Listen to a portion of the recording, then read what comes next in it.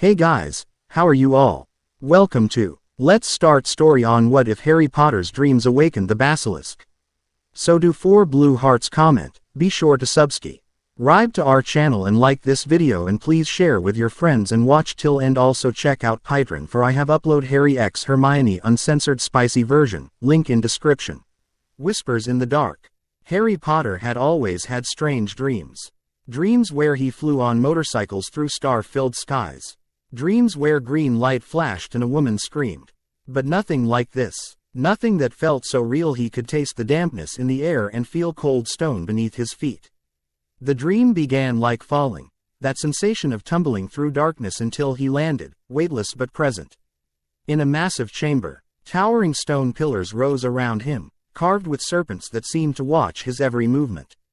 Water pooled in shallow puddles across the floor, reflecting the eerie greenish glow that illuminated the space without any visible source. "Hello," Harry called, his voice echoing. He felt no fear, only curiosity, the peculiar fearlessness that sometimes comes in dreams.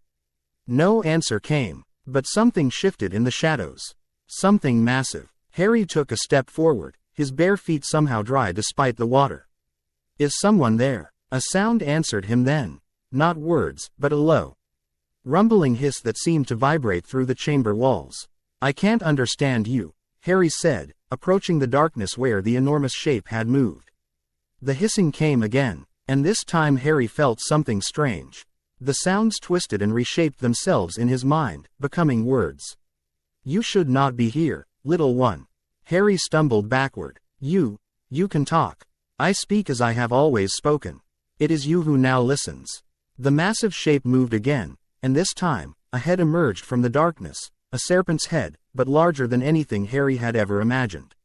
Its scales gleamed emerald in the strange light, and its body stretched back into the shadows, impossibly long. Harry should have been terrified. Some distant part of his mind knew that. But in the dream logic that held him, he felt only wonder. "What are you?" "I am the guardian, the protector, the weapon. I am what Salazar left behind." Harry didn't understand what that meant. But he felt the weight of ages in the creature's voice. "My name is Harry Potter." The massive serpent's head tilted slightly. "Harry Potter. Yes, I have felt you before, circling above. Never so close, never within reach. I don't understand. This is just a dream. Is it?" The serpent moved closer, its enormous head now just meters from Harry. "Dreams are doorways, Harry Potter. And you have found one that has been closed for a very long time." Harry reached out a hand, then hesitated. "You need not fear me. Not yet. My eyes are covered." Only then did Harry notice the translucent membrane covering the serpent's eyes, like a second eyelid. "What are you called?" Harry asked. The serpent made a sound that was almost a laugh. "Names have power, little one. Mine has been forgotten by all who walk above. Even I remember it only as an echo. But dawn approaches in your world. We will speak again, Harry Potter." The chamber began to dissolve around him, the stone pillars melting into mist. "Wait," Harry called. "I don't know how to find you again. You already have the key." The serpent's voice faded. "Speak to me in the tongue of serpents." Harry woke with a gasp, bolting upright and smacking his head on the sloped ceiling of the cupboard under the stairs. Dust showered down on his thin blanket as he blinked in the darkness, the dream already beginning to slip away like water through his fingers. But not entirely. Not like his usual dreams. He remembered the chamber, the massive serpent, the conversation. "Just a dream," he whispered to himself, rubbing the sore spot on his head. "Just a really weird dream." Something scuttled near his foot, and Harry reached for the dangling light cord. A small garden snake had somehow found its way into his cupboard, its slender body coiling defensively on his blanket. "Hello there," Harry said softly. "How did you get in here?" The snake raised its head, tongue flicking, and Harry could have sworn it looked surprised. "You speak," came a tiny voice. Harry nearly fell off his cot. The voice hadn't come through his ears, it had formed directly in his mind, just like in the dream. You talk," he whispered. "I'll speak," the snake replied. "Few listen." Harry stared at the little snake, his heart pounding. "Can all snakes talk, or can I just understand you?" "The gift is yours," Rare among warm bloods. A sharp rap on the cupboard door made Harry jump. Boy, stop that muttering and get up. Vernon wants his breakfast ready when he comes down. Aunt Petunia's shrill voice penetrated the thin door. Yes, Aunt Petunia, Harry called back automatically. He turned back to the snake. You need to hide, if they find you in here. I go, the snake replied, already slithering toward a small gap where the cupboard wall met the floor. But I will remember the speaker. In moments, the snake was gone, leaving Harry staring at the empty space on his blanket. Had that really happened? Could he actually talk to snakes? And what about that dream, the massive serpent in the hidden chamber? Boy, coming. Harry scrambled for his glasses and clothes, his mind racing. He needed to find out more, but how? The Dursleys wouldn't tolerate questions about anything they considered abnormal, and talking to snakes definitely qualified. As he prepared breakfast, Harry's thoughts kept drifting back to tea. Serpent's words. Speak to me in the tongue of serpents. For 3 nights, Harry tried to return to the chamber in his dreams. He concentrated as he lay on his cot, picturing the stone pillars and the greenish light. But his sleep remained ordinary, filled with the usual fragments and nonsense of normal dreams. On the 4th night, exhausted from a day of gardening under the hot July sun, Harry fell into a deep sleep almost instantly. This time, when the darkness shifted around him, he recognized the sensation immediately, the feeling of falling, then landing weightlessly in the vast chamber. Hello, he called out, his voice echoing off the ancient stones. Are you here? For a long moment, silence answered him. Then came the familiar sound of scales sliding across stone, and the enormous serpent emerged from a massive pipe opening at the far end of the chamber. You return, Harry Potter. Harry approached without fear, strangely comfortable in the presence of the gigantic snake. I've been trying to for days. I have so many questions.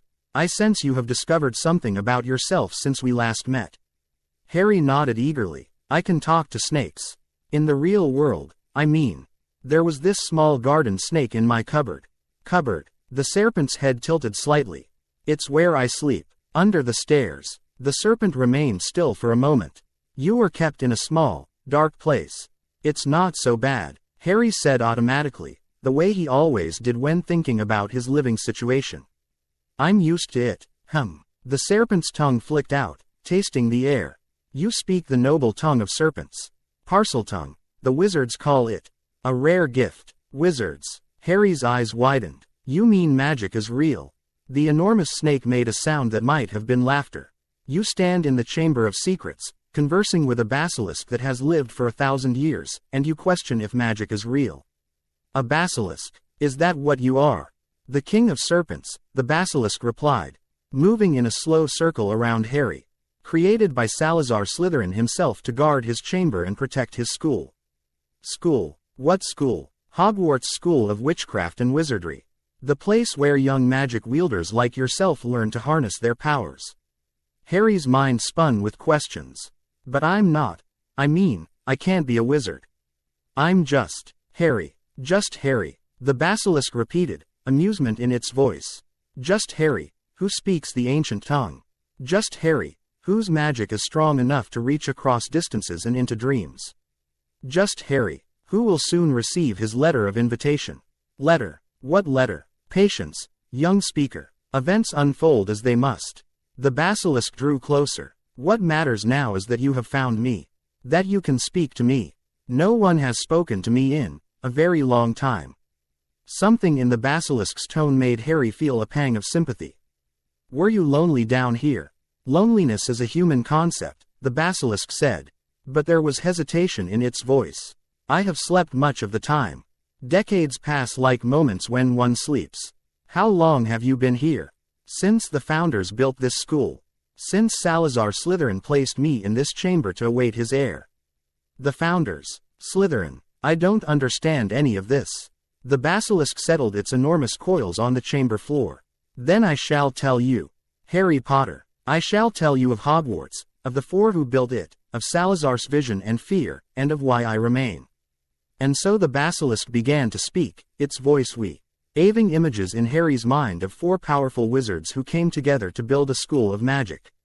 Of Godric Gryffindor with his courage and sword, Helga Hufflepuff with her loyalty and warmth, Rowan. A Ravenclaw with her wisdom and creativity, and Salazar Slytherin with his ambition and cunning. The Basilisk spoke of how Slytherin grew concerned about those born to non-magical families, Muggle-borns. He called them, fearing they might expose the magical world to persecution. How disagreements grew between the founders until Slytherin left, but not before creating this hidden chamber and placing the Basilisk within. He told me to wait, the Basilisk said. To protect the school if danger came, and to serve his true heir should one worthy ever appear. And has one, an heir, I mean. The Basilisk was silent for a long moment. There was one who came before. Many decades ago. He opened the chamber and claimed to be the heir, but he did not understand. He sought only to use me as a weapon against those Salazar feared. Did you hurt people? One died, accidentally. I did not wish it. The Basilisk's voice held genuine regret. The one who called himself the heir commanded me to hunt within the school. A girl was in the wrong place when my gaze fell upon her. Harry felt a chill. Your gaze. My eyes are death, young speaker. That is why I keep them veiled with you. To look directly into the eyes of a basilisk is to die instantly. That's horrible. It is what I am. A weapon created for protection, but a weapon nonetheless. Harry considered this. But you don't want to hurt people. I was made to protect Hogwarts and its students. Not to hunt them. The one who came before, he twisted Salazar's purpose. Who was he? This false heir. The Basilisk moved restlessly. He called himself many names. Born as Tom Riddle, he later took a name that wizards still fear to speak. But you should know it, for he has marked you. Marked me. How? The scar on your forehead. It bears his magic. Unconsciously, Harry touched the lightning-shaped scar that had been with him as long as he could remember. You can see it. Even in my dream, I sense more than see. Magic leaves traces, young speaker, and the magic in your scar is dark indeed. Harry wanted to ask more about this Tom Riddle and how he was connected to Harry's scar, but the chamber was already beginning to fade around him. Not yet, Harry called. I have more questions. Dreams have their own time, the Basilisk replied, its voice growing distant. Return when you can. I will be waiting. Harry's daily life began to take on a strange dual nature. By day, he continued his ordinary routine at number 4, Privet Drive, cooking breakfast, doing chores, avoiding Dudley and his gang. But his mind was elsewhere, processing everything the Basilisk had told him, wondering about this hidden world of magic and the school called Hogwarts. At night, he returned to the Chamber of Secrets more often than not. His connection to the Basilisk growing stronger with each visit. The enormous serpent shared centuries of knowledge. About magic, about Hogwarts, about the wizarding world that exists. Ted alongside the mundane one Harry had always known. Magic flows through you naturally, the Basilisk explained one night. Even untrained, it responds to your emotions, your needs. Is that why strange things happen around me sometimes? Harry asked, thinking of the time he'd somehow ended up on the school roof while running from Dudley, or when his hair had grown back overnight after a particularly bad haircut from Aunt Petunia. Precisely. Uncontrolled magic. At Hogwarts, you will learn to direct it, to shape it to your will. If I go to Hogwarts, Harry corrected. I still haven't received any letter. You will, the Basilisk assured him, when the time is right. During the day, Harry began experimenting with his newfound ability to speak to snakes. He found that if he concentrated on a snake, or even a picture of one, the words came out differently, in hisses and sibilant sounds that felt strange on his tongue but perfectly natural in his mind. He discovered a small garden of snakes living in Mrs. Fig's yard 2 streets over, and spent hours talking with them whenever he could slip away. The snakes were simple creatures with simple concerns, warmth, food, safety, but they were fascinated by Harry. Calling him speaker, and competing for his attention. From them, Harry learned that his ability was indeed rare. None had ever encountered a human who could understand them, though there were legends among snakekind of speakers from the distant past. As July progressed, Harry found himself changing.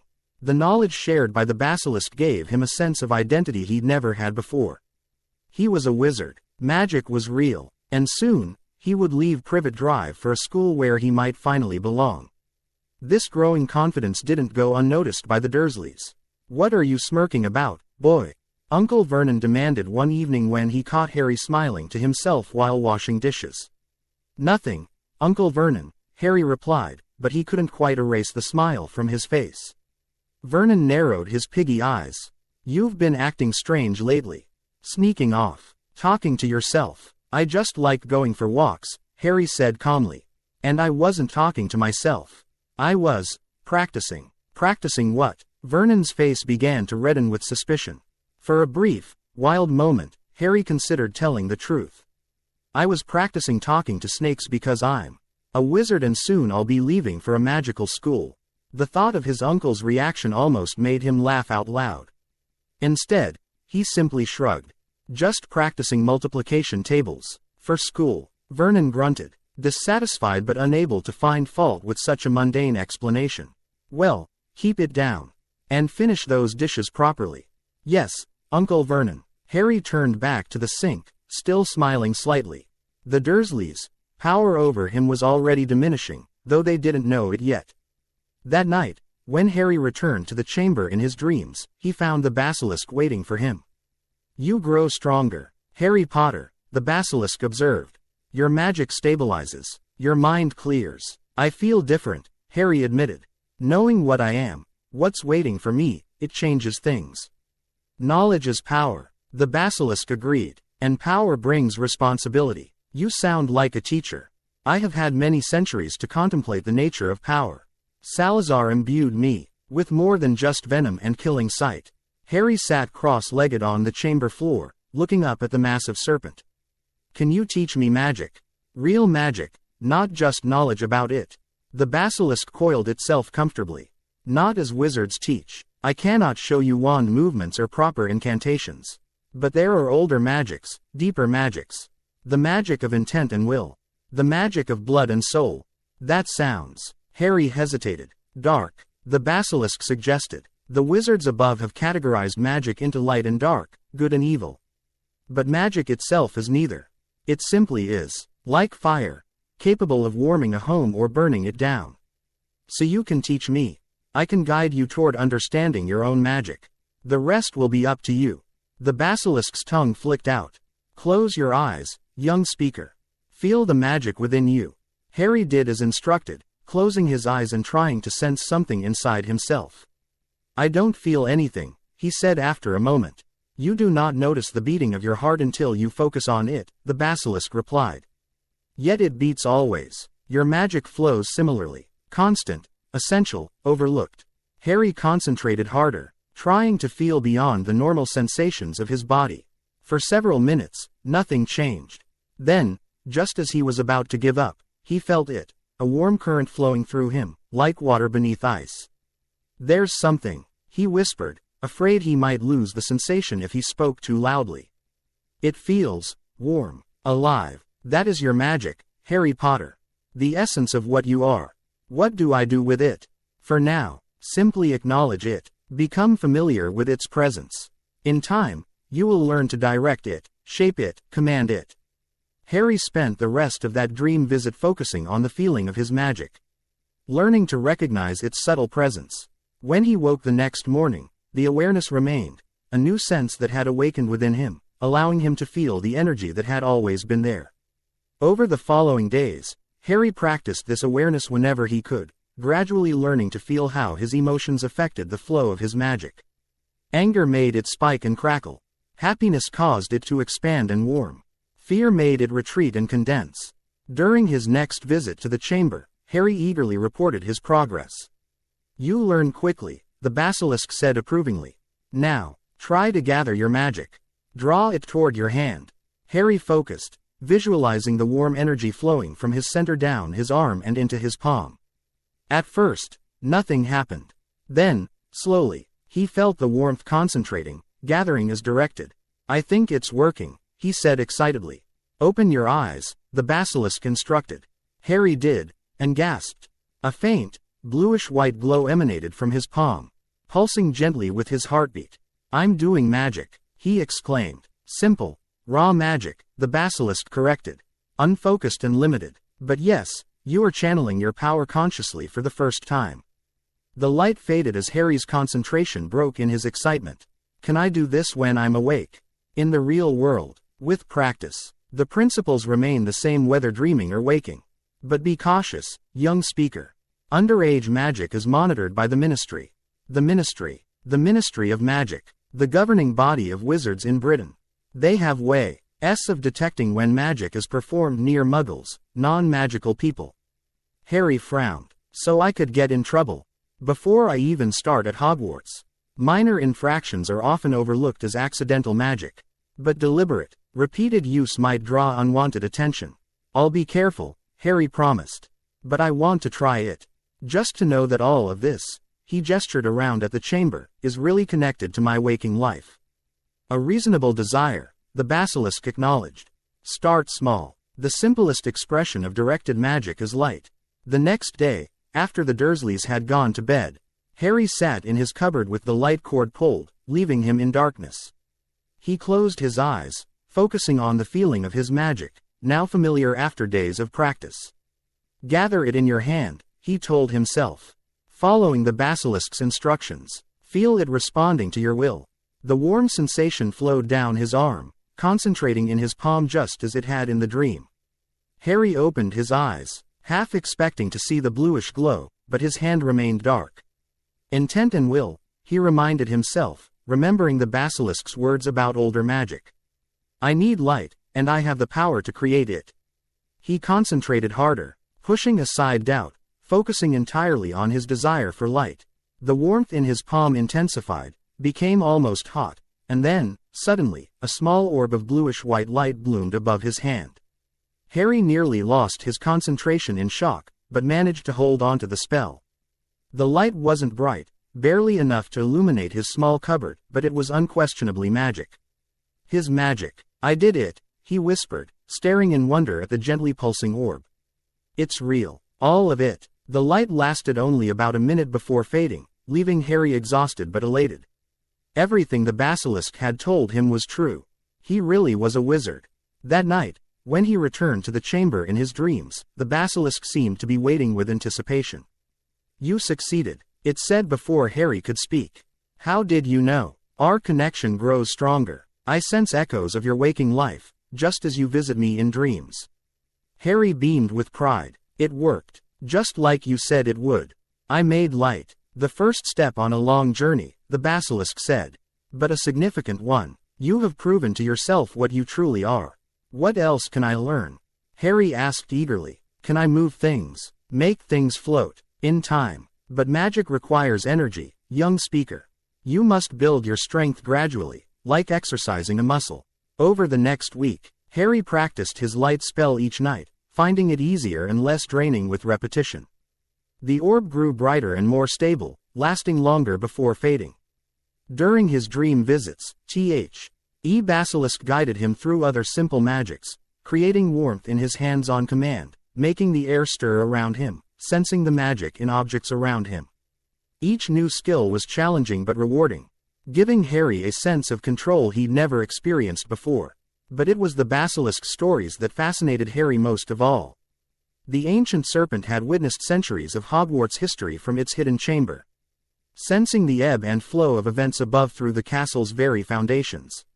I felt the great wars, the Basilisk told him. Both magical and muggle. The castle served as a sanctuary more than once, housing those who fled conflict. You can feel what happens in the castle, even from down here. Hogwarts is more than stone and mortar, young speaker. The castle lives, in its way. Magic saturates every brick, every staircase, every hidden passage. And I am connected to it all, through Salazar's design. But you haven't left this chamber in, how long? The Basilisk was silent for a moment. Not since the false heir commanded me to hunt. When the girl died, I refused to continue. He tried to force me, but my loyalty was to Salazar's true purpose, protecting the school, not attacking its students. The false heir sealed the chamber in anger when he left, and I have remained here since. How long ago was that? Time moves differently for me. Perhaps 50 of your human years. The false heir was still a student then. Harry tried to imagine being trapped in one place for 50 years. That sounds lonely. It has been, the Basilisk admitted, surprising Harry with its candor. Until you found me, young speaker. Until you opened the way again. I'm glad I found you, Harry said sincerely. I wouldn't know any of this otherwise. About magic, about Hogwarts, about what I am. Perhaps it was fate, the Basilisk suggested. Or perhaps it was your own magic, seeking knowledge, seeking connection. The strongest wizards have always been guided by their magic, even unconsciously. Harry was about to ask more about this when something in the chamber shifted. A distant rumbling vibrated through the stone floor. What's that? He asked, alarmed. The basilisk raised its massive head, tongue flicking rapidly. Something stirs in the castle above. Old magic awakens. Is it dangerous? Not to you. Not yet. The basilisk turned its attention back to Harry. But it may be a sign. The wheels of fate turn more quickly now. What does that mean? It means your letter may arrive soon, young speaker. Your invitation to Hogwarts. And with it, choices to make. True to the basilisk's prediction, Harry's Hogwarts letter arrived 3 days later, though not without complications. Uncle Vernon intercepted the first one, his face paling as he read the address. Mr. H. Potter. The cupboard under the stairs. 4 Privet Drive, Little Whinging, Surrey. The Dursleys, panic at the arrival of the letter, and the dozens that followed, might have confused Harry. If not for his conversations with the basilisk. Instead, he watched their increasingly desperate attempts to prevent him from reading his letter with a mixture of amusement and impatience. When Uncle Vernon finally fled with the family to the remote hut on the rock, Harry felt the first real frustration since his dreams began. How would he get to Hogwarts now? Would the basilisk think he had a bond? Don't their connection if he couldn't return to dreams for a while? Lying on the hard floor of the hut, listening to the storm rage outside and counting down the minutes to his 11th birthday, Why closed his eyes and tried to reach out with his newfound magical awareness. I need help, he thought, focusing on the warm current of his magic. I need to get my letter. I need to find a way to Hogwarts. As the final seconds ticked down to midnight, Harry felt a strange surge in his magic, like it was responding to something, reaching out beyond himself. And then came the booming knock that shook the entire hut. The door crashed down, and in stepped the largest man Harry had ever seen, with a wild tangle of hair and beard that obscured most of his face. Couldn't make us a cup o' tea, could ye? It's not been an easy journey, the giant said casually, as if he hadn't just broken down the door during a raging storm. While the Dursleys cowered, Harry stood up calmly. This, he somehow knew, was his answer. Hello, he said. You're from Hogwarts, aren't you? The giant looked surprised. Well now, ye know about Hogwarts, do ye? Thought ye wouldn't. What with these muggles keeping ye in the dark? I know some things, Harry said carefully, but not everything. The giant introduced himself as Rubeus Hagrid, keeper of keys and grounds at Hogwarts. As he explained about Harry's history, his parents, their murder by Voldemort, Harry's own survival, Harry listened with growing fascination. Much of it confirmed what the basilisk had hinted at, but hearing it from Hagrid made it all more real somehow. When Hagrid mentioned that Voldemort had been a Slytherin, Harry felt a chill. The false heir the basilisk had mentioned, could it be the same person who had murdered his parents? Who had given him the scar that the basilisk said bore dark magic? Something wrong, Harry? Hagrid asked, noticing his expression. No, Harry said quickly. Just taking it all in. After the confrontation with the Dursleys, during which Hagrid gave Dudley a pig's tail, to Harry's private delight, Hagrid took Harry aside. Don't know what these muggles have been tellin' ye all these years, but y'ave got a place at Hogwarts. Always did, since ye were born. You're a wizard, Harry. I know, Harry said without thinking. Hagrid blinked in surprise. Ye know. But how could ye know? Harry hesitated. Should he tell Hagrid about the basilisk? About the dreams? Something made him hold back, a protective instinct toward the ancient serpent who had shared so much with him. I've always known I was different, Harry improvised. Strange things happen around me. And I found a garden snake once that I could talk to. It told me I was special. Ye can talk to snakes. Hagrid looked startled, then uncomfortable. Well, that's unusual, that is. Not many wizards can do that. Is it bad? Harry asked, watching Hagrid's reaction carefully. No, not bad exactly. Just rare. Very rare. Hagrid didn't meet his eyes.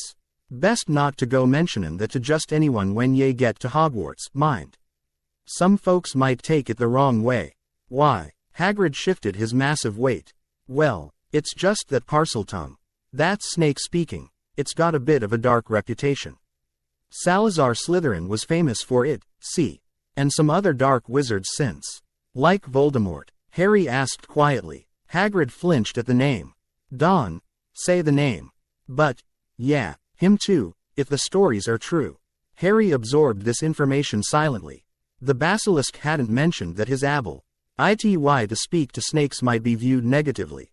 Another reason, perhaps, to keep their connection private for now.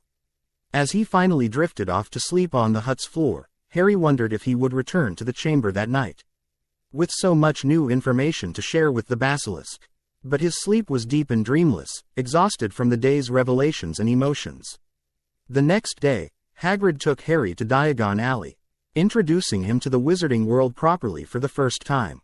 Despite everything the Basilisk had told him, Harry was overwhelmed by the reality of it, the bustling shops, the strange currency. The magical items available for purchase. At Gringotts, Harry was shocked to discover his parents had left him money, quite a lot of it, apparently. As they rode the cart deep into the vaults, Harry felt a strange familiarity with being underground, surrounded by stone. It reminded him of the chamber. Collecting his school supplies was a whirlwind experience. Harry wanted to examine everything, ask questions about everything, but Hagrid kept them moving along, checking items off the list methodically. At Ollivander's, the wandmaker's intense scrutiny made Harry uncomfortable. When Ollivander mentioned selling the wand that gave Harry his scar, Harry instinctively touched his forehead. I wonder, Ollivander murmured, why that particular wand chose him. After trying several wands with disastrous results, Harry finally held one that sent warm sparks cascading from its tip, holly and phoenix feather, 11 inches. Curious, Ollivander said softly. Very curious. What's curious? Harry asked, though he had a sinking feeling he already knew. I remember every wand I've ever sold, Mr. Potter. Every single wand. It so happens that the phoenix whose tail either is in your wand gave another feather, just one other. It is very curious indeed that you should be destined for this wand when its brother gave you that scar. Harry stared at the wand in his hand. Connected to Voldemort, just as he himself seemed to be, through his scar, through his ability to speak Parseltongue. That night, staying in a room at the Leaky Cauldron, Harry finally returned to the chamber in his dreams. You have been busy, young speaker, the Basilisk greeted him, sounding amused. You know what's happened? Harry asked. Echoes reach me. Fragments. I know you have your letter now. I know you have visited the wizarding world. Harry sat cross-legged on the chamber floor, looking up at the massive serpent. I have so much to tell you. And some questions too. Begin with your questions. They weigh most heavily on your mind. Harry took a deep breath. The wizard who killed my parents. Voldemort. He was a Parselmouth too, wasn't he? He was the false heir who came before me. The Basilisk was silent for a long moment. Yes, Tom Marvolo Riddle, later known as Lord Voldemort. He found the chamber and commanded me to attack Muggle-born students. And you did. Har. Rai couldn't keep the accusation from his voice. I obeyed. At first. I had been alone for so long. He spoke the noble tongue, claimed Slytherin's legacy. But his heart was twisted. When the girl died, I saw him rejoice in death. That was not Salazar's way. I refused to continue, and he sealed me away in rage. Hagrid said I shouldn't tell people I can talk to snakes. That it's associated with dark wizards. The gift itself is neutral, like all magic. But yes, those who speak to serpents have often walked dark paths. Parseltongue is ancient magic, connected to earth and blood and life's deeper currents. Such power attracts those who seek dominance. But I don't want to be like him, Harry said firmly. I don't want to hurt people. Then don't, the Basilisk replied simply. The choice is yours, Harry Potter. Always. Power does not dictate purpose. My wand. Ollivander said it's the brother to Voldemort's wand. The same phoenix gave feathers for both. Another connection. Not surprising. Your paths have been intertwined since the night he marked you. Does that mean I'm like him? That I'll become like him?" The basilisk moved closer, its massive head lowering until it was level with Harry. "Listen carefully, young speaker. Connections and similarities do not define you. Tom Riddle chose his path. Each step into darkness was a choice. You will face your own choices, and they will reveal who you truly are." Harry nodded, somewhat reassured. "There's something else. My scar. You said before that it bears his magic. It does. A fragment of something dark resides there. I sense it even now. Across the boundary of dreams. Can it be removed? Perhaps. But such magic is beyond my knowledge. It may require power greater than mine to separate you safely from what he left behind." Harry touched his scar thoughtfully. "I'll have to find a way. I don't want any part of him in me." "A wise desire," the basilisk agreed. "Now, tell me of your journey into the wizarding world. What did you discover that surprised you most?" Harry spent the rest of the dream describing Diagon Alley, the strange and wonderful shops, the gold in his vault, and the people who had recognized him everywhere he went. "They all know me as the boy who lived," Harry said, still uncomfortable with the title. "They think I'm some kind of hero for surviving when my parents didn't. But I was just a baby. I didn't do anything." "Fame rarely reflects truth," the basilisk observed. "But it can be useful, if wielded carefully." "I don't want to wield it at all," Harry said.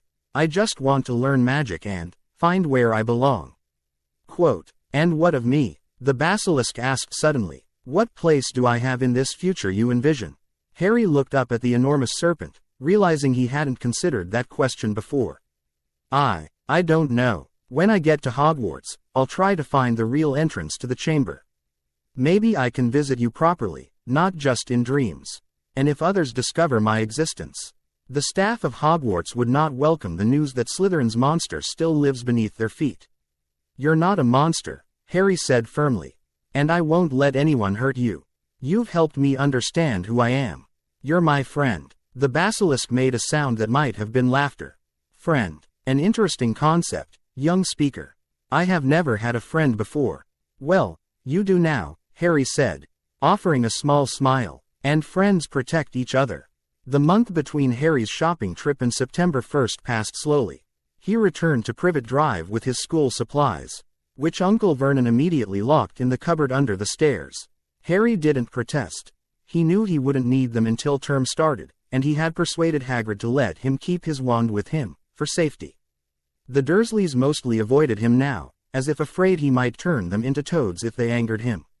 This suited Harry perfectly, giving him time to practice the simple wandless magic the basilisk had taught him and to read ahead in his school books when the Dursleys were out of the house. His nights were filled with visits to the chamber, where the basilisk see. Auntie teaching him about the wizarding world and guiding him through basic magical theory. Magic has rules, the basilisk explained, but intent can sometimes overcome them. The wanded magic you'll learn at Hogwarts is more structured, more controlled. What I teach you is older, wilder, more connected to your core. Is it dark magic? Harry asked, remembering Hagrid's discomfort about Parseltongue. Not inherently, but it is magic that few modern wizards understand or respect. They have grown dependent on wands and incantations, forgetting that these are merely tools to focus what already exists within. By the time September 1st arrived, Harry had developed a modest repertoire of wandless abilities, creating light, generating warmth, sensing magic in objects, and moving very small items with concentration. Nothing that would impress at Hogwarts, perhaps, but skills that gave him confidence in his own magical nature. More importantly, he had a foundation of knowledge about the Wizarding world that would help him navigate his new environment. The basilisk had explained the house system, the basic structure of classes, and even some of the school's history that wouldn't be found in Hogwarts, a history. On his final night at Privet Drive, Harry visited the chamber with mixed emotions, excitement for what lay ahead, but also concern about his connection to the basilisk once he was physically at Hogwarts. "Will we still be able to speak like this?" he asked. "When I'm actually there, not just here in dreams." "Our connection has grown strong," the basilisk replied. "Distance means little to magic of this kind. But being within Hogwarts itself may actually strengthen our bond, not weaken it."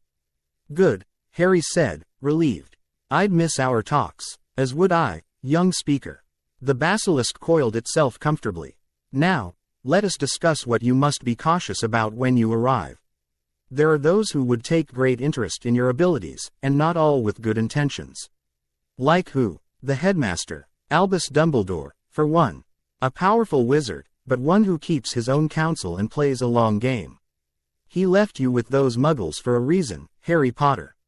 Never forget that. Harry frowned. You think I shouldn't trust him? I think you should question why he did not check on your welfare for 10 years.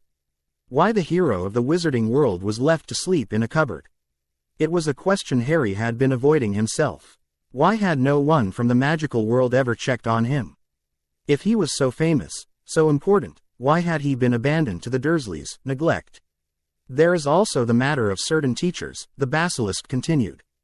Particularly the potions master, Severus Snape. What about him? He has history with your family. Complex feelings. He may not see you clearly for who you are, but instead for the ghosts you represent. That's not fair, Harry protested. Few things are, young speaker. But forewarned is forearmed. The Basilisk went on to advise Harry about other aspects of Hogwarts life, which staircases moved unpredictably, which portraits could be trusted with secrets, which hidden passages might prove useful. If he needed to reach the chamber physically. And remember, the Basilisk said as the dream began to fade, while houses create artificial divisions, allies can be found anywhere. Judge each person by their actions, not their colors or their family name. I will, Harry promised. And I'll find a way to visit you properly soon. I look forward to it, Harry Potter. My friend. On the morning of September 1st, Harry awoke with a mixture of excitement and nervousness. Today was the day, the real beginning of his life as a wizard. He dressed quickly in his overlarge clothes, the best of Dudley's hand-me-downs, and dragged his trunk downstairs. Uncle Vernon was waiting by the car, his expression sour but resigned. The drive to King's Cross station passed in tense silence, broken only by Vernon's occasional grunt or Petunia's sniff of disapproval. When they reached the station, Vernon heaved Harry's trunk onto a cart, his face purple with the effort and suppressed anger. Well, there you are, boy. Platform 9, Platform 10. Your platform should be somewhere in the middle, but they don't seem to have built it yet, do they? He gave a nasty smile. Have a good term. The Dursleys drove away laughing, leaving Harry alone with his trunk and Hedwig's cage. If not for the Basilisk's instructions, he might have been genuinely lost. The entrance to platform 9 3/4 was indeed hidden from Muggle view. Look for the barrier between platforms 9 and 10, the Basilisk had told him. Walk directly at it without hesitation, and you will pass through. Harry positioned himself before the solid-looking wall, took a deep breath, and pushed his cart forward at a brisk walk. Just as he was certain he would crash, the barrier gave way, and suddenly he was standing before a scarlet steam engine labeled Hogwarts Express. The platform was crowded with students and parents, owls hooting, cats prowling, trunks being loaded.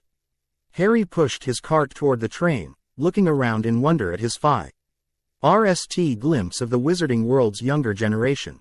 A family of redheads caught his attention, a plump woman with 4 boys and a small girl, all with flaming red hair.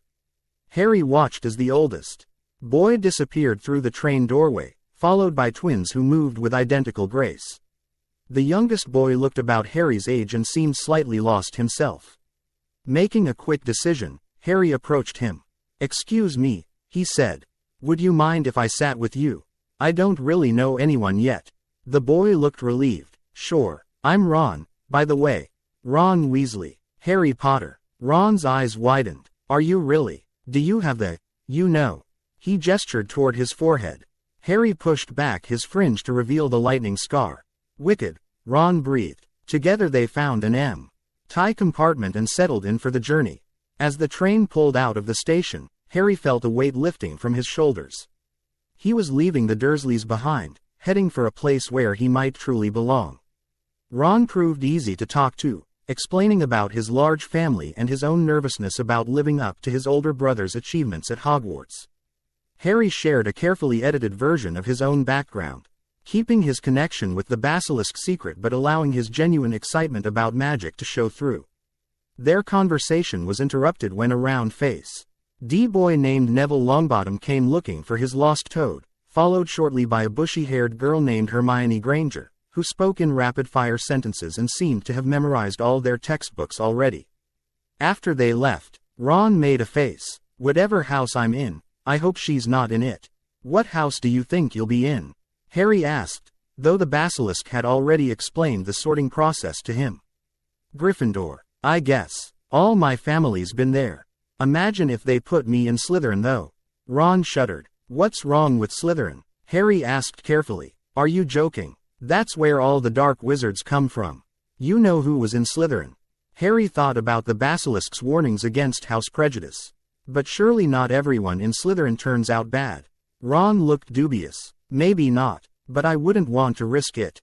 Their compartment door slid open again, this time revealing a pale, pointed-faced boy flanked by two larger boys who resembled bodyguards. Harry recognized him from Madame Malkin's robe shop in Diagon Alley. "Is it true?" the boy demanded. "They're saying all down the train that Harry Potter's in this compartment." "So it's you, is it?" "Yes," Harry replied, studying the boy with interest. The Basilisk had mentioned the old wizarding families, including the Malfoys, known for their pride and ambition. "This is Crabbe and Goyle," the boy said carelessly, nodding to his companions. "And my name's Malfoy, Draco Malfoy." Ron gave a slight cough, which might have been hiding a snigger. Draco Malfoy looked at him. "Think my name's funny, do you? No need to ask who you are. Red hair, hand-me-down robes, you must be a Weasley." He turned back to Harry. "You'll soon find out some wizarding families are much better than others, Potter. You don't want to go making friends with the wrong sort. I can help you there." He extended his hand, but Harry didn't take it. "I think I can tell who the wrong sort are for myself, thanks," he said coolly. Remembering the Basilisk's advice to judge people by their actions, not their names or houses. Malfoy's pale cheeks flushed pink. "I'd be careful if I were you, Potter. Unless you're a bit politer, you'll go the same way as your parents. They didn't know what was good for them, either. You hang around with riffraff like the Weasleys, and it'll rub off on you." Both Harry and Ron stood up. "Say that again," Ron said, face reddening. "Oh, you're going to fight us, are you?" Malfoy sneered. Harry felt his magic stir within him, the warm current that had become so familiar now rising in response to his anger. He took a deep breath, calming himself. "Not here, not now, not worth it," he said to Ron, then turned to Malfoy. "You should go." Something in Harry's tone or expression must have registered with Malfoy, because the pale boy hesitated before saying, "But we don't feel like leaving, do we, boys?" Before the situation could escalate further, Goyle suddenly yelped and lifted his hand. Scabbers, Ron's rat, was hanging from his finger by sharp little teeth. As Goyle swung Scabbers around, the three boys retreated from the compartment. "That was brilliant," Ron exclaimed, as Scabbers flew off Goyle's finger and hit the window. "Stupid git, thinking he could just barge in here and tell you who to be friends with." Harry nodded, but part of him was thinking about what he Basilisk had said about finding allies in all houses.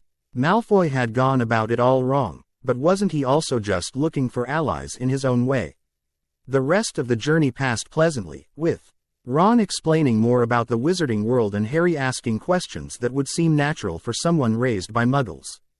As the train finally began to slow, Harry felt his excitement building again.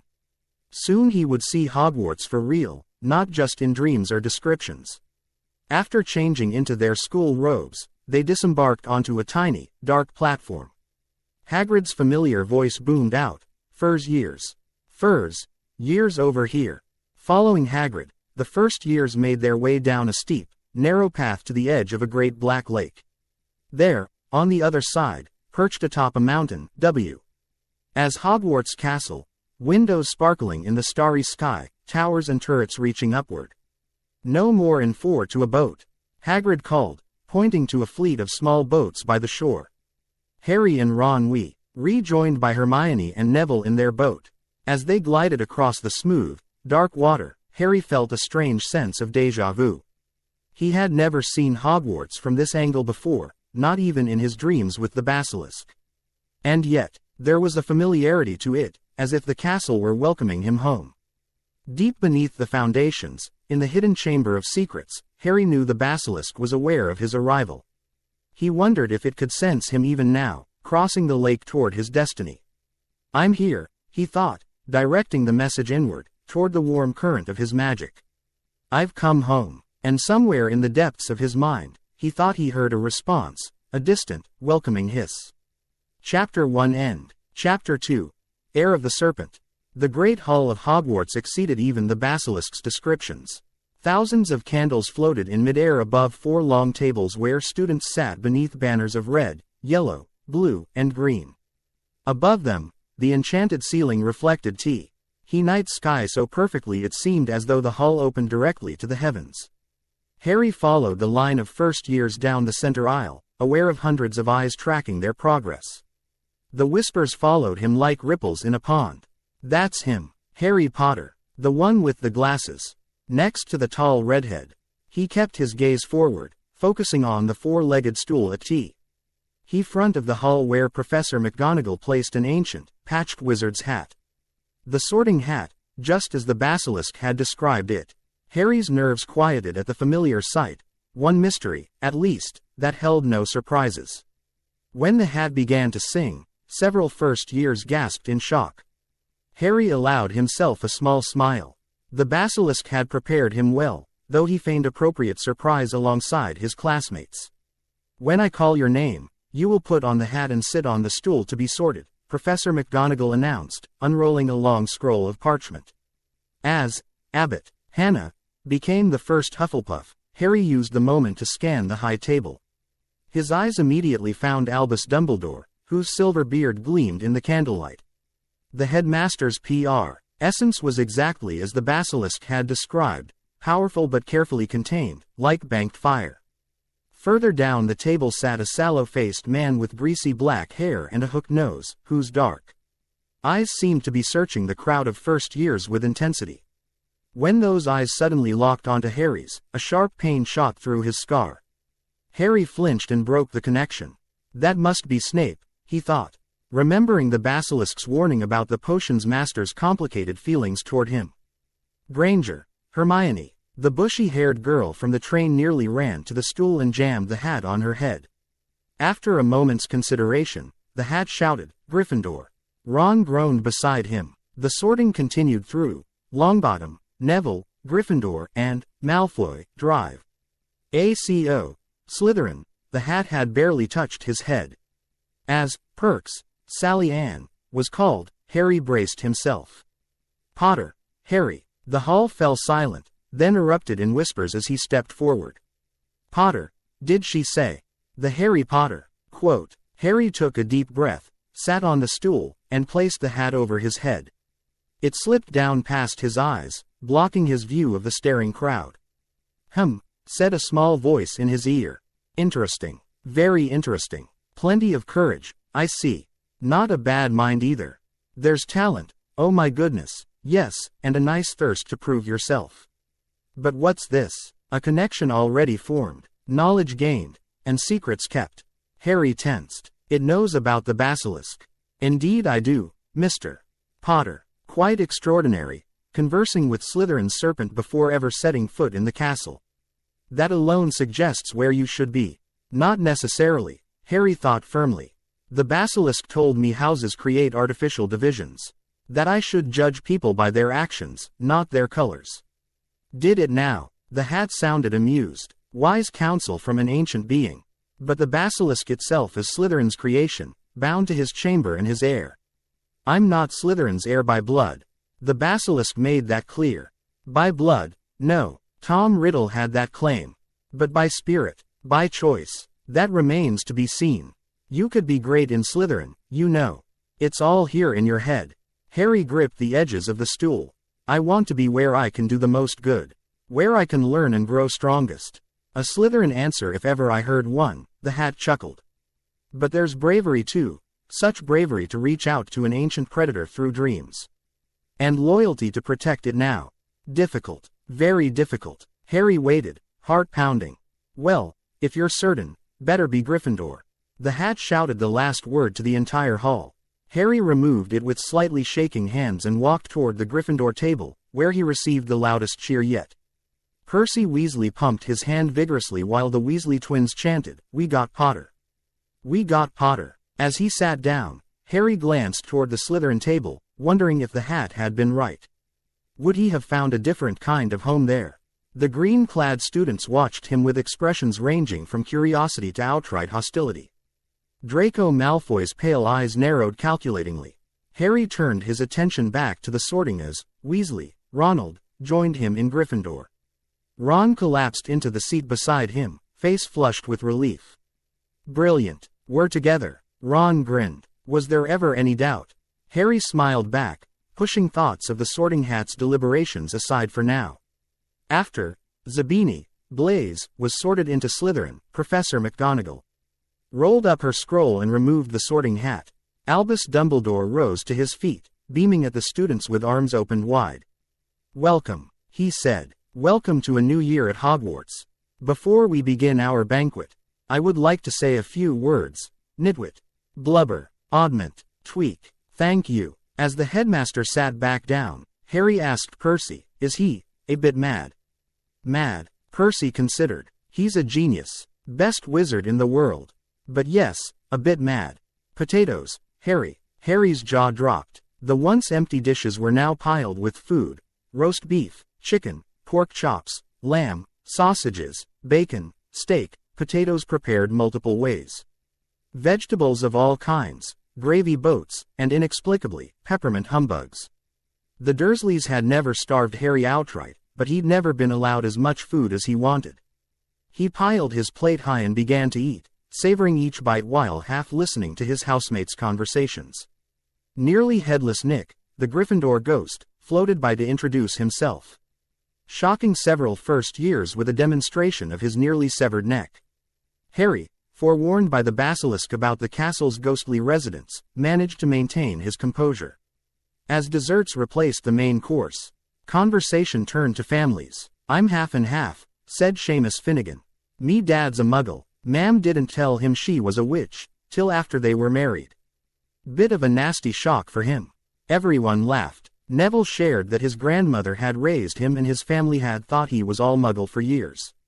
Harry listened with interest, reflecting on how much the Basilisk had taught him about wizarding culture and prejudices. He wondered briefly how many of these students would have reacted if he'd been sorted into Slytherin. Harry's gaze drifted to the high table again. Hagrid was drinking deeply from his goblet. Professor McGonagall was talking to Professor Dumbledore, and the hook-nosed professor was speaking with a nervous-looking man in a purple turban. It happened suddenly. The hook-nosed professor looked past the turban straight into Harry's eyes, and a sharp, hot pain shot across the scar on Harry's forehead. "Ouch!" Harry clapped a hand to his head. "What is it?" asked Percy. "Nothing," Harry said, the pain vanishing as quickly as it had come. "Who's that teacher talking to Professor Quirrell?" He recognized the turbaned Professor Fro. Diagon Alley but wanted confirmation on the other. "Oh, you know Quirrell already, do you? No wonder he's looking so nervous. That's Professor Snape. He teaches potions, but he doesn't want to. Everyone knows he's after Quirrell's job. Knows an awful lot about the dark arts, Snape." Harry watched Snape for a while but the professor didn't look at him again.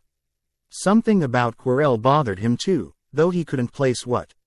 A whisper of unease, like static at the edge of his awareness.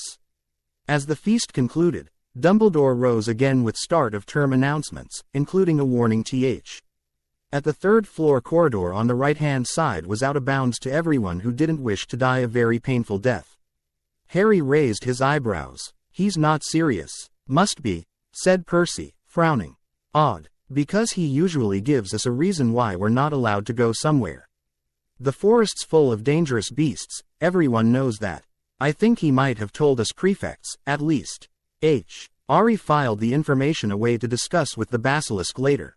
If there was something dangerous in the castle, the ancient serpent might know about it. After singing the school song, everyone Feeny, Shing at different times and the Weasley twins last with a slow funeral march, they were dismissed to their dormitories. The Gryffindor first years followed Percy through the chattering crowds, out of the Great Hall, and up the marble staircase, Twice Percy led them through doorways hidden behind sliding panels and hanging tapestries.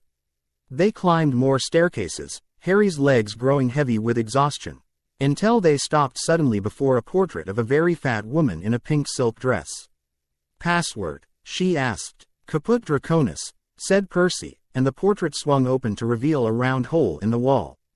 They scrambled through it and found themselves in the Gryffindor common room, a cozy, round room full of squashy armchairs.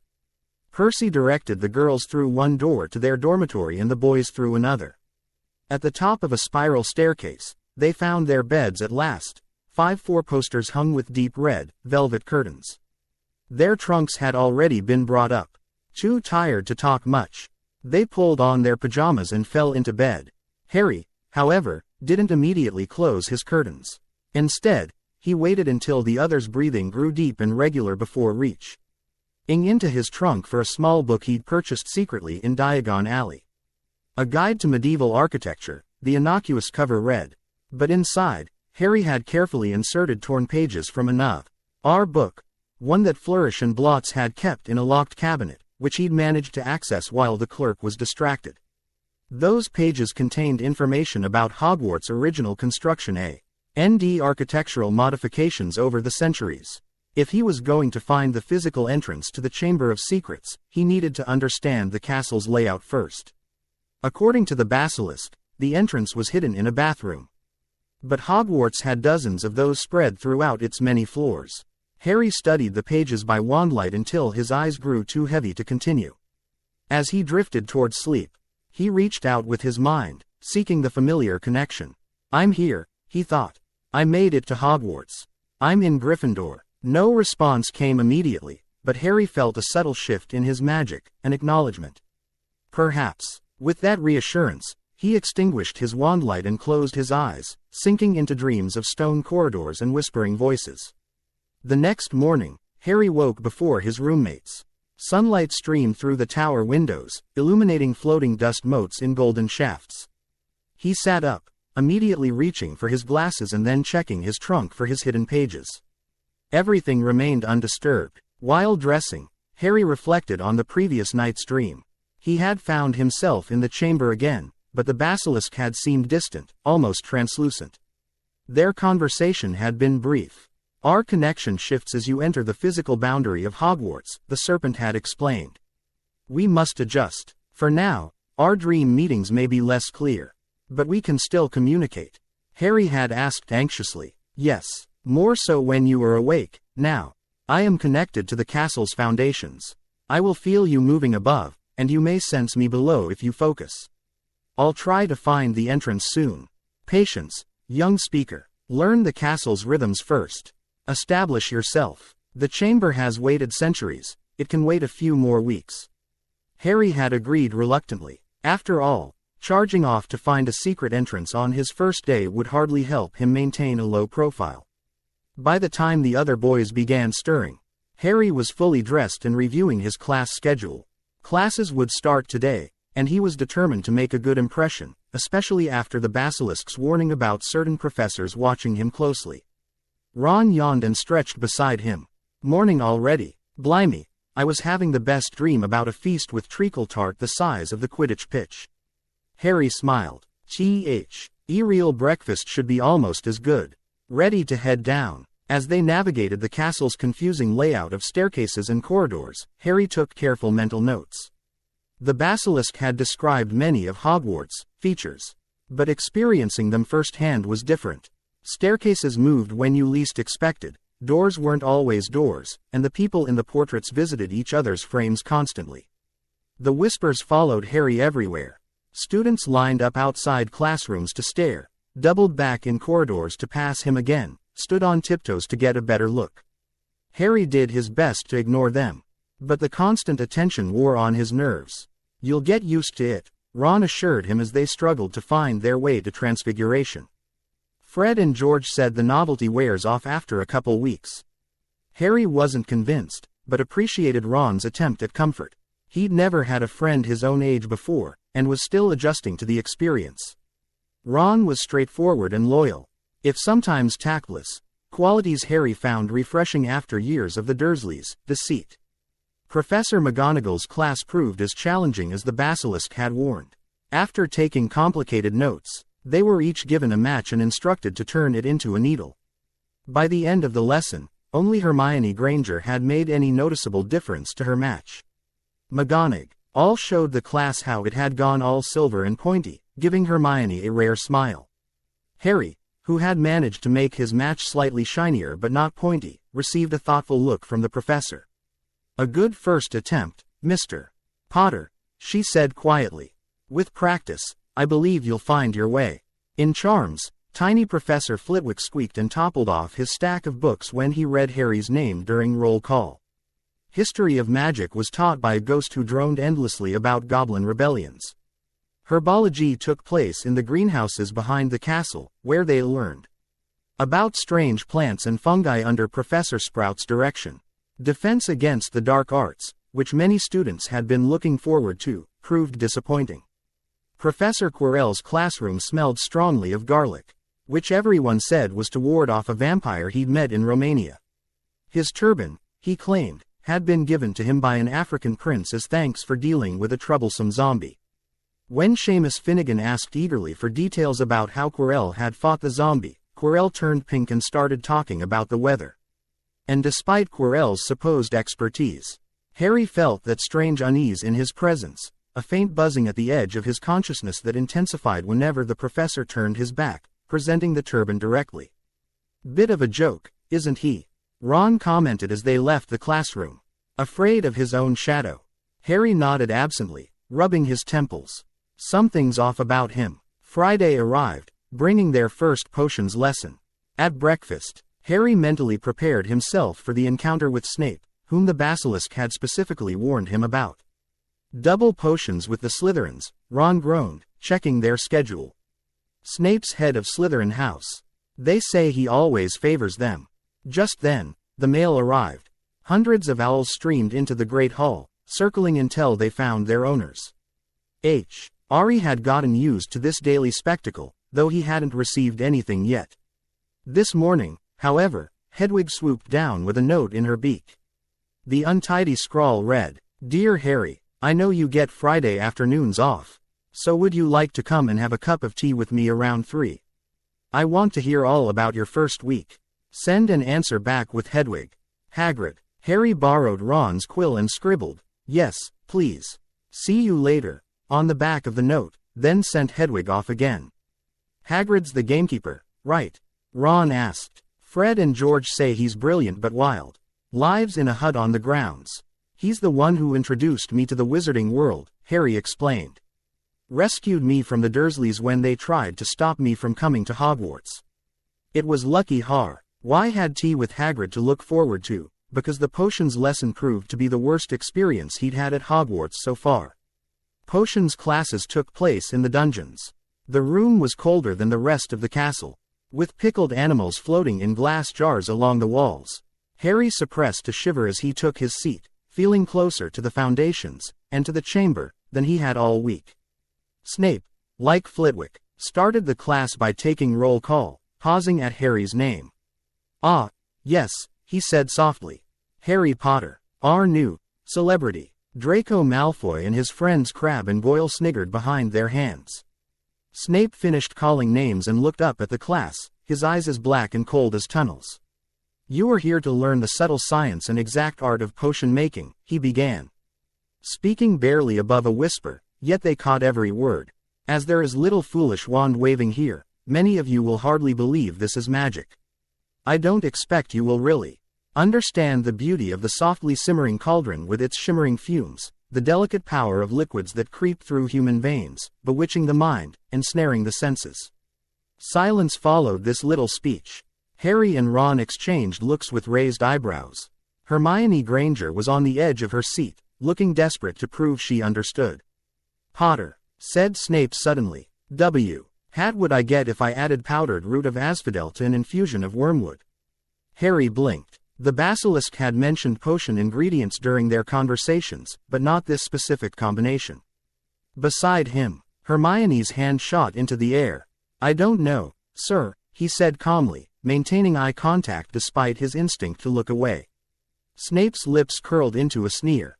Fame clearly isn't everything. Let's try again. Potter, where would you look if I told you to find me a bezoar? Hermione stretched her hand higher. This, Harry did know. In the stomach of a goat, sir. It's a stone that can save you from most poisons. Something flickered in Snape's expression. Surprise, perhaps, before the sneer returned. Correct. And what is the difference, Potter, between monkshood and wolfsbane? Hermione's hand quivered in the air. Harry concentrated, trying to recall the basilisk's teachings about magical plants. They're the same plant, sir. Also called aconite, I think. Snape's eyes narrowed fractionally. Indeed, 2 correct answers out of 3. Perhaps not entirely hopeless after all. His gaze swept the classroom. Well, why aren't you all copying that down? There was a sudden rummaging for quills and parchment. Over the noise, Snape said, and a point from Gryffindor, Potter, for your initial failure. Things didn't improve as the potions lesson continued. Snape put the M into pairs to mix a simple potion to cure boils. He swept around in his long black cloak, criticizing almost everyone except Malfoy, whom he seemed to like. Just as he was telling everyone to look at the perfect way Malfoy had stewed his horned slugs, clouds of acid green smoke and a loud hissing filled the dungeon. Neville had somehow managed to melt Seamus's cauldron, and their potion was seeping across the stone floor. Within seconds, everyone was standing on their stools while Neville, who had been drenched in the potion, moaned in pain as angry red boils sprang up all over his arms and legs. Idiot boy, snarled Snape, clearing the spilled potion with one wave of his wand. I suppose you added the porcupine quills before taking the cauldron off the fire. Neville whimpered as boils started to pop up all over his nose. Take him up to the hospital wing, Snape spat at Seamus. Then he rounded on Harry and Ron, who had been working next to Neville. You, Potter, why didn't you tell him not to add the quills? Thought he'd make you look good if he got it wrong, did you? That's another point from Gryffindor. This was so unfair that Harry opened his mouth to argue, but Ron kicked him behind their cauldron. Don't push it, he muttered. I've heard Snape can turn very nasty. Harry bit back his retort, focusing instead on completing his potion perfectly. By the end of the class, he and Ron had produced a serviceable cure for boils, not as flawless as Malfoy's, but respectable. Snape glanced at it without comment, which Harry supposed was the closest thing to approval he'd receive. As they climbed the steps out of the dungeon an hour later, Harry's spirits lifted somewhat. He'd lost only 2 points for Gryffindor, answered 2 questions correctly, and produced an acceptable first potion. Given the Basilisk's warnings about Snape's complex feelings toward him, it could have gone much worse. Cheer up, said Ron. Snape's always taking points off Fred and George. Can I come meet Hagrid with you? At 5-3, they left the castle and made their way across the grounds to Hagrid's small wooden house on the edge of the Forbidden Forest. When Harry knocked, they heard a frantic scrabbling from inside and several booming barks. Then Hagrid's voice rang out, saying, "Back, Fang, back." Hagrid's big, hairy face appeared in the crack as he pulled the door open. "Hang on," he said. "Back, Fang." He let them in, struggling to keep a hold on the collar of an enormous black boarhound. The inside of the hut contained just one room. Hams and pheasants hung from the ceiling. A copper kettle boiled on the open fire, and in the corner stood a massive bed with a patchwork quilt. "Make yourselves at home," said Hagrid, letting go of Fang, who bounded straight at Ron and started licking his ears. Like Hagrid, Fang was clearly not as fierce as he looked. "This is Ron," Harry told Hagrid, who was pouring boiling water into a large teapot and putting rock cakes onto a plate. "Another Weasley, said Hagrid, glancing at Ron's freckles. "I spent half me life chasing her twin brothers away from the forest." The rock cakes were shapeless lumps with raisins that nearly broke their teeth. But Harry and Ron pretended to enjoy them as they told Hagrid about their first week of classes. Fang rested his head on Harry's knee and drooled all over his robes. Harry and Ron were delighted to hear Hagrid call Filch, "that old git," and, "as fair that cat, Mrs. Norris. I'd like ter introduce her to Fang sometime. D'ye know, every time I go up ter the school, she follows me everywhere. Can't get rid of her. Filch puts her up to it." Harry told Hagrid about Snape's lesson. Hagrid, like Ron, told Harry not to worry about it, that Snape liked hardly any of the students. But he seemed to really hate me. Rubbish, said Hagrid, though he didn't quite meet Harry's eyes. Why should he? Harry noticed a piece of paper lying on the table under the tea cozy. It was a cutting from the Daily Prophet. Gringotts break-in latest. Investigations continue into the break-in at Gringotts on the 31st of July, widely believed to be the work of dark wizards or witches unknown. Gringotts goblins insisted that nothing had been taken. The vault in question had in fact been emptied the same day. But we're not telling you what was in there, so keep your noses out if you know what's good for you, said a Gringotts spokes-goblin this afternoon. Harry remembered Ron telling him on the train that someone had tried to rob Gringotts, but hadn't mentioned the date. Hagrid, said Harry, that Gringotts break-in happened on my birthday. It might have been happening while we were there. There was no doubt about it. Hagrid definitely didn't meet Harry's eyes this time. He grunted and offered him another rock cake. Harry read the story again. The vault in question had been emptied the same day. Hagrid had emptied Vault 713, if you could call it emptying, taking out that small, grubby package. Had that been what the thieves were looking for? As Harry and Ron walked back to the castle for dinner, their pockets weighed down with rock cakes they'd been too polite to refuse. Harry's mind was racing with questions. What had been in that package? Where was it now? And did Hagrid know more than he was letting on? Another mystery to discuss with the Basilisk, whenever their connection stabilized. That night, Harry waited until his dormmates were asleep before closing his bed curtains and settling cross-legged on his mattress. He took several deep breaths, focusing inward on the warm current of his magic, now a familiar presence, like the steady beating of his heart. Can you hear me? He projected, directing the thought downward, toward the foundations of the castle. For several minutes, nothing happened. Harry maintained his concentration, picturing the chamber far below, the massive serpent coiled on the stone floor. Just as he was about to give up, a faint response brushed against his mind. Hear you, young speaker, connection grows stronger. The Basilisk's voice was distant, like a radio station not quite tuned correctly, but unmistakably there. I've completed my first week of classes. Harry thought. Snape dislikes me, just as you warned. And there's something strange about Professor Quirrell. I feel odd whenever he's nearby. Unsurprising. Dark magic leaves traces. Be cautious around him. Dark magic. You think Quirrell uses dark magic? Harry's interest sharpened. Unclear. Something not right. Your scar reacts. Harry absently touched his forehead. Yes, it hurt when Snape looked at me during the feast, but around Quirrell it's more like a buzzing, an awareness. Interesting. Continue observing, but do not draw attention. I'll be careful, Harry promised. There's something else. Hagrid removed a package from Gringotts the day we visited, the same day someone tried to break in. It seems important. Castle whispers of something hidden. Third floor corridor, perhaps. Harry recalled Dumbledore's warning about the painful death awaiting anyone who ventured into the forbidden corridor. You think that's where the package is now? What could it be? Many possibilities. Ancient artifacts, powerful items, objects of dark desire. Should I try to find out what it is? Focus on your studies first. Establish yourself. The hidden object will reveal its purpose in time. The Basilisk's voice was growing fainter. Harry sensed the connection weakening. Wait, I wanted to ask about finding the chamber's entrance. Second floor. Girls' lavatory. Abandoned. Look for the snake.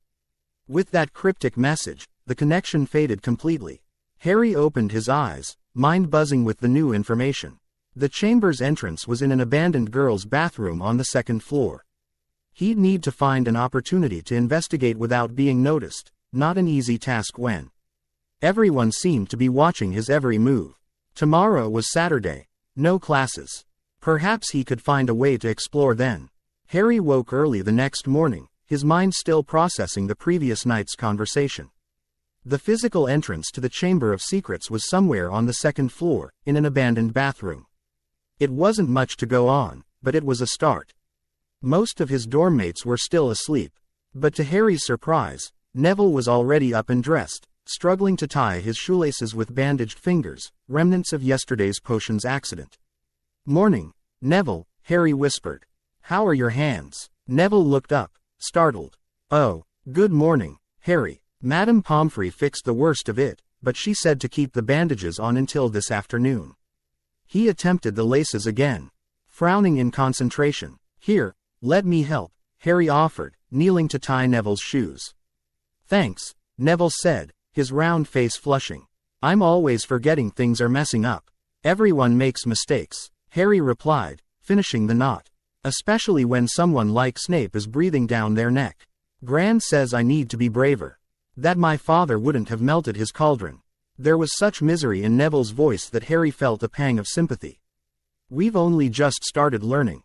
I'm sure your father wasn't perfect his first week either. The comment seemed to comfort Neville, who offered a small smile. Are you going to breakfast? Yes, but I thought I might explore the castle a bit first. It's easy to get lost with all these moving staircases. Would you mind if I came with you? Neville asked hesitantly. I keep getting lost on the way to classes.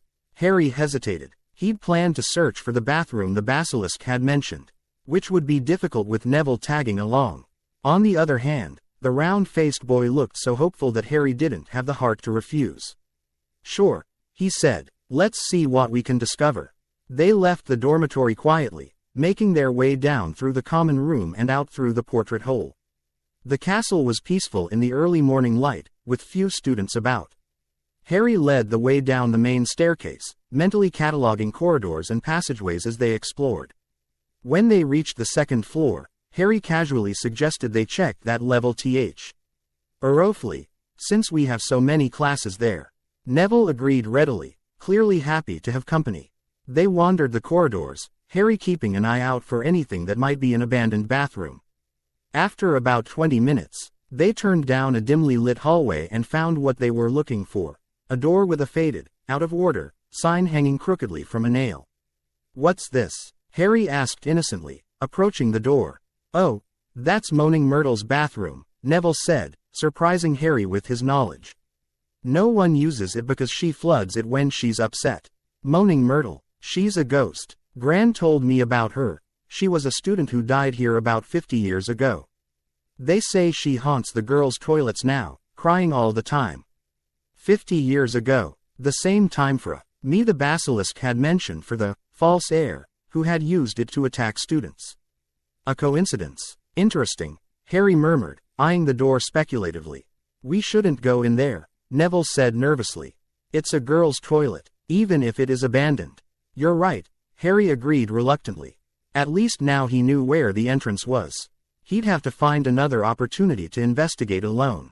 They continued their exploration for another hour, with Harry making a point to show Neville several reliable routes between the Gryffindor Tower and their classrooms. By the time they headed to the Great Hall for breakfast, Neville seemed more confident about navigating the castle. Thanks, Harry, he said as they sat down at the Gryffindor table. You didn't have to spend your morning helping me.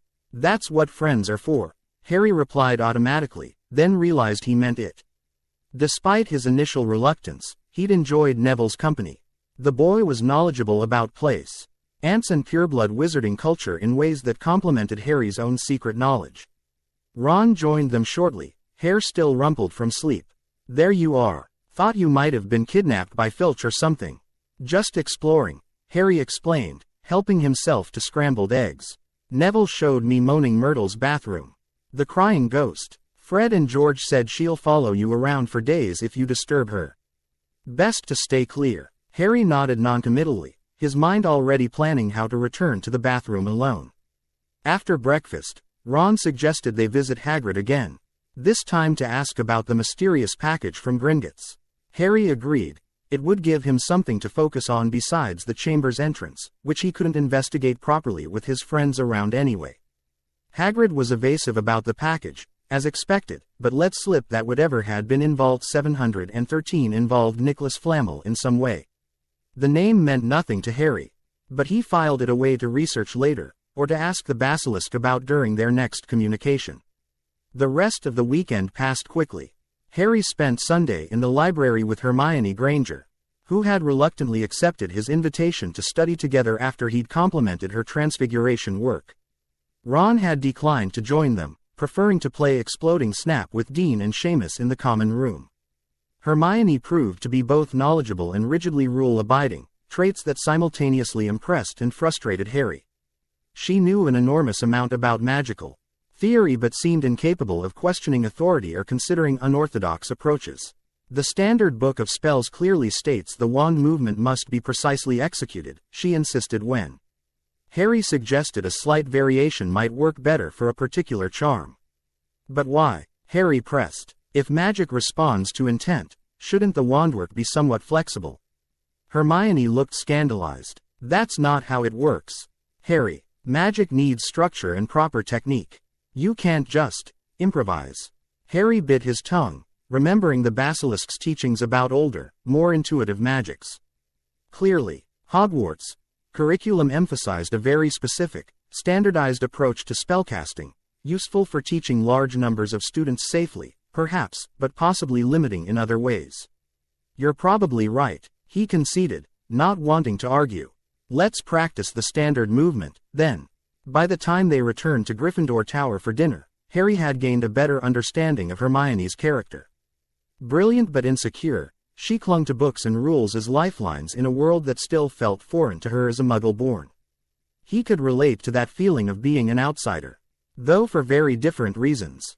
That night, Harry attempted to contact the Basilisk again, but the connection remained faint and unstable. He caught only fragments, warnings to be cautious, to take his time, to learn the castle's rhythms before attempting to access the chamber physically. Patience had never been Harry's strong suit, but he recognized the wisdom in the advice. For now, he would focus on his classes, on building relationships, on establishing himself as just another first-year student, albeit one with an unusual scar and unwanted fame. The chamber and its guardian had waited centuries. They could wait a little longer. Classes intensified as September progressed. The professors, having given their students time to adjust to Hogwarts, began assigning more challenging work and lengthier essays. Harry found himself genuinely enjoying most subjects, particularly charms and transfiguration, where theory met practical application in satisfying ways. Defense against the dark arts remained a disappointment. Professor Quirrell's lectures were disorganized and frequently interrupted by his own nervous tics. The classroom's garlic smell grew more pungent each week, and the buzzing sensation Harry experienced around the turbaned professor intensified rather than diminished with familiarity. Potions continued to be an exercise in restraint. Snape's attitude toward Harry had evolved from outright hostility to a cold, calculating assessment. The potions master seemed to be waiting for something, though Harry couldn't fathom what. He maintained a careful neutrality in class, neither excelling enough to draw attention nor failing enough to give Snape easy targets for criticism. Harry's friendship with Ron solidified through shared meals, late-night conversations, and commiseration over homework. The redhead was refreshingly straightforward, with a strategic mind that manifested in their chess matches which Harry invariably lost and a loyalty that never wavered despite the constant attention Harry received. Neville became an unexpected ally after their explorations that first Saturday. Though timid in most classes, he possessed a quiet determination that Harry respected. During herbology, Neville transformed, confident and knowledgeable among the magical plants that clearly brought him joy. Hermione remained on the periphery of their group, not quite a friend but more than a mere acquaintance. Her academic brilliance was undeniable, but her rigid adherence to rules and occasional condescension created friction, particularly with Ron. Harry tried to bridge the gap, recognizing the loneliness behind her know-it-all exterior, but true friendship seemed elusive. Through it all, Harry continued his private studies, both the official curriculum and the unorthodox magic the Basilisk had begun teaching him. Late at night, behind closed bed curtains, he practiced wandless light-making, warming charms, and magical sensitivity exercises. His progress was slow but steady, each small achievement building his confidence in his innate abilities. He also maintained his search for information about Nicholas Flamel, though discreetly. The library's vast resources yielded nothing obvious, and Hermione, when asked casually if she'd ever heard the name, merely suggested checking famous wizards of the 20th century, which proved unhelpful. The mystery of the third-floor corridor persisted as well. Harry occasionally passed by the forbidden door, sensing a faint magical signature emanating from behind it but never risking closer investigation. Whatever Hagrid had retrieved from Gringotts was clearly important enough to merit serious protection. By the third week of September, Harry felt established enough at Hogwarts to risk exploring Moaning Myrtle's bathroom. His opportunity came on a Thursday afternoon when Ron had detention with Filch for tracking mud through the entrance hall, and most other students were outside enjoying the last warm days before autumn fully set in. Harry slipped away from the common room, casually making his way down to the second floor. The corridor outside the abandoned bathroom was deserted. After a quick glance to ensure no one was watching, he pushed open the door and stepped inside. The bathroom was dim and depressing, with cracked mirrors, chipped sinks, and a perpetually damp floor. Several of the wooden toilet doors hung askew from their hinges. The air smelled of mildew and disuse. "Hello," Harry called softly, not wanting to startle the resident ghost. "Myrtle, are you here?" No response came. Relieved, Harry moved further into the bathroom, examining the fixtures carefully. The Basilisk had mentioned looking for a snake, a symbol or carving, presumably, that would mark the entrance. He checked each sink, each mirror frame, each toilet stall. Nothing obvious presented itself. Frustrated, Harry leaned against one of the sinks, trying to think like Salazar Slytherin. Where would the founder hide an entrance that only his heir could access? Harry closed his eyes, reaching out with his magical senses as the Basilisk had taught him. He felt the ambient magic of Hogwarts humming rough the walls and floor, a background energy that permeated the entire castle. But there was something else here too, something older and more focused. Following that sensation, Harry opened his eyes, and found himself drawn to a particular sink, one that looked no different from the others at first glance. He examined it more closely, checking the copper taps, the porcelain basin, the pipes underneath. There, on the side of one tap, barely visible in the dim light, was a tiny engraving of a snake. Harry's heart quickened. This had to be it. But how to open it?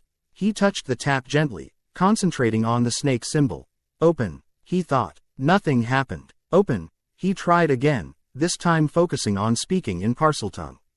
The result was immediate. The tap glowed with a brilliant white light and began to spin. The sink began to move, sinking right out of sight to reveal a large pipe wide enough for a person to slide down, or for a massive serpent to emerge from.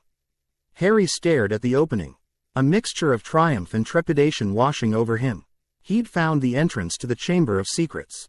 Now he faced another choice. Should he enter? The Basilisk had warned him to be patient, to take his time. But standing here before the revealed entrance, Harry felt drawn to the darkness below, to the ancient being waiting there who had shared so much with him already. Before he could decide, a high-pitched voice broke the silence. "What are you doing in here? This is a girl's toilet." Harry whirled around to find himself face to face with a ghost, a squat, mournful-looking girl with thick glasses and lank hair. Moaning Myrtle, presumably. I was just," Harry stammered, frantically trying to close the entrance behind him. To his relief, the sink began rising back into place. Myrtle floated closer, her translucent eyes widening as she recognized him. "You're Harry Potter, the one everyone's talking about." Her tone shifted from accusatory to something almost flirtatious. "Why would someone like you come to visit my bathroom?" "I was exploring the castle," Harry improvised. "I'd heard about you and thought I'd say hello." This was evidently the right thing to say. Myrtle's dour expression brightened considerably. "Really, no one ever comes to visit me on purpose. They only come in here to make fun of me or throw things through me." "That's terrible," Harry said sincerely. "How long have you been here?" Myrtle seemed pleased by the question. "Oh, decades and decades. I died in this very bathroom, you know." She sighed melodramatically. It was dreadful. Harry's curiosity intensified. "What happened? If you don't mind telling me." "I don't mind at all," she said with morbid satisfaction. "It happened right over there, in that stall. I was hiding because Olive Hornby was teasing me about my glasses.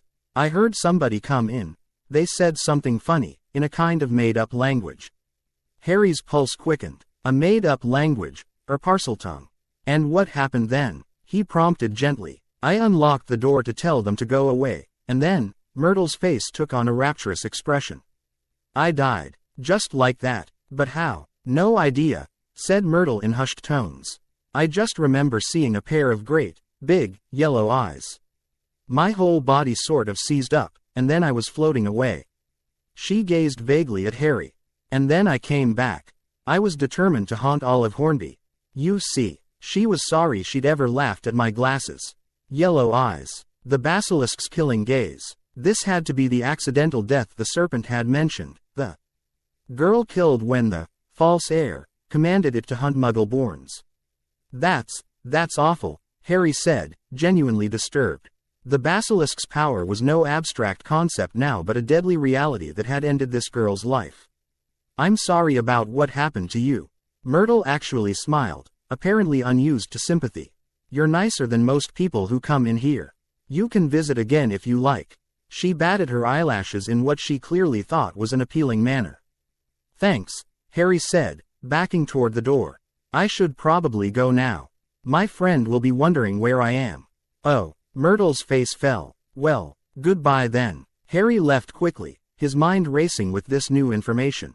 The entrance to the chamber was confirmed, and now he had first-hand testimony about the basilisk's deadly power. Myrtle's death had been an accident, yes, but it underscored the danger of the creature Harry had befriended through dreams. For the first time, Harry questioned the wisdom of his connection with the basilisk.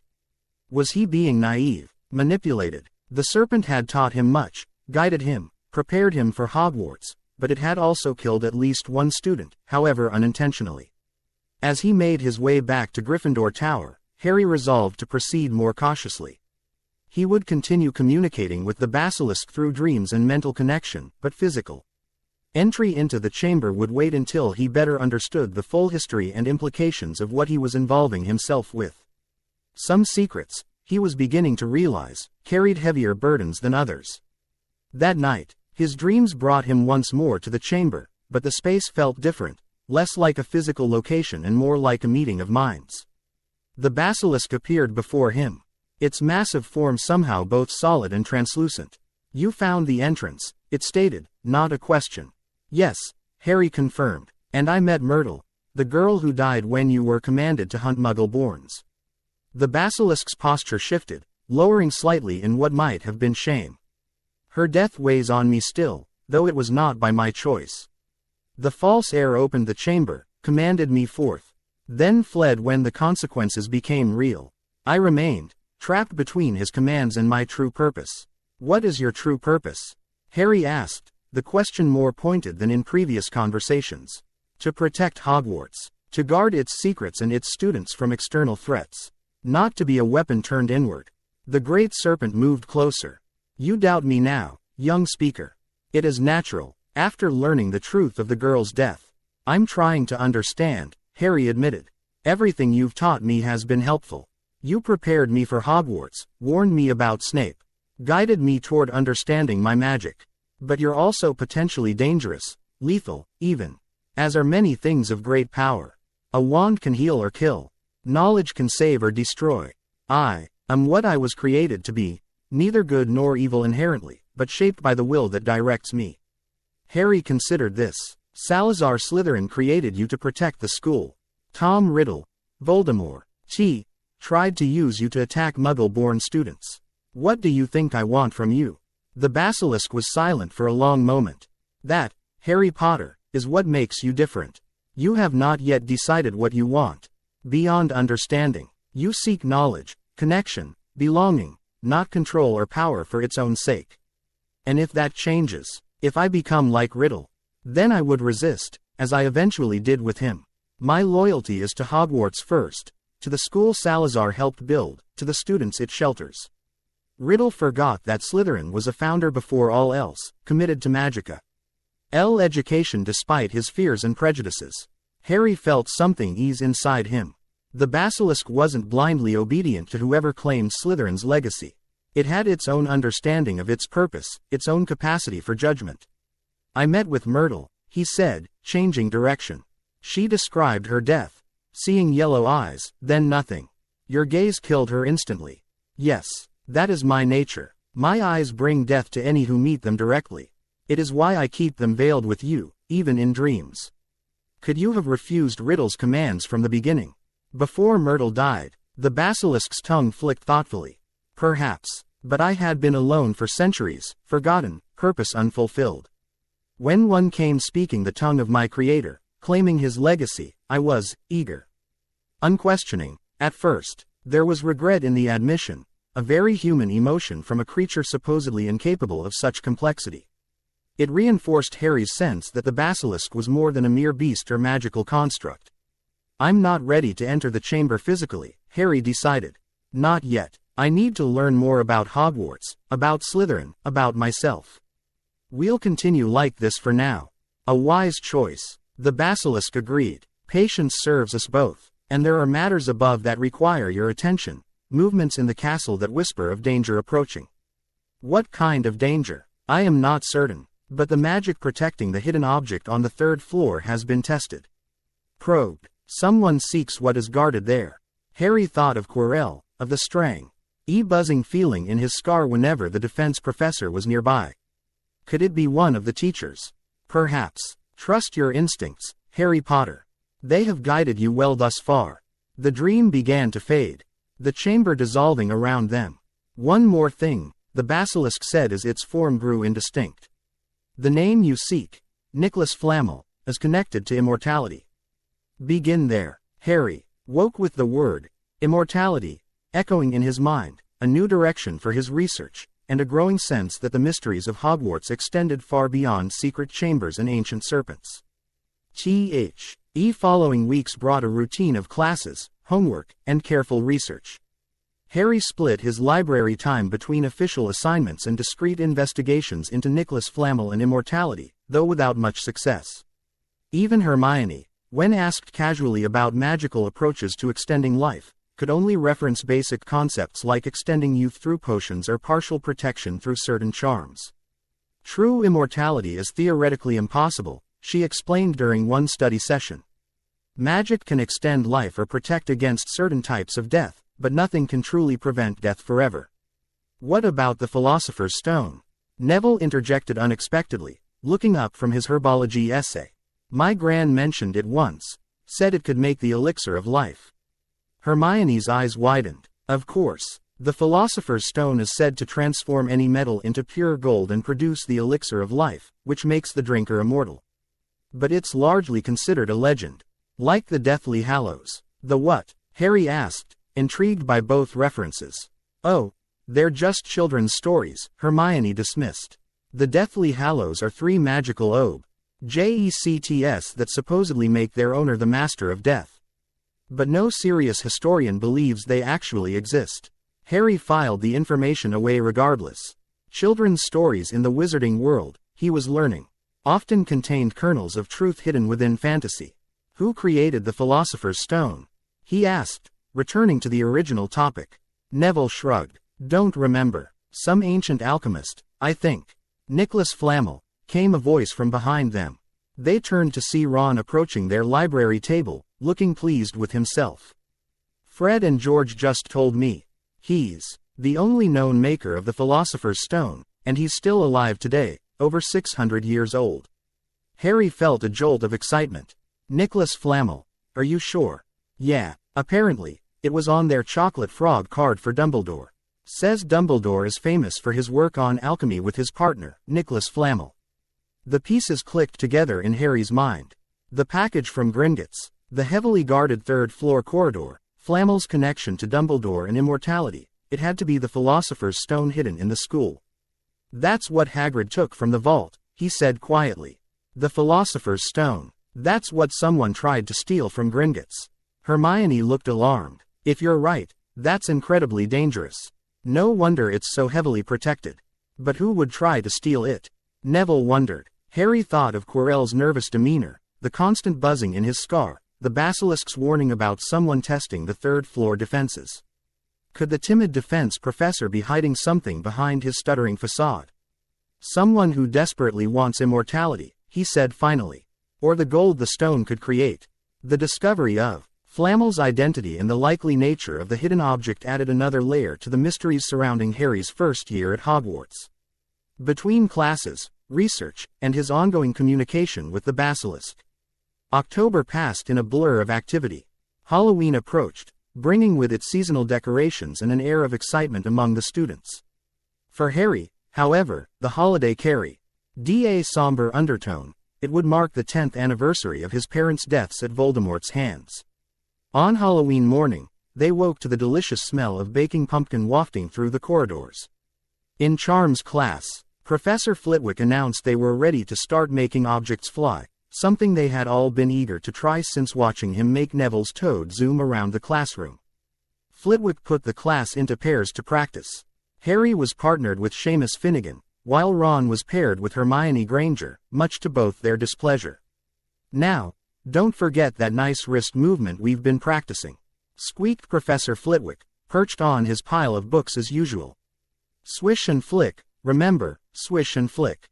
And saying the magic words properly is very important, too." It was difficult. Harry and Seamus swished and flicked, but their feather remained stubbornly on the desktop. Seamus got so impatient that he prodded it with his wand and set fire to it. Harry had to put it out with his hat. Ron, at the next table, wasn't having much more luck. "Wingardium Leviosa," he shouted, waving his long arms like a windmill. "You're saying it wrong," Harry heard Hermione snap. "It's Wingardium Leviosa. Make the gar nice and long." "You do it, then, if you're so clever," Ron snarled. Hermione rolled up the sleeves of her gown, flicked her wand, and said, "Wingardium Leviosa." Their feather rose off the desk and hovered about 4 feet above their heads. "Oh, well done," cried Professor Flitwick, clapping. "Everyone see here, Miss Granger's done it." Harry, watching the interaction with concern, tried a slightly different approach. Remembering the Basilisk's teachings about intent and focus, he concentrated on the feather before him, visualizing it rising gently into the air. "Wingardium Leviosa," he thought, making the prescribed wandwork with deliberate precision. To his surprise and satisfaction, the feather trembled, then rose steadily upward, not as high as Hermione's, but definitely airborne. "Excellent work, Mr. Potter," Flitwick beamed. "You and Miss Granger have the touch."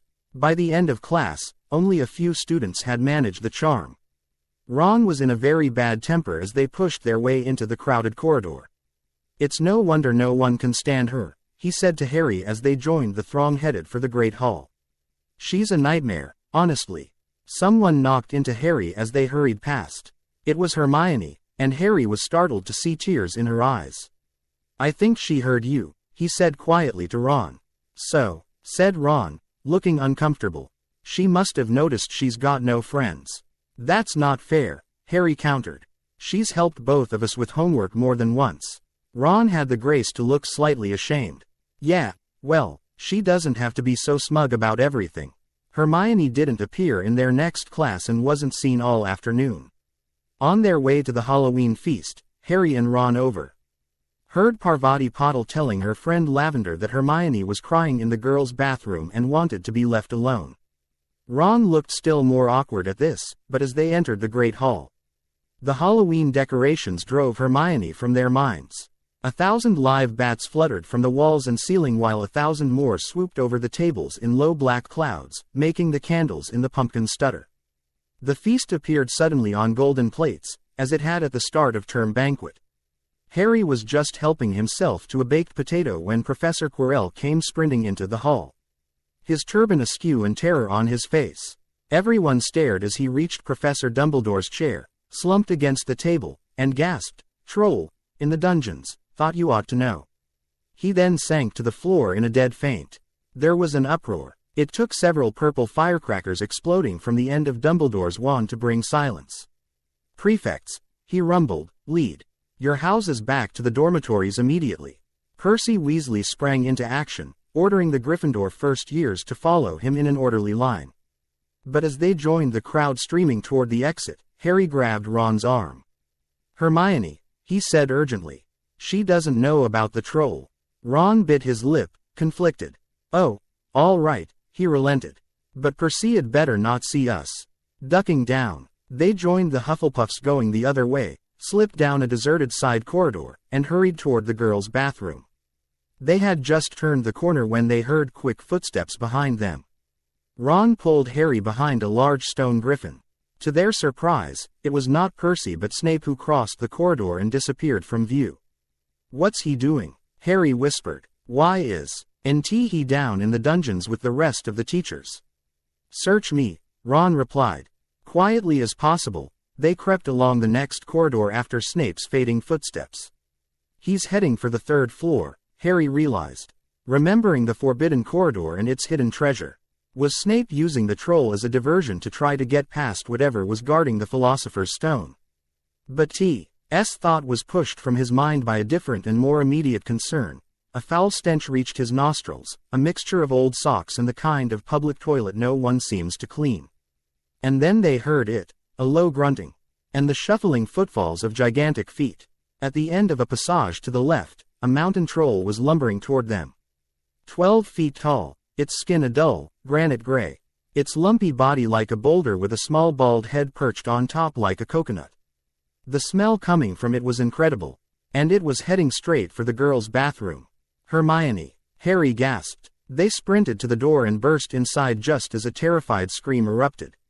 Hermione Granger was shrinking against the wall opposite, looking as if she was about to faint. The troll was advancing on her, knocking sinks off the walls as it went. Confuse it, Harry said desperately to Ron, seizing a tap and throwing it against the wall. The troll stopped a few feet from Hermione, turning its ugly head toward the sound. It lumbered around, blinking stupidly, then focused its tiny eyes on Harry and made for him instead, lifting its club. Oi, pea-brain, yelled Ron, throwing a metal pipe. The troll didn't even seem to notice but heard the yell and paused again, turning toward Ron. Harry used the distraction to edge around the troll, calling to Hermione to run. But she couldn't move, still flattened against the wall in terror. The shouting and echoes seemed to be driving the troll berserk. It roared and started toward Ron, who was nearest and had no way to escape. Harry did something that was both very brave and very foolish. He took a running jump and managed to fasten his arms around the troll's neck from behind.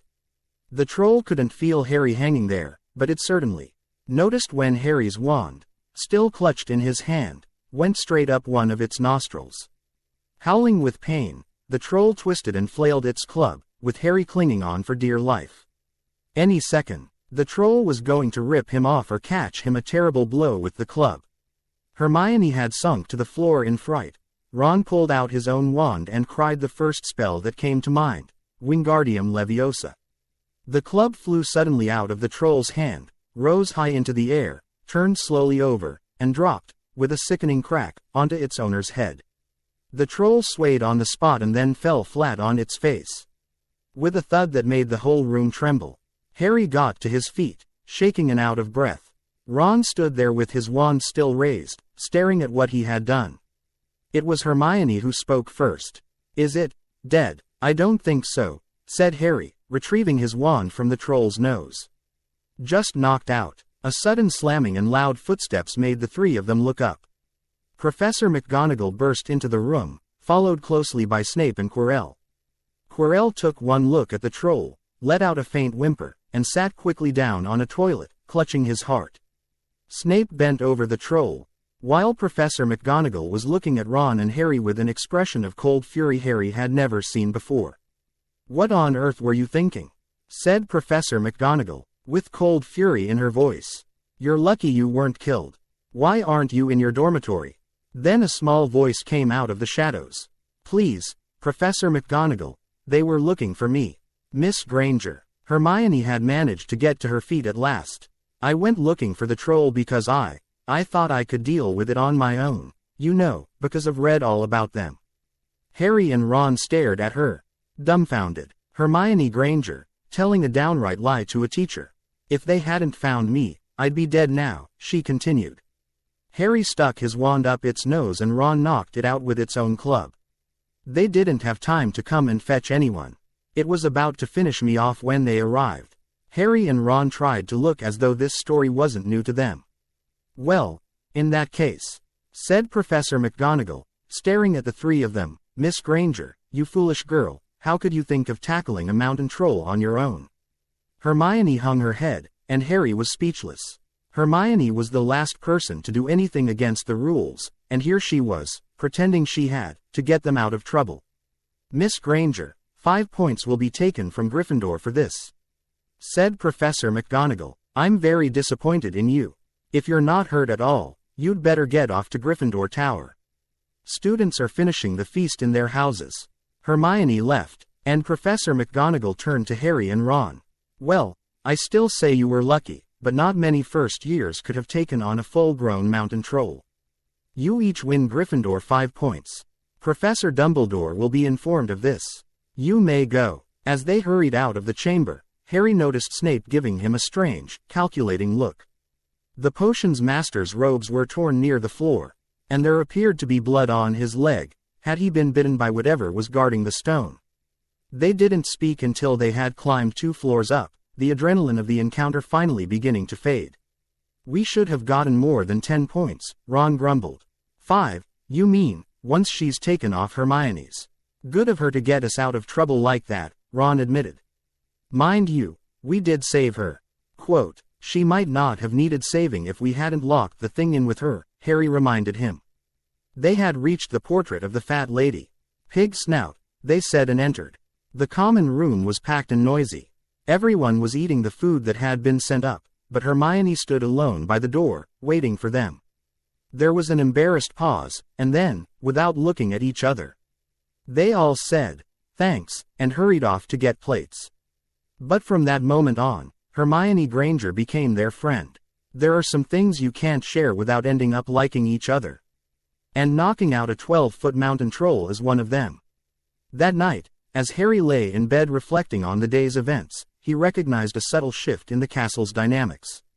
His circle had expanded to include Hermione, brilliant, rule-abiding, but surprisingly loyal when it counted. With Ron's strategic thinking, Hermione's knowledge, and his own growing magical abilities, they formed a more complete unit than any of them individually. The troll incident had also confirmed his suspicions about Snape. The potions master had indeed used the distraction to investigate the third-floor corridor, apparently getting injured in the process. But was he trying to steal the stone, or protect it? And why had Quirrell, the defense against the dark arts teacher, been so utterly useless in the face of an actual threat? As November arrived, bringing cold winds and frost, these questions lingered. Harry continued his careful research into the Philosopher's Stone and its creator. His discreet practice of wandless magic, and his regular dream communications with the Basilisk. The ancient serpent seemed pleased by Harry's developing friendships, though cautious about his close encounter with the troll. Human allies strengthen you, it observed during one dream visit. The knowledge seeker and the strategist complement your leadership. I'm not a leader, Harry protested. You faced the troll first. They followed. It is the natural order. Harry couldn't argue with that assessment, though it made him uncomfortable. He'd never thought of himself as someone others would follow. At the Dursleys, he'd been the outcast, the unwanted burden. Now, somehow, he found himself at the center of a growing web of relationships and mysteries. The conversation shifted to the Philosopher's Stone and Snape's suspicious behavior. The potions master is complex, the Basilisk mused. His loyalties divided, his motivations layered. Watch him, but do not assume. And Quirrell, there's something wrong about him. My Scar reacts whenever he's nearby, especially when his back is turned. The Basilisk's interest sharpened. When his back is turned. When you face his turban. Yes, it's like a buzzing. An awareness of something wrong. Your Scar connects you to dark magic, young speaker. It reacts to its presence, like calling to like. The implication sent a chill through Harry. You think Quirrell is using dark magic. But he seems so pathetic. Seeming is not being. The most dangerous predators often disguise themselves as prey. The warning stayed with Harry as November progressed. He watched both Snape and Quirrell with new awareness, noting the potions master's limping gait and the defense professor's increasing nervousness. Something was building beneath Hogwarts' peaceful surface, a tension, a gathering storm. As the weather grew colder, the Quidditch season began. Harry attended the first match, Gryffindor versus Slytherin, with Ron and Hermione, cheering as the scarlet-clad players battled their green-robed opponents in the air. The sport fascinated him with its speed and strategy, though he found himself analyzing the players' movements with an almost clinical detachment. You'd make a good seeker, Ron commented during the match. Got the right build, and you notice everything.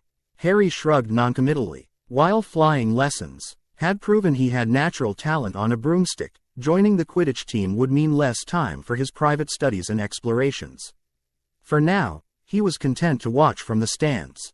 Gryffindor won the match narrowly, setting off raucous celebrations in the common room that lasted well into the night. Harry participated enough to seem involved but slipped away early, using the opportunity of his housemates' distraction to visit the library's restricted section under the cover of his invisibility cloak, a Christmas gift from an anonymous sender that the Basilisk had identified as likely coming from Dumbledore himself. The restricted books yielded little useful information about Nicholas Flamel or the Philosopher's Stone, but Harry found several references to basilisks that confirmed what his serpentine friend had told him about its nature and powers. The texts described basilisks as king of serpents, and detailed their lethal gaze, venomous fangs, and extreme longevity. One passage particularly caught his attention. The basilisk, created by dark wizards for purposes of control and destruction, bonds to the first speaker of Parseltongue it encounters after hatching. This bond, while not unbreakable, creates a powerful connection that allows for mental communication and potential influence over the serpent's actions. However, the oldest and most powerful basilisks may develop independent will and judgment over centuries of existence. This aligned with what Harry had observed in his interactions with Slytherin's basilisk, an ancient being with its own perspective and moral framework. Not merely a weapon to be wielded by whoever claimed Slytherin's legacy. As winter settled over Hogwarts, transforming the grounds into a glistening white landscape, Harry found himself surprisingly content despite the lingering mysteries and potential dangers. He had friends, he had knowledge, he had a growing understanding of his magical abilities. Most importantly, he had choices about who to trust, what to pursue, and how to define himself beyond the legacy of his scar or the expectations of the wizarding world. The basilisk had given him an unexpected gift, not just information or magical instruction, but perspective, the ability to see Hogwarts and its inhabitants from a position slightly removed, to recognize the patterns and politics that shaped the school's dynamics. As the Christmas holidays approached, Harry knew his path forward would be neither simple nor straightforward. The Philosopher's Stone remained hidden but threatened. Quirrell's true nature remained obscured but increasingly suspicious. The Chamber of Secrets waited below, its entrance discovered but not yet traversed. But for the first time in his life, Harry felt prepared to face these challenges, not alone, but with carefully chosen allies and hard-won knowledge. The boy who lived was becoming something more, a young wizard charting his own course through the ancient halls of Hogwarts, guided by the whispered wisdom of a creature as old as the castle itself. Chapter 2 End. Chapter 3. The Chamber's Truth.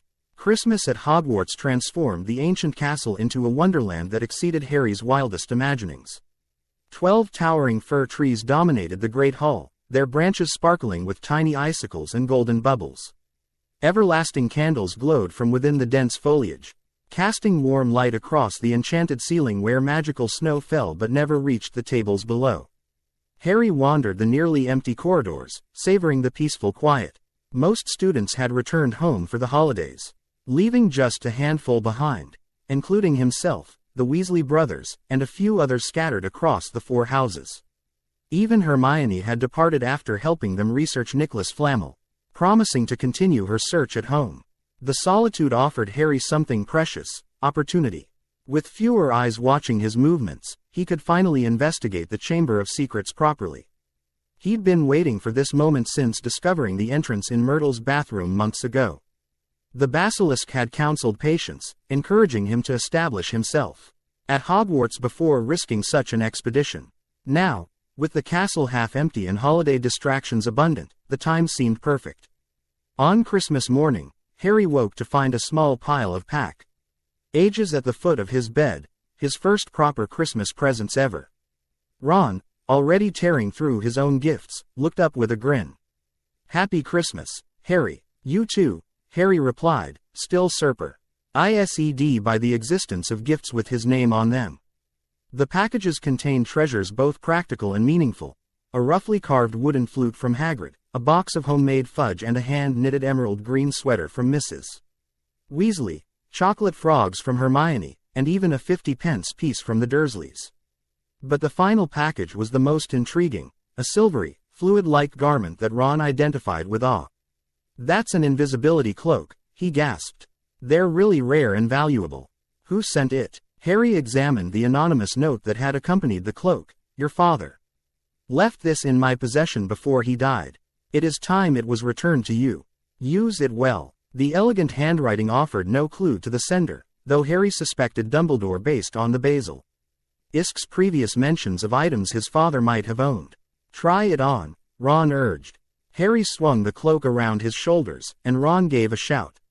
"Your body's gone." Looking down at his legs, or where his legs should have been, Harry saw nothing but the dormitory floor. He rushed to the mirror and confirmed that his reflection showed only his disembodied head, floating in midair. A jolt of excitement coursed through him. This gift, this inheritance from his father, solved the final challenge of accessing the chamber safely. He could now move through the castle undetected, even enter the girls' bathroom without raising suspicion. The rest of Christmas Day passed in a blur of festivities, a magnificent feast, wizard crackers that exploded into gifts and colored smoke, enchanted snowball fights on the grounds, and an impromptu chess tournament in the Gryffindor common room where Ron trounced everyone systematically. As evening fell and the Weasleys finally retired to their dormitory, exhausted from celebration, Harry retrieved the invisibility cloak from his trunk. He'd told Ron he planned to explore the castle, which was true enough, just not the parts Ron would imagine. "Don't get caught," Ron yawned as he climbed into bed. "Percy would have a fit." "I'll be careful," Harry promised, waiting until Ron's breathing became deep and regular before slipping the cloak around himself and vanishing from sight. The castle corridors were eerily quiet as Harry made his way down to the second floor. Moonlight streamed through tall windows, illuminating suits of armor that seemed to watch his progress despite his invisibility. Twice he had to freeze as Filch or Mrs.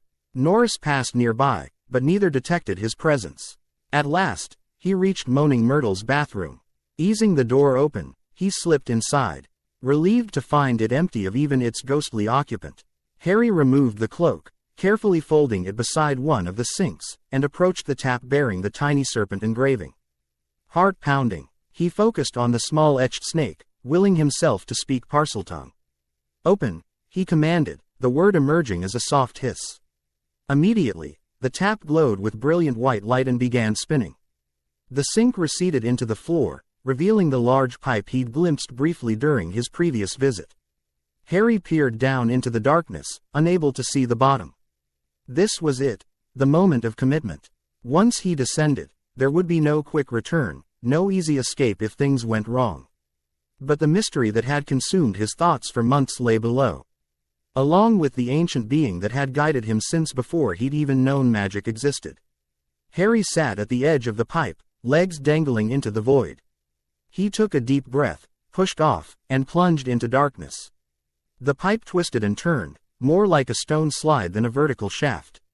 Other pipes branched off in all directions, but none as large as the one he traveled through. The slick, surface carried him downward at increasing speed until, with a sudden whoosh, he shot out the end and landed on a damp stone floor. "Lumos," Harry whispered, his wand igniting to reveal a high-ceiling tunnel stretching ahead. The walls glistened with moisture, and the floor was littered with small animal bones that crunched beneath his feet as he moved forward cautiously. The tunnel curved repeatedly, each bend revealing more of the same stone passageway until, finally, he faced a solid wall carved with two entwined serpents, their emerald eyes gleaming in his wandlight. "Open," Harry hissed again, and the serpents parted as the wall split down the middle, the halves sliding smoothly out of sight. He stepped through into a vast chamber, the Chamber of Secrets itself, no longer a dreamscape but physically real before him. Towering stone pillars carved with serpents rose to support a ceiling lost in darkness. The greenish gloom he recognized from his dreams suffused the space, emanating from no visible source. At the far end stood a monumental statue of Salazar Slytherin, his ancient, monkey-like face reaching nearly to the ceiling. And there, at the statue's feet, coiled in massive loops, lay the Basilisk. Even prepared by months of dream encounters, Harry felt his breath catch at the sheer scale of the creature. The serpent was immense, at least 60 feet long, its body as thick as an oak trunk. Its scales a vibrant, poisonous green that seemed to pulse with internal light. Harry approached slowly, maintaining a respectful distance. The basilisk's head lifted, its eyes overed by the translucent membrane he'd seen in dreams. "Young speaker," came the familiar voice in his mind, though now accompanied by an audible hiss that echoed through the chamber. "At last you come in flesh, not just in thought." "I'm here," Harry replied, finding Parseltongue coming naturally now. "I've waited months for this moment.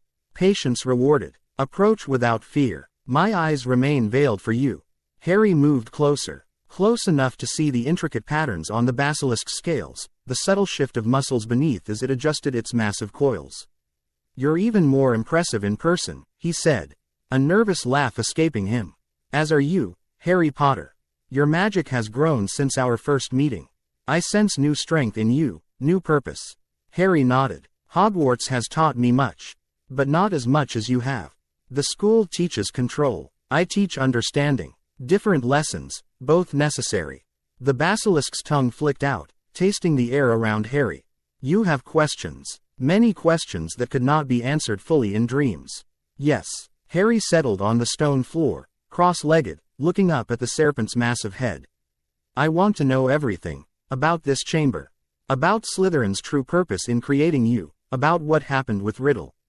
The complete truth." The basilisk seemed to consider his words, its body shifting in great loops around him. "The complete truth has many layers, young speaker. Some pleasant, some painful. Are you certain you wish to hear it all?" "I need to," Harry said firmly. "I've trusted you this far. I need to know what I'm really involved with." "Very well." The basilisk raised its head higher, as if preparing to tell a great tale. "To understand the chamber and my purpose, you must first understand D. Salazar Slytherin as he truly was, not the caricature history has made of him." And so began a history lesson unlike any taught in Hogwarts classrooms. The basilisk spoke of Salazar Slytherin's compel exit, his brilliance as a magical innovator, his genuine concern for magical education, and yes, his deep-seated fears about Muggle persecution that led to his infamous stance on blood purity. He lived in violent times, when those without magic hunted and killed those who possessed it. His own family suffered at Muggle hands before he came to power. This shaped his view, made him defensive, protective to the point of prejudice. "That doesn't excuse wanting to exclude Muggle-borns," Harry objected. "No, it does not excuse. It explains. Understanding is not approval." The basilisk's voice remained neutral, presenting history rather than judgment. "When the rift with the other founders grew too great, Salazar departed Hogwarts, but not before creating this chamber and myself as a final safeguard." "Against Muggle-borns?" Harry asked skeptically. "Against threats to the school itself," the basilisk corrected. "Contrary to legend, I was not created to purge Muggle-borns from Hogwarts. I was created to protect the school in times of greatest danger, when outside forces threatened to destroy what the founders had built." Harry frowned. "But the legend says." "Legends distort with time. Lazar's concerns about Muggle-born students were real, but my purpose was not their elimination. I was a protector, a guardian, a weapon of last resort should Hogwarts face an existential threat." The basilisk shifted, massive coils realigning on the chamber floor. "Consider. If my purpose were simply to kill Muggle-borns, why would Salazar hide me so deeply? Why create a chamber requiring Parseltongue to access? If he truly wished such students eliminated, there were more direct methods available to a wizard of his power." The logic was compelling. Harry considered it carefully. "Then why all the secrecy? Why not tell the other founders about you? By the time of my creation, trust between Salazar and the others had broken. They would have destroyed me, and in doing so, removed a protection they did not understand. So he hid me, left clues for his descendants who might share his ability to communicate with serpents, and departed. And for centuries, no one found you. None with the gift of Parseltongue came to Hogwarts. Or if they did, they never discovered the entrance. I slept, waking periodically to ensure the castle's foundations remained sound, then returning to slumber. Until Tom Riddle." Harry leaned forward. "Tell me about Riddle. About what really happened." The basilisk's posture changed subtly, attention entering its massive frame. Tom Riddle discovered the chamber in his 5th year at Hogwarts. Brilliant, charismatic, and deeply disturbed, he presented himself as Slytherin's true heir. And by blood, he was a distant descendant through the Gaunt family. He opened the chamber and commanded you to attack Muggle-borns, Harry stated, recalling their previous conversations. Yes, he twisted Salazar's legacy to suit his own hatred. When I resisted, explaining my true purpose, he used magic dark beyond his years to attempt control over me. What kind of magic? Compulsion spells modified for serpent minds.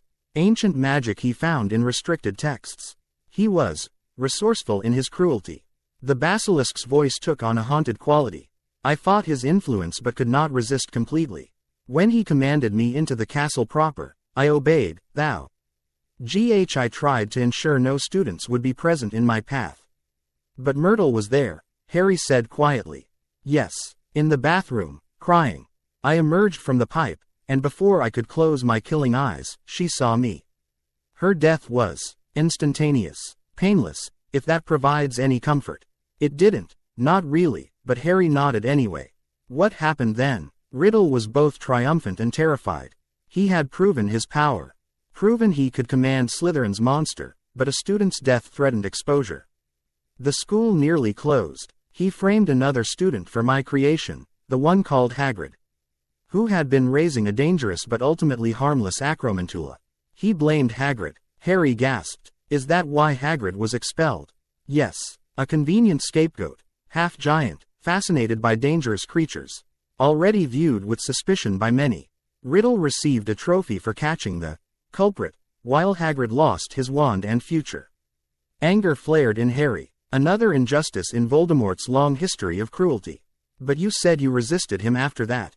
When Riddle returned to the chamber, flush with his successful deception, he commanded me to continue hunting Muggle-borns more carefully. I refused. The basilisk's voice took on a note of fierce pride. One death was one too many. I told him I would not be his weapon against students I was created to protect. How did he react? With rage, with torture, with increasingly desperate attempts to bend me to his will. The basilisk shifted uncomfortably at the memory. But a basilisk as old as I am cannot be fully controlled against its nature. He could force me from the chamber, but he could not force me to kill on his command. After weeks of struggle, he realized the limits of his power over me. So he gave up. Not precisely. He sealed the chamber with spells of his own devising, trapping me below, and turned his attention to other dark pursuits. I believe he intended to return when he had acquired greater power. To either bend me completely to his will or destroy me for my defiance. But he never came back, Harry guessed.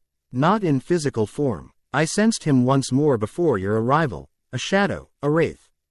Passing through Hogwarts perhaps a decade ago. But he did not seek the chamber then. He had become something less than human. A chill ran down Harry's spine at the confirmation that Voldemort had indeed been at Hogwarts previously. The basilisk's timeline matched with hints Hagrid had dropped about dark events from years before. And now, Harry asked, what is your purpose now, after all this time? The basilisk's massive head lowered until it was level with Harry's seated form. That, young speaker, depends partly on you. My loyalty remains to Hogwarts and its protection. But after centuries of isolation, I find myself evolving, questioning, growing beyond Salazar's original design. You're not just a weapon or a guardian, Harry realized. You've become something more, something with your own thoughts, your own judgments. Yes, magic creatures of sufficient age and power often develop beyond their creator's intentions. I have had a millennium to contemplate my existence, my purpose. I have watched generations of students pass above through the castle's very stones. I have felt their joy, their fear, their growth. Harry considered this profound revelation. The basilisk wasn't simply an ancient monster or magical construct. It was a being of unique consciousness, neither fully animal nor human, but something altogether different. What would you do if you could leave this chamber? He asked. If you were free to move throughout Hogwarts? An interesting question. The basilisk seemed genuinely thoughtful.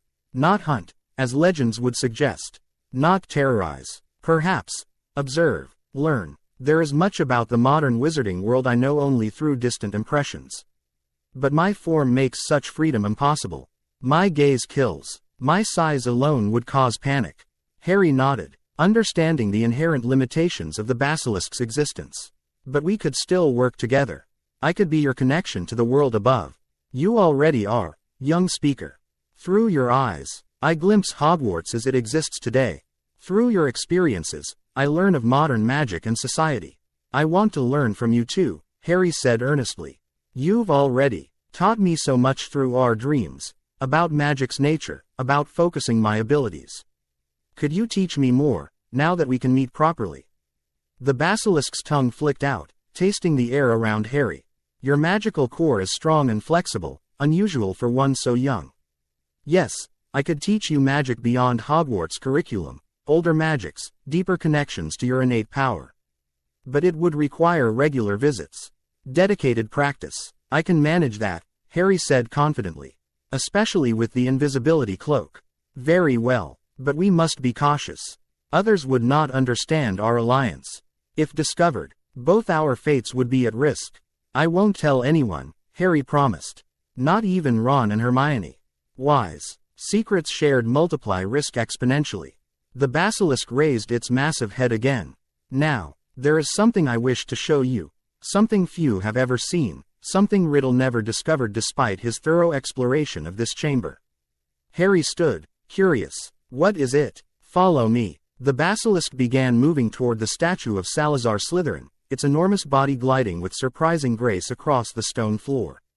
Harry followed, wand illuminated, watching as the serpent approached the statue's feet. Speak to me, Slytherin, greatest of the Hogwarts Four, the basilisk hissed. To Harry's astonishment, the statue's mouth began to open, creating a dark aperture large enough for the basilisk to enter.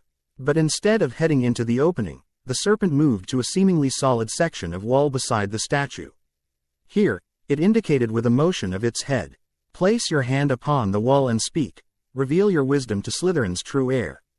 Harry approached cautiously, placing his palm against the cold, damp stone. Reveal your wisdom to Slytherin's true heir, he hissed in Parseltongue. The wall shimmered, the stone becoming transparent like glass before vanishing entirely to reveal a hidden chamber beyond. Harry stepped through, raising his wand to illuminate what appeared to be a study or library. Ancient bookcases lined the walls, filled with volumes whose spines bore titles in languages he couldn't identify. A massive desk of dark wood occupied the center, its surface covered in parchments and strange silver instruments. What is this place? Harry breathed, awed by the discovery. Salazar's private sanctuary, the basilisk replied, its head entering the room while its body remained in the main chamber. His personal collection of knowledge, research, and magical innovations, untouched since his departure from Hogwarts. Harry approached the desk reverently, noting the layer of dust that covered everything despite the room's remarkable preservation. Ancient quills lay beside inkwells that had dried up centuries ago. Parchments covered in elegant script, Slytherin's own handwriting, were arranged as if the author had just stepped away momentarily. How is it all still intact after 1,000 years? Powerful preservation charms, renewed periodically by the chamber's ambient magic. Salazar intended this knowledge to survive for his true heir, not one merely of blood, but one of spirit who would understand his deeper purpose. Harry carefully examined one of the parchments, recognizing a few words of Latin mixed with symbols he'd never encountered before. I can't read most of this. The language is an archaic form of magical notation, part Latin, part runic, part magical symbolism. I can translate much of it for you, having observed Salazar's work during his lifetime. This is incredible, Harry murmured, turning slowly to take in the full scope of the hidden library. This knowledge has been lost for centuries. There must be spells and magical theory here that no one remembers. Indeed, Salazar was particularly gifted in mind magics, protective enchantments, and magical architecture, how magic could be built into physical structures to create effects lasting centuries. This castle bears his innovations in its very foundation. Harry moved to the bookshelves, running his fingers gently over the ancient tomes. Could I study some of these? Carefully, yes, man. Why contain knowledge that would be considered dangerous by modern standards, not because it is inherently dark, but because it requires deeper understanding of magical fundamentals than most contemporary wizards possess? Will you help me understand them? That is why I have revealed this place to you, Harry Potter. Not even Tom Riddle discovered this sanctuary, focused as he was on the chambers. Potential as a weapon rather than as a repository of knowledge. Harry turned back to the basilisk, a thought occurring to him. If Riddle never found this room, then he didn't really fulfill the legend of the Chamber of Secrets, did he? He never discovered all of Slytherin's secrets. Precisely. He claimed to be the heir of Slytherin, and by blood he was, but he fundamentally misunderstood Salazar's legacy. He saw only the surface. The prejudice, the separation, the power. He missed the deeper purpose. Protection, preservation, and the advancement of magical knowledge. A profound sense of responsibility settled over Harry. He had been granted access to something precious and powerful, not just the Basilisk's friendship, but Slytherin's own intellectual legacy. How he used this knowledge would define him far more than his ability to speak Parseltongue or his connection to Voldemort ever could. I want to learn, he said firmly. Not for power or control, but to understand. To protect. To maybe someday set things right about Slytherin's reputation. A worthy ambition, the Basilisk approved. We shall begin your education beyond Hogwarts' curriculum. But for tonight, you should return above. Dawn approaches, and your absence might be noticed. Harry nodded reluctantly, knowing the serpent was right. How do I get back up the pipe? It's a long way down.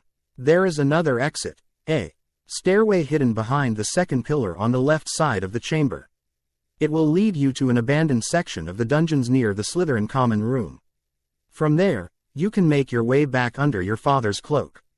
I'll come back soon, Harry promised, running his hand along one of the basilisk's scales in a gesture of farewell. The texture was surprisingly warm and smooth beneath his fingers. I shall await your return, young heir. We have much to explore together.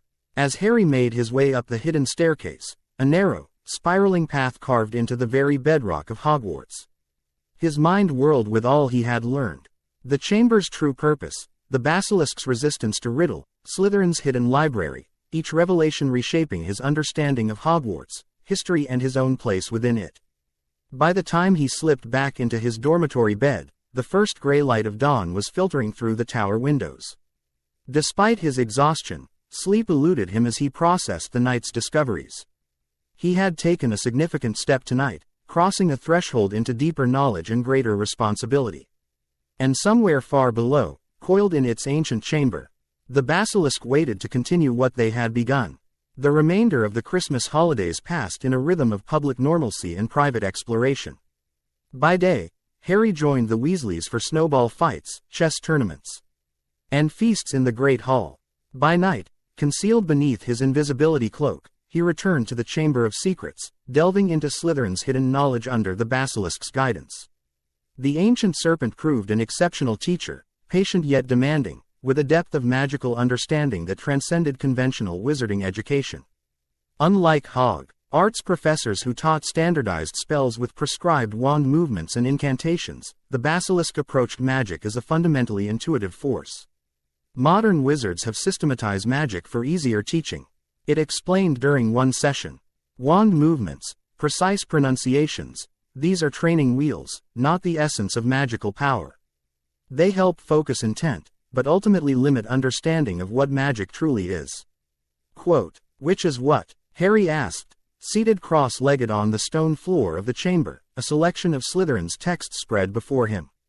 Magic is made manifest through power. The wand focuses, the incantation shapes, but your intent and magical core drive the effect.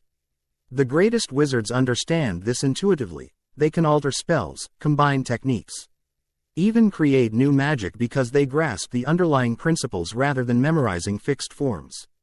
Under the basilisk's direction, Harry began practicing more advanced forms of wandless magic. Starting with elemental manipulations, creating not just light but controlling its intensity and color, generating heat or cold in precise measures, feeling the flow of air and learning to direct it. These exercises required intense concentration and left him mentally exhausted, but the results were undeniable. Each night, his control improved, his magical awareness sharpened, and his confidence grew. Most fascinating were Slytherin's texts on Parseltongue itself, which the founder had studied extensively. Far from being merely a language to communicate with snakes, Parseltongue contained inherent magical properties. Spells cast while speaking Parseltongue often resist conventional counters, the basilisk explained. The magical vibration of the language itself creates patterns different from Latin-based incantations. Few wizards understand how to defend against what they cannot comprehend. Harry experimented carefully with this knowledge, learning to cast simple charms while high. SSING, the equivalent Parseltongue phrases. The results were subtle but significant. Spells that lasted longer, penetrated basic shields more effectively, or manifested with slightly altered properties.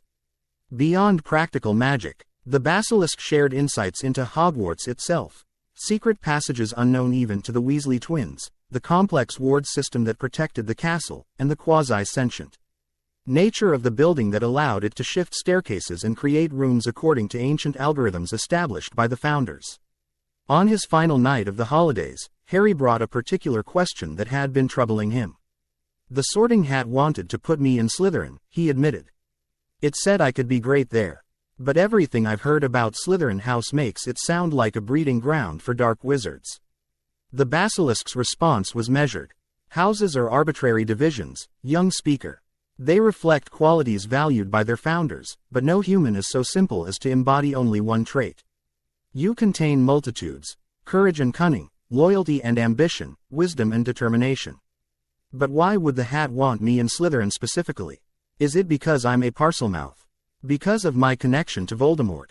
Perhaps partly, but more likely because you possess qualities Salazar truly valued, not just ambition, but resourcefulness. Not just cunning, but strategic thinking. The ability to keep your own counsel, to plan rather than merely react. These are virtues when properly applied. Harry considered this perspective. The Hat let me choose Gryffindor in the end. And that choice reveals much about you. But remember, young speaker, the bravest heart can be calculating, and the most ambitious mind can be selfless. Categories comfort humans, but rarely contain them fully. This conversation stayed with Harry as the holidays concluded and Hogwarts gradually refilled with returning students. Hermione arrived bursting with excitement over her Christmas research. Though she'd found nothing specific about Nicholas Flamel, Ron shared tales of Harry's nighttime explorations under the invisibility cloak, carefully edited to exclude any mention of the Chamber of Secrets. Classes resumed, and with them came a new intensity as professors began preparing first years for their end-of-year exams. Harry balanced his conventional studies with his secret education, applying insights from Slytherin's ancient texts to his classroom work in subtle ways that improved his performance without drawing undue attention. Professor Flitwick commented on Harry's increasingly precise charm work, while McGonagall noted his improved visualization in Transfiguration. Even Snape found less to criticize in his potion making, though the potion's master's dark eyes see. Continued to watch Harry with calculating assessment. January melted into February, bringing marginally warmer weather but increased workloads. Harry maintained his nighttime visits to the chamber, though less frequently, twice weekly rather than nightly, to avoid exhaustion and minimize the risk of detection. During one such visit in mid-February, Harry noticed the Basilisk seemed unusually alert, its massive head raised higher, tongue flicking more rapidly to taste the air. Something stirs in the castle above, it announced before Harry could even settle into their usual lesson. Magic movements I have not felt in decades. What kind of movements? Harry asked, immediately concerned. Is it something to do with the Philosopher's Stone? The Basilisk had confirmed Harry's theory about the stone's presence in the school, though it had limited awareness of the specific protections surrounding it. Perhaps, but there is something more, a presence that echoes with familiar darkness. A shadow I recognize. A chill ran down Harry's spine. Voldemort. Not directly, not fully, but an extension, perhaps. A piece or proxy. The Basilisk shifted restlessly. The castle foundations vibrate with disturbance. The wards pulse irregularly. Someone tests boundaries that should remain untested. It must be connected to the third-floor corridor, Harry reasoned.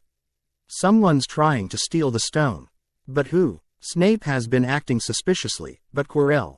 The turbaned one, the Basilisk interrupted. You said your scar reacts to his presence, particularly when his back is turned to you. Yes, it's like a buzzing awareness, sometimes painful if I'm close enough. Your scar connects you to dark magic, to the one who gave it to you. If it reacts to this professor, consider what that might mean. Harry's eyes widened as the implication crystallized. You think Voldemort is somehow connected to Quirrell.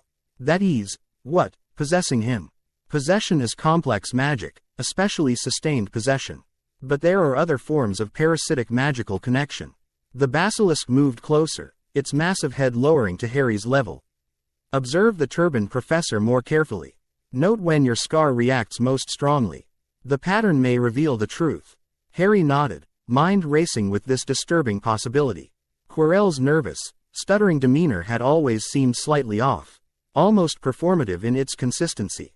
Could it be a mask concealing something far more sinister? I'll watch him, Harry promised. But what about these disturbances you're feeling? Is Hogwarts in immediate danger? Not immediate, no. The castle's protections hold, but pressure builds. Attempts grow bolder. Whatever seeks the hidden object becomes more desperate. Should I tell someone? Dumbledore, perhaps. The basilisk considered this. What evidence would you present? The sensations of a hidden basilisk. Your own scar's reactions. Without proof, you risk exposing our connection while achieving little. Harry reluctantly acknowledged the wisdom in this caution. Then what should I do? Continue your observations. Gather evidence. Prepare yourself through our lessons. And perhaps, the basilisk paused, seeming to weigh its next words carefully. Perhaps consider bringing your trusted friends into limited confidence. Not about me, but about your suspicions regarding the stone and those who might seek it. This suggestion surprised Harry. You think I should tell Ron and Hermione? You have chosen them well, young speaker. The knowledge seeker and the strategist complement your leadership. Together, you may see patterns that elude you individually. The basilisk's assessment of his friend's strengths matched Harry's own observations. Hermione's brilliant analytical mind and Ron's strategic thinking had already proven valuable in unraveling the mystery of Nicholas Flamel and the Philosopher's Stone. I'll think about it, Harry said.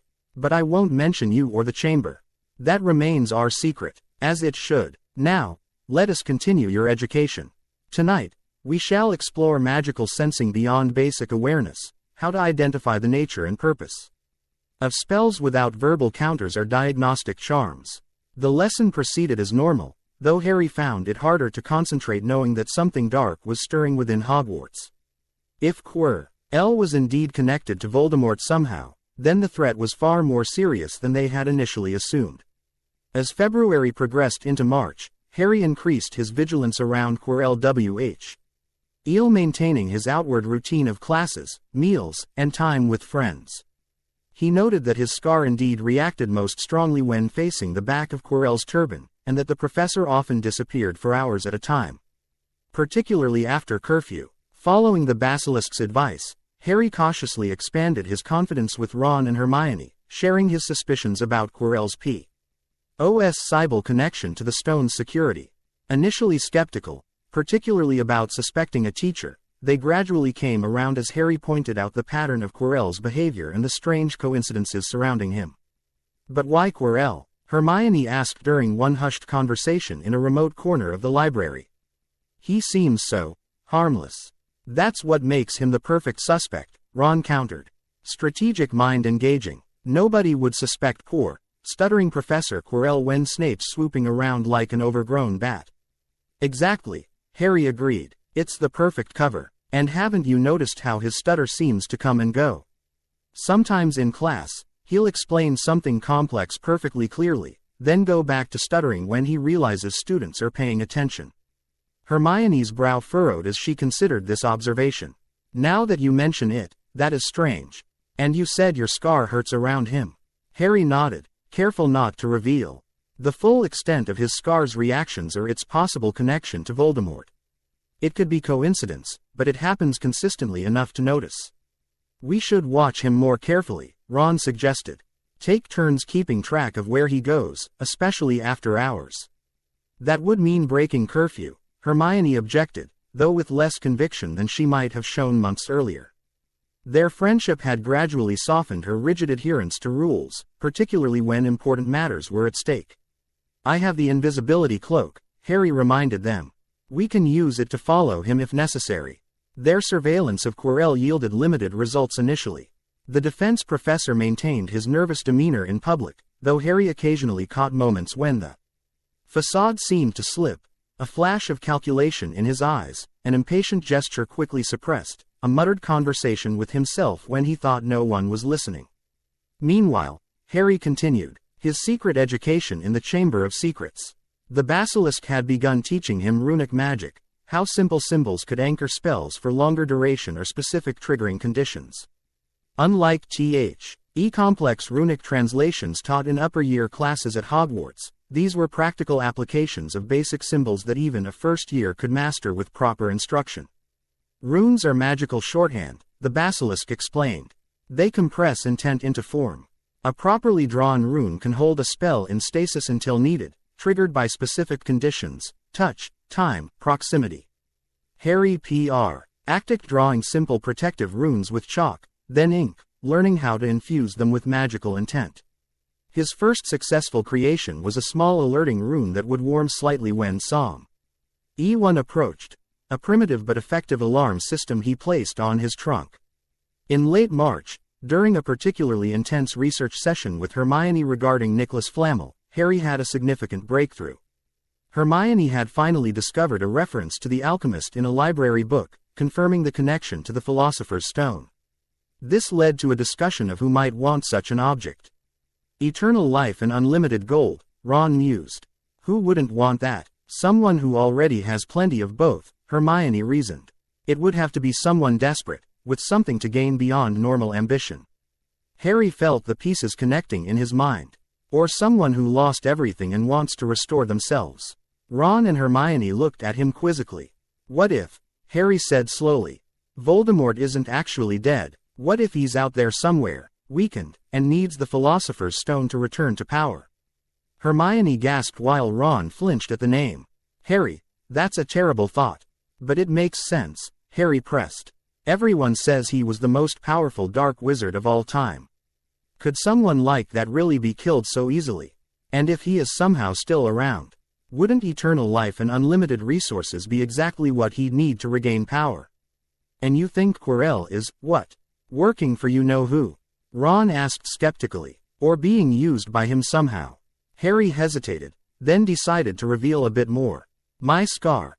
The one he gave me, it hurts sometimes around Quirrell. What if that's not a coincidence? What if it's reacting to some connection with Voldemort? His friends fell silent, the implications of this theory settling heavily between them. Finally, Hermione spoke. If you're right, Harry, then this is much bigger than we thought.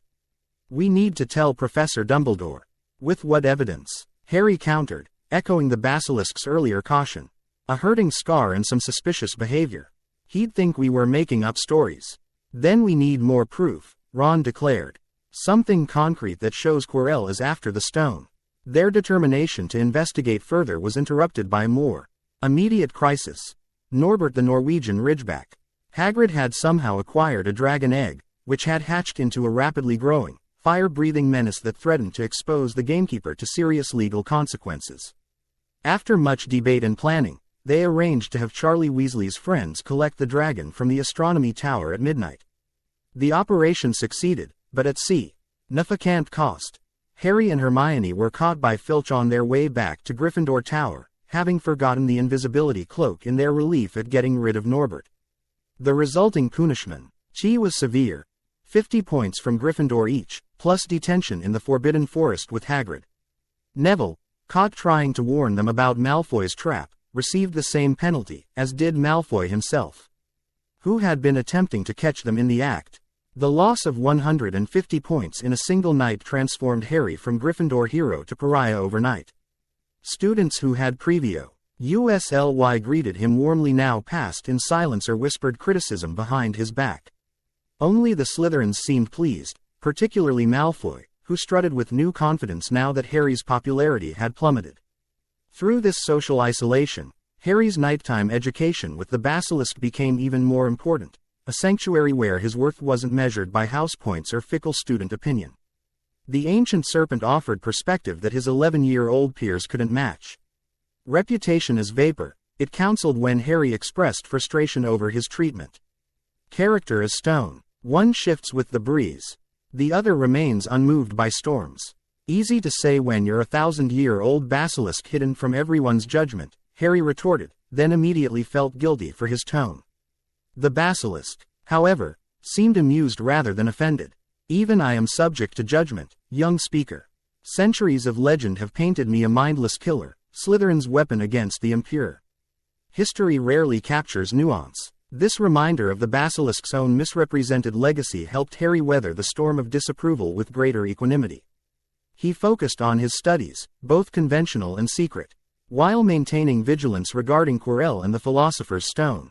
Their detention in the Forbidden Forest proved more consequential than anticipated. Paired with Malfoy and Hagrid's dog Fang, Harry encountered a hooded figure drinking unicorn blood in a moonlit clearing, a substance the centaur Firenze later explained was used by those desperately clinging to life. Even at the cost of a cursed half-existence. Can you think of nobody who has waited many years to return to power, who has clung to life, awaiting their chance? Firenze had asked pointedly before returning Harry to Hagrid. The encounter crystallized Harry's suspicions about Voldemort's continued existence and likely connection to the attempts on the Philosopher's Stone. When he shared this experience with the basilisk during his next visit to the chamber, the ancient serpent grew very still. Unicorn blood sustains life, but at terrible cost, it confirmed. For someone to risk such a fate, their need must be desperate indeed.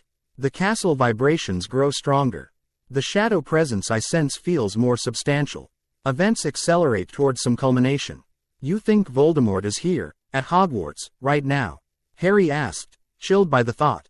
Not independently, but through a vessel, a host. Yes, that aligns with what I sense.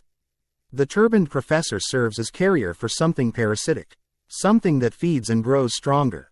Under Quirrell's turban, Harry realized. That's why my scar hurts most when I see the back of his head. Voldemort is somehow attached to him, literally. A grotesque but plausible theory. Such parasitic existence would require constant sustenance. Unicorn blood temporarily, the stone permanently. We have to stop him, Harry said firmly. If Voldemort gets the stone, he'll come back to full power. Caution, young speaker. You are skilled beyond your years through our lessons, but you face a wizard of immense experience and cruelty. This is not your burden alone to bear. But who else can stop him? Dumbledore suspects nothing. The other professors trust Quirrell. My friends are just students like me.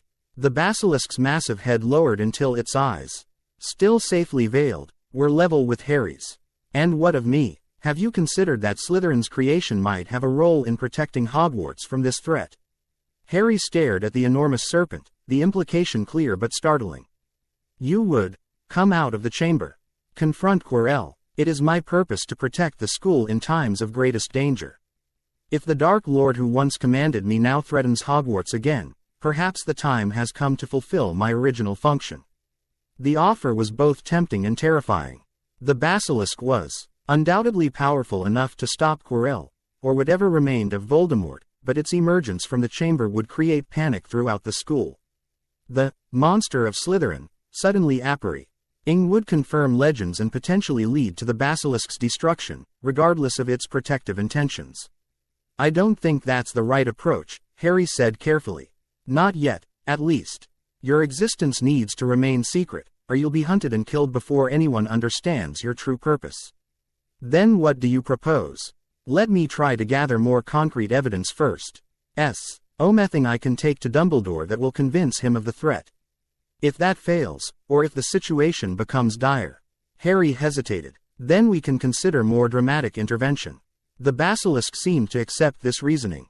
A measured approach. But do not wait until it is too late, young speaker. Some threats must be confronted before they fully materialize. As Harry left the chamber that night, a new weight of responsibility settled on his shoulders. He now balanced not only his own safety and that of his friends, but potentially the fate of the entire wizarding world if Voldemort regained power through the Philosopher's Stone. Additionally, he carried the secret of the basilisk's existence and its willingness to emerge in Hogwarts' defense, a last resort with unpredictable consequences. Exam week arrived amid this growing tension, bringing sweltering heat and the additional stress of academic performance. Harry maintained his focus despite the pressure, applying techniques learned from the basilisk to control his anxiety and organize his thoughts during tests. The practical examinations in particular showcased his enhanced magical control, though he was careful not to demonstrate abilities too far beyond what a dedicated first year might reasonably achieve. His wandless capabilities remained hidden, deployed only in the privacy of the chamber or his curtained bed. As the final exam, History of Magic, concluded, Harry's scar erupted in the worst pain yet, a stabbing agony that momentarily blinded him. The vision that accompanied it was brief but vivid. Quirrell, standing before a mirror in a stone chamber, turban removed to reveal a second face growing from the back of his head, a terrible, snake-like visage with gleaming red eyes. Voldemort. Harry. He came back to himself with Ron shaking his shoulder and Hermione hovering anxiously nearby. They had exited the examination hall and were standing in a corridor, other students streaming past them toward the sunshine outside. You went white as a ghost, Ron said. Looked like you were about to pass out. It's happening, Harry said urgently, keeping his voice low. Quirrell's going after the stone. Tonight. How do you know? Hermione asked. Harry tapped his scar. I just know. We need to do something immediately. Where's Dumbledore? They hurried to the staff room, only to be informed the headmaster had been urgently called to the Ministry of London, conveniently removing Hogwarts' most powerful defender on the very night the stone was most vulnerable. Their attempt to warn Professor Esser McGonagall was similarly dismissed, with the deputy headmistress assuring them that the stone was perfectly well protected. That settles it, Harry said as they huddled in an empty classroom to discuss their options. We have to go after the stone ourselves. Tonight, before Quirrell can get to it. Are you mental? Ron exclaimed. That's got to be guarded by all sorts of magical protection. Which is failing, Harry countered.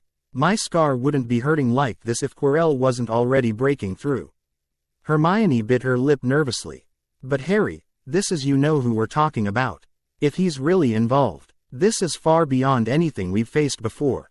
I know, Harry acknowledged. And I don't expect you to come with me. This is my fight more than yours. But I have to try. His friends exchanged a glance that communicated volumes. Don't be stupid, Ron said firmly. Of course we're coming with you. We've gotten this far together, haven't we? Hermione added. Harry felt a surge of gratitude for their loyalty, though it came with equal concern for their safety. But he knew better than to argue. They had made their choice, just as he had made his. As they made plans for that night's expedition to the third-floor corridor, Harry considered contacting the Basilisk one last time before facing whatever challenges guarded the stone. The Ancient Serpents' counsel might prove invaluable, and if things went badly, he wanted to ensure it understood what had happened. But time was short, and any journey to the chamber risked detection or delay. Instead, Harry focused his concentration on the mental connection they had established over months of interaction. Can you hear me? He projected, directing his thoughts downward toward the foundations. We're going after the stone tonight. Quirrell is making his move. For several moments, nothing happened. Then, faintly, a response formed in his mind.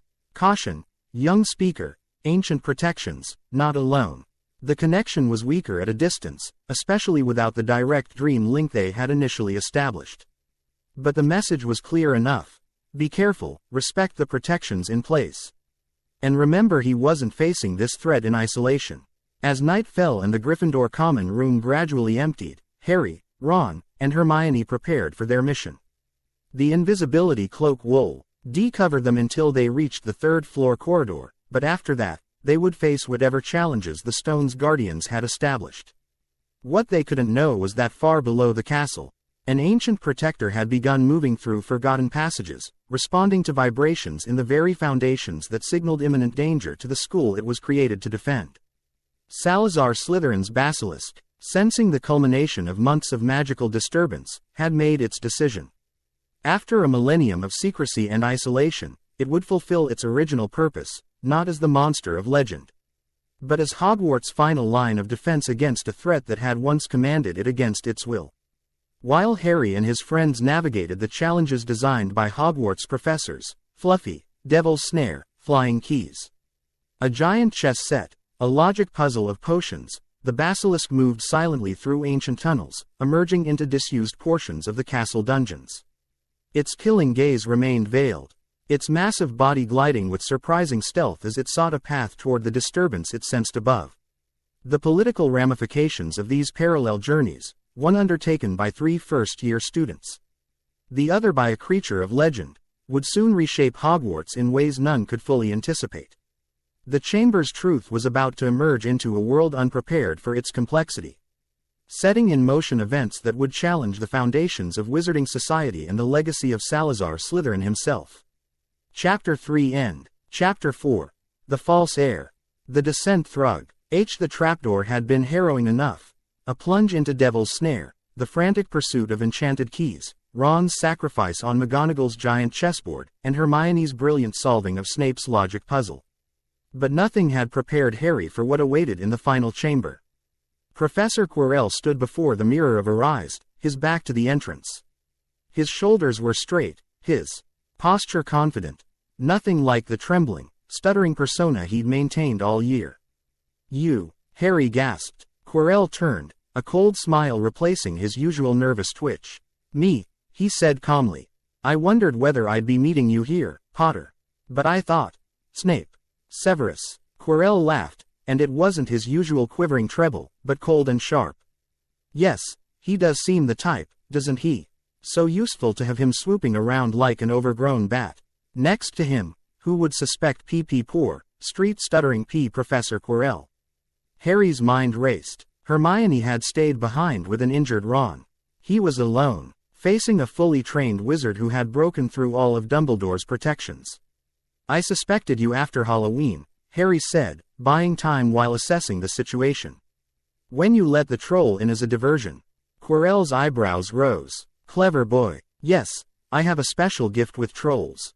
Unfortunately, while everyone else was running around looking for it, Snape went straight to the 3rd floor to head me off. Not only did my troll fail to beat you to death, that 3-headed dog didn't even manage to bite Snape's leg off properly." The professor turned back to the mirror, tapping its frame with impatient fingers. "Now, quiet, Potter. I need to examine this interesting mirror." Harry's eyes darted around the chamber, searching for any advantage. The room was circular, with Greek fire blazing in brackets along the walls. The only exit was the doorway he'd entered through, now blocked by purple flames. And at the center stood the Mirror of Arise, which apparently concealed the Philosopher's Stone. "This mirror is the key to finding the stone," Quirrell murmured. "Trust Dumbledore to come up with something like this, but he's in London. I'll be far away by the time he gets back." Quote. Harry took a cautious step forward, feeling for the warm current of his magic, a skill the Basilisk had taught him over months of secret training. He wasn't powerless here, despite appearances. But he needed to understand what he was facing. "I saw you and Snape in the forest," he said, continuing to distract Quirrell while gathering his focus. "Yes," Quirrell said idly, circling the mirror. "He was on to me by then, trying to find out how far I'd got. He suspected me all along. Tried to frighten me, as though he could, when I had Lord Voldemort on my side." A chill ran down Harry's spine at the confirmation of his worst fears. Before he could respond, Quirrell cursed in frustration. "I see the stone. I'm presenting it to my master, but where is it? Is it inside the mirror? Should I break it?" Harry's mind worked frantically. If the stone was somehow inside the mirror, perhaps he could get to it first. He took another step forward, focusing on his connection to his magical core. "What does this mirror do? How does it work? Help me, Master." To Harry's horror, a voice answered, a high, cold voice that seemed to come from Quirrell himself. "Use the boy. Use the boy." Quirrell rounded on Harry. "Yes, Potter, come here." He clapped his hands once, and ropes sprang out of thin air, wrapping themselves tightly around Harry before he could react. With a sharp gesture, Quirrell pulled him in front of the mirror. "Look in the mirror and tell me what you see." Harry stared into the glass, expecting to see his family as he had months before. Instead, his reflection smiled at him, reached into its pocket, and pulled out a blood-red stone. The reflection winked and placed the stone back, and as it did so, Harry felt something heavy drop into his real pocket. Somehow, impossibly, he had the Philosopher's Stone. "Well," Quirrell demanded impatiently, "what do you see?" Harry summoned every ounce of occlumency training the basilisk had begun teaching him. It wasn't much, just rudimentary exercises in mental compartmentalization, but it might be enough to shield his immediate thoughts. I see myself shaking hands with Dumbledore, he lied. I've won the House Cup for Gryffindor. Quirrell cursed and shoved him aside. Harry fell hard against the stone floor, the ropes still binding him tightly. As he struggled to maintain his focus through the pain, that cold, high voice spoke again. He lies. He lies. Potter, come back here. Quirrell shouted. Tell me the truth. What did you see? The cold voice spoke again. Let me speak to him, face to face. Master, you are not strong enough. I have strength enough for this. Harry watched in horror as Quirrell reached up and began unwrapping his turban. The purple cloth fell away, revealing what should have been the back of his head. Instead, there was a face, chalk white with glaring red eyes and slits for nostrils, like a snake. Harry Potter, it whispered. Harry tried to scramble backward, but the ropes around his ankles prevented movement. See what I have become. The face said, mere shadow and vapor. I have form only when I can share another's body. But there have always been those willing to let me into their hearts and minds. Unicorn blood has strengthened me. These past weeks, you saw faithful Quirrell drinking it for me in the forest, and once I have the elixir of life, I will be able to create a body of my own. Now, why don't you give me that stone in your pocket? Harry felt as if Devil's Snare had rooted him to the spot. Voldemort knew. His limited occlumency had failed. Don't be a fool, snarled the face. Better save your own life and join me, or you'll meet the same end as your parents. They died begging me for mercy. Liar. Harry shouted suddenly, a surge of anger breaking through his fear. Quirrell was walking backward toward him, so that Voldemort could still see Harry. The evil face was now smiling. How touching, it hissed. I always value bravery. Yes, boy, your parents were brave. I killed your father first, and he put up a courageous fight, but your mother needn't have died, she was trying to protect you. Now give me the stone, unless you want her to have died in vain. Never. Harry pushed against the ropes binding him, and to his surprise, felt them loosen slightly. He was drawing unconsciously on his magic, just as the basilisk had taught him during their sessions in the chamber. With focused intent, he channeled more power into breaking the bonds.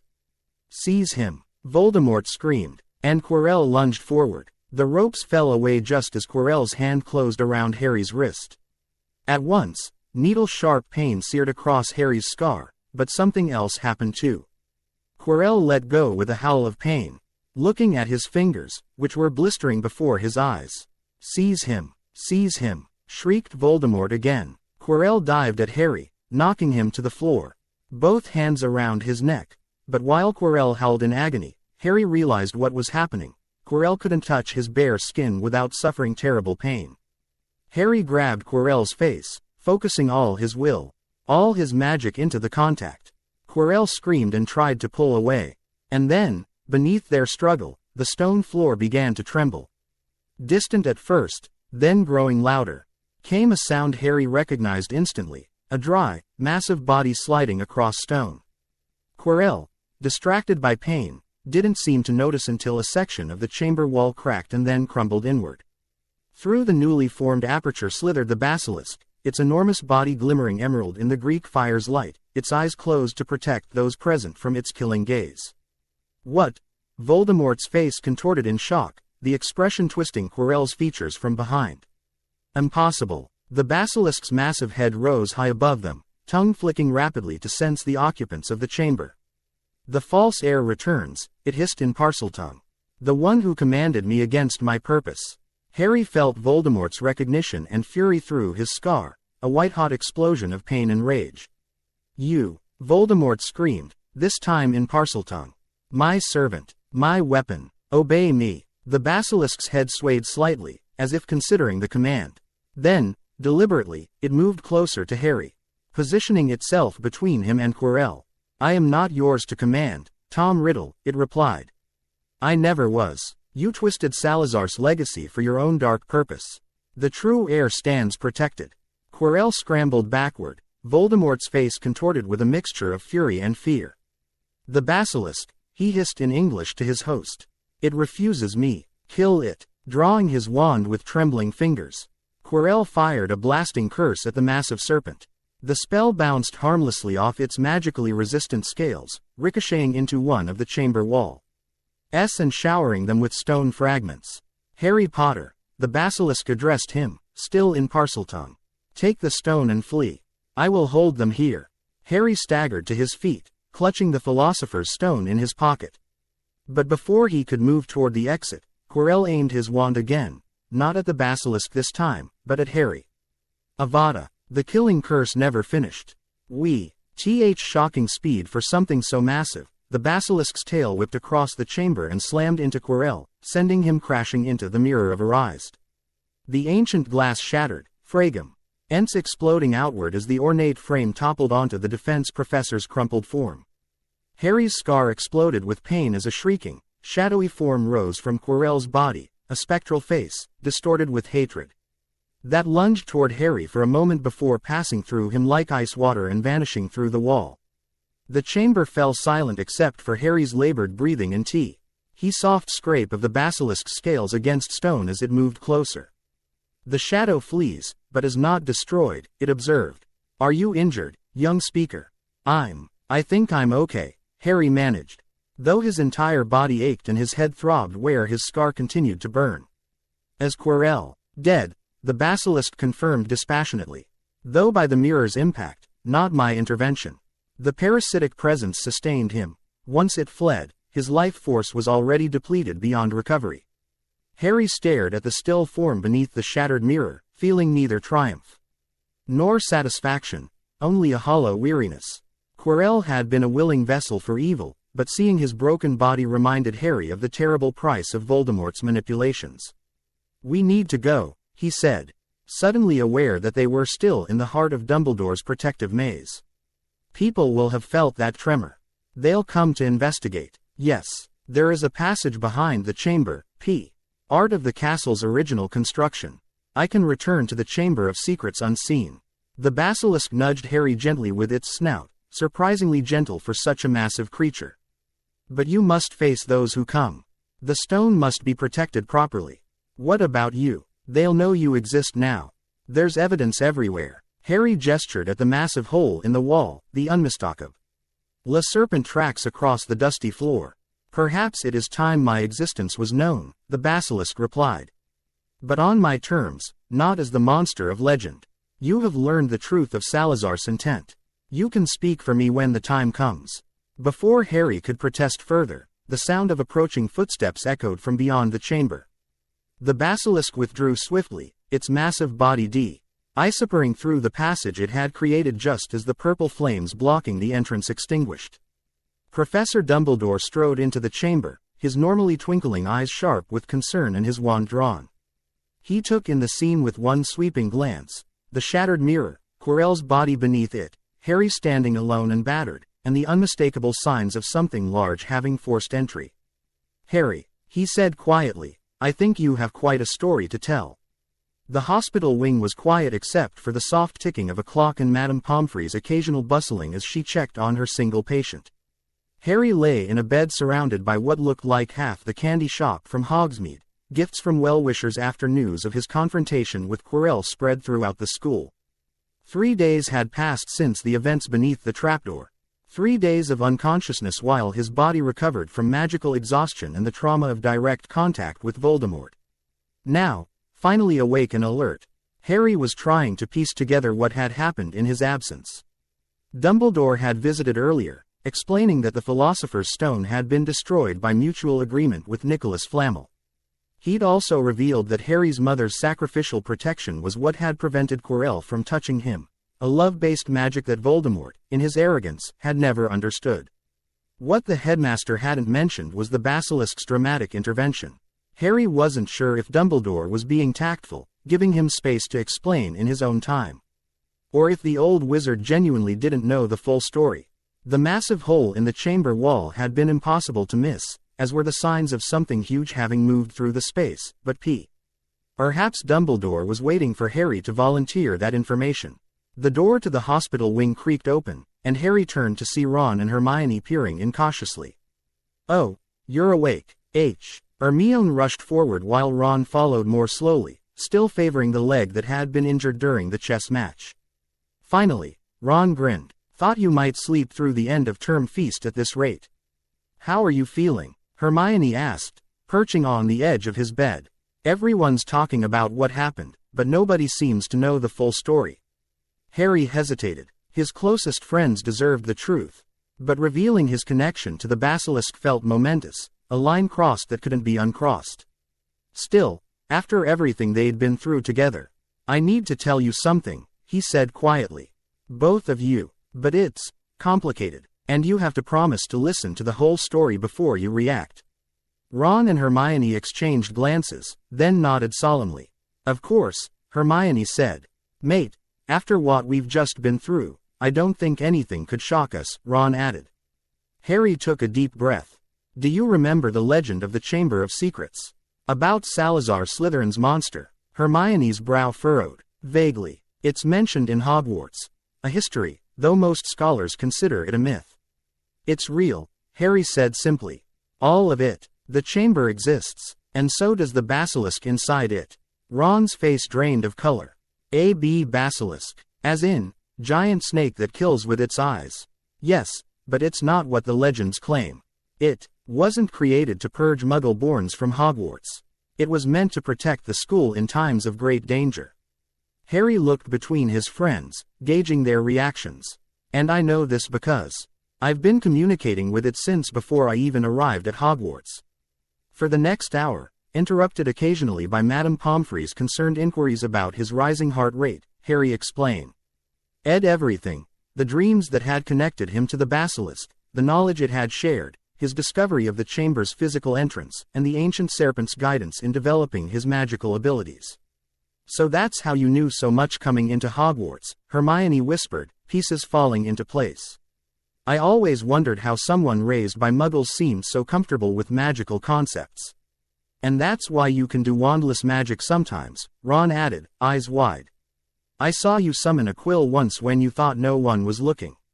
Harry nodded, surprised and somewhat really. Ved that Ron had noticed but kept it to himself. The basilisk taught me that magic isn't just about wand movements and incantations. It's about intent, focus, and connecting with your magical core. The wand helps, but it's not the only way. But Harry, Hermione's practical nature reasserted itself. Basilisks are class XXXXX creatures, known wizard killers. How could you possibly trust it? And how could you keep this secret for so long? I know how it sounds, Harry acknowledged. But you have to understand, this basilisk is ancient, intelligent. It's been alive for 1,000 years, developing beyond what Slytherin might have initially created. It resisted Voldemort 50 years ago when he tried to use it to attack students.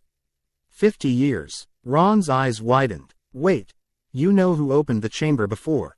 When he was a student here. He was born Tom Riddle, and he discovered the chamber during his 5th year. He commanded the basilisk to attack Muggle-borns, but after one accident, death. Moaning Myrtle, the basilisk refused to continue. That's why Riddle sealed the chamber and framed Hagrid for the attacks. Hermione gasped. Hagrid was expelled because of you-know-who. Does Dumbledore know this? I don't know, Harry admitted, but the basilisk confirmed it. And it's the same basilisk that saved me from Quirrell and Voldemort 3 nights ago. It broke through the wall of that chamber to protect me. His friends fell silent, processing this extraordinary revelation. So, Ron finally ventured, this giant, deadly snake is your friend. That's one way to put it, Harry smiled slightly. More like a mentor, really. It's taught me so much about magic, about Hogwarts, about myself. He hesitated, then added, and now it's exposed itself to protect me. People will know it exists. Even if they don't know about our connection yet. What will happen to it? Hermione asked, her initial fear giving way to scholarly curiosity. If the Ministry learns there's a basilisk at Hogwarts, they'll try to kill it, Harry finished grimly. Unless someone can convince them of the truth, that it's not a mindless monster but Hogwarts' protector, created by Slytherin for the school's defense. That's going to be a tough sell, mate, Ron said doubtfully. 1,000 years of stories about Slytherin's monster aren't going to be undone easily. I know. That's why I'm telling you two first. I need allies who understand the full story before everything becomes public. Hermione bit her lip, clearly conflicted. Harry, I believe you, but this is, well, it's almost impossible to accept without seeing for yourself. A friendly basilisk that teaches magic and protects students. It contradicts everything written about basilisks. Would you be willing to meet it? Harry asked quietly. Once I'm out of here, I mean. I could take you to the chamber. Ron choked slightly. Meet a basilisk. Voluntarily. It keeps its killing gaze covered around humans, Harry assured him. It's been doing that with me since our first meeting. It has a secondary eyelid that prevents its eyes from killing. Hermione's academic curiosity clearly wrestled with her caution. I suppose I would want to see for myself. If it's truly as you describe, it could revolutionize our understanding of magical creatures and their capacity for moral development. Ron looked between them incredulously. You're both mental, but, he sighed, I guess I'm mental too, because I'll come along. Can't let you two have all the adventure. Harry felt a surge of gratitude for his friend's trust, even in the face of something so extraordinary. Thank you, both of you. This means more than I can say. Their conversation was interrupted by the hospital wing doors opening again. This time, it was Professor Dumbledore who entered. His tall figure silhouetted against the afternoon sunlight streaming through the windows. Ah, I see Mr. Potter has company, he said pleasantly. However, I was hoping for a private word. If you wouldn't mind, Mr. Weasley, Miss Granger. Ron and Hermione rose, casting supportive glances at Harry before departing. Dumbledore waited until the doors closed behind them before taking the chair beside Harry's bed. I trust you are feeling better, he inquired, eyes twinkling behind half-moon spectacles. Much, sir. Thank you. Good, good. Dumbledore folded his hands in his lap. I must say, Harry, you have given us all quite a lot to think about these past few days. Professor Quirrell's demise, the destruction of the Mirror of Erised, Voldemort's temporary possession and escape, and, of course, the rather distinctive damage to the chamber where this all occurred. Harry met the headmaster's gaze steadily. You want to know about the basilisk? Dumbledore's eyebrows rose fractionally, perhaps the only indication that Harry's directness had surprised him. Indeed, I had my suspicions when examining the chamber, but confirmation is always appreciated. May I ask how long you've been aware of its existence? Harry considered how much to reveal. The basilisk had cautioned him about Dumbledore's tendency to manipulate, to play a long game, as it had put it. But outright deception seemed unwise. Since before I came to Hogwarts, he answered truthfully. It contacted me through dreams while I was still living with the Dursleys. It taught me about magic, about being a wizard, about Hogwarts. Dumbledore's expression remained impassive, but Harry sensed his intense interest. That is remarkable, Harry.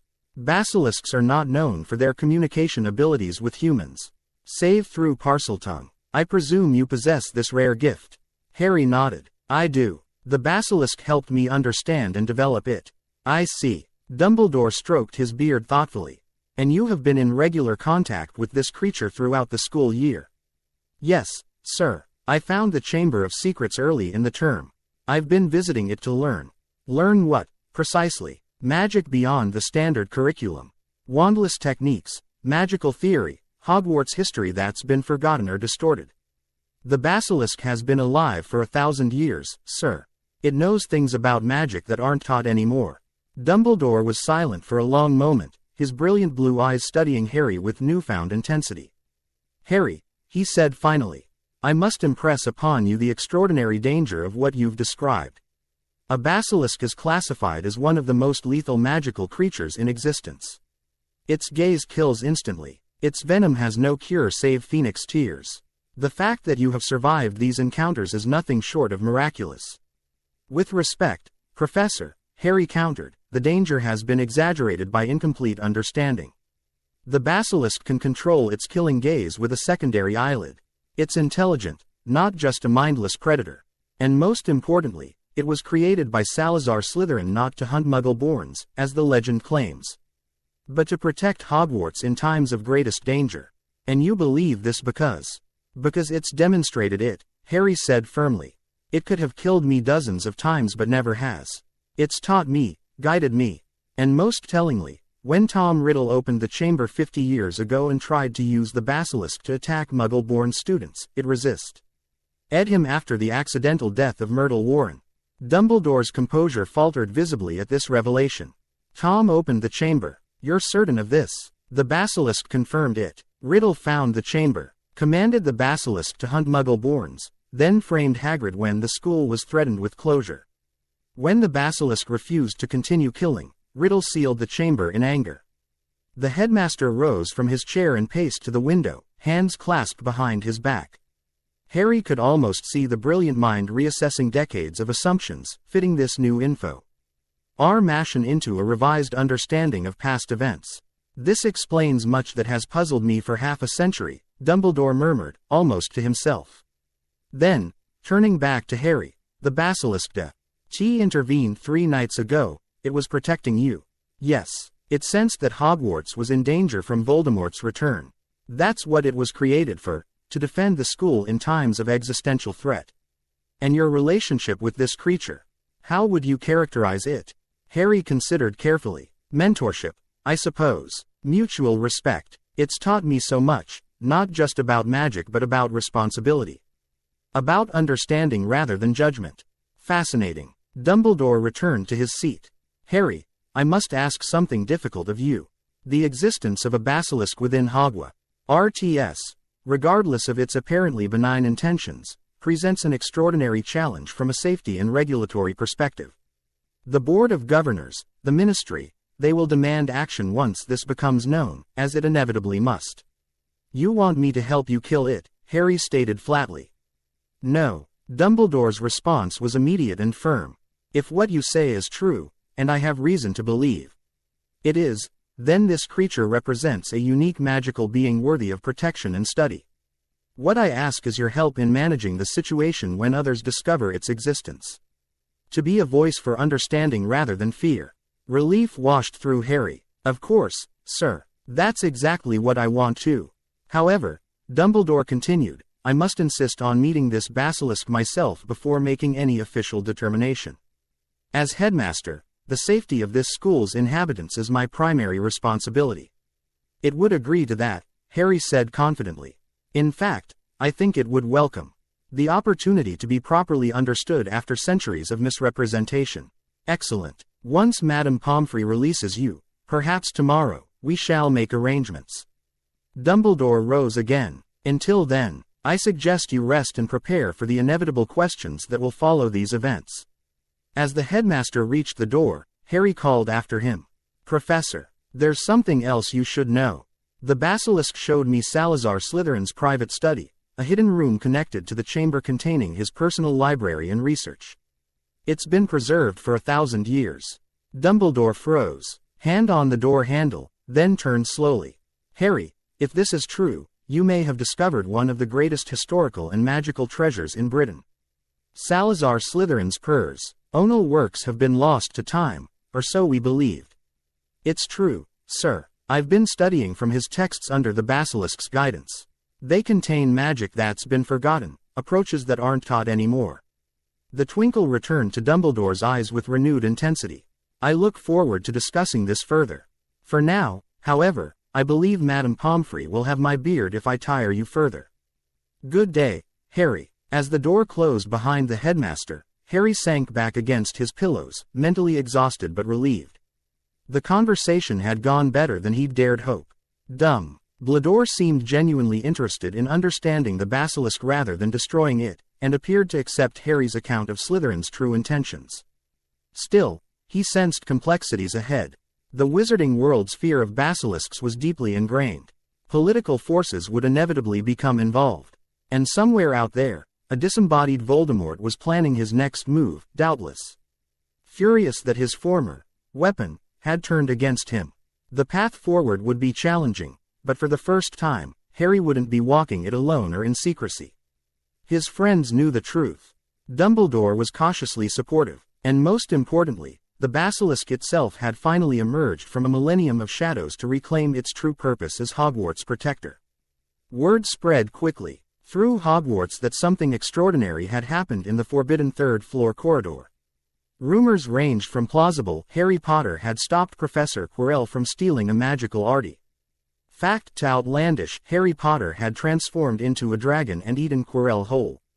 The most persistent whispers, however, concerned the massive damage to the stone chamber and what could possibly have caused it. Older students who had glimpsed the area before it was sealed off spoke of enormous cracks in the wall and strange markings across the floor, like something huge had slithered through. By the time Harry was released from the hospital wing the day before the end-of-term feast, speculation had reached fever pitch. Students fell silent as he passed in corridors, then erupted in excited whispers behind him. Even the ghosts seemed to be watching him with particular interest, especially the Bloody Baron, who inclined his silver-stained head respectfully when Harry passed, a gestu. No one could recall the Slytherin ghost ever making toward a Gryffindor student. Harry maintained a careful neutrality, neither confirming nor denying the rumors.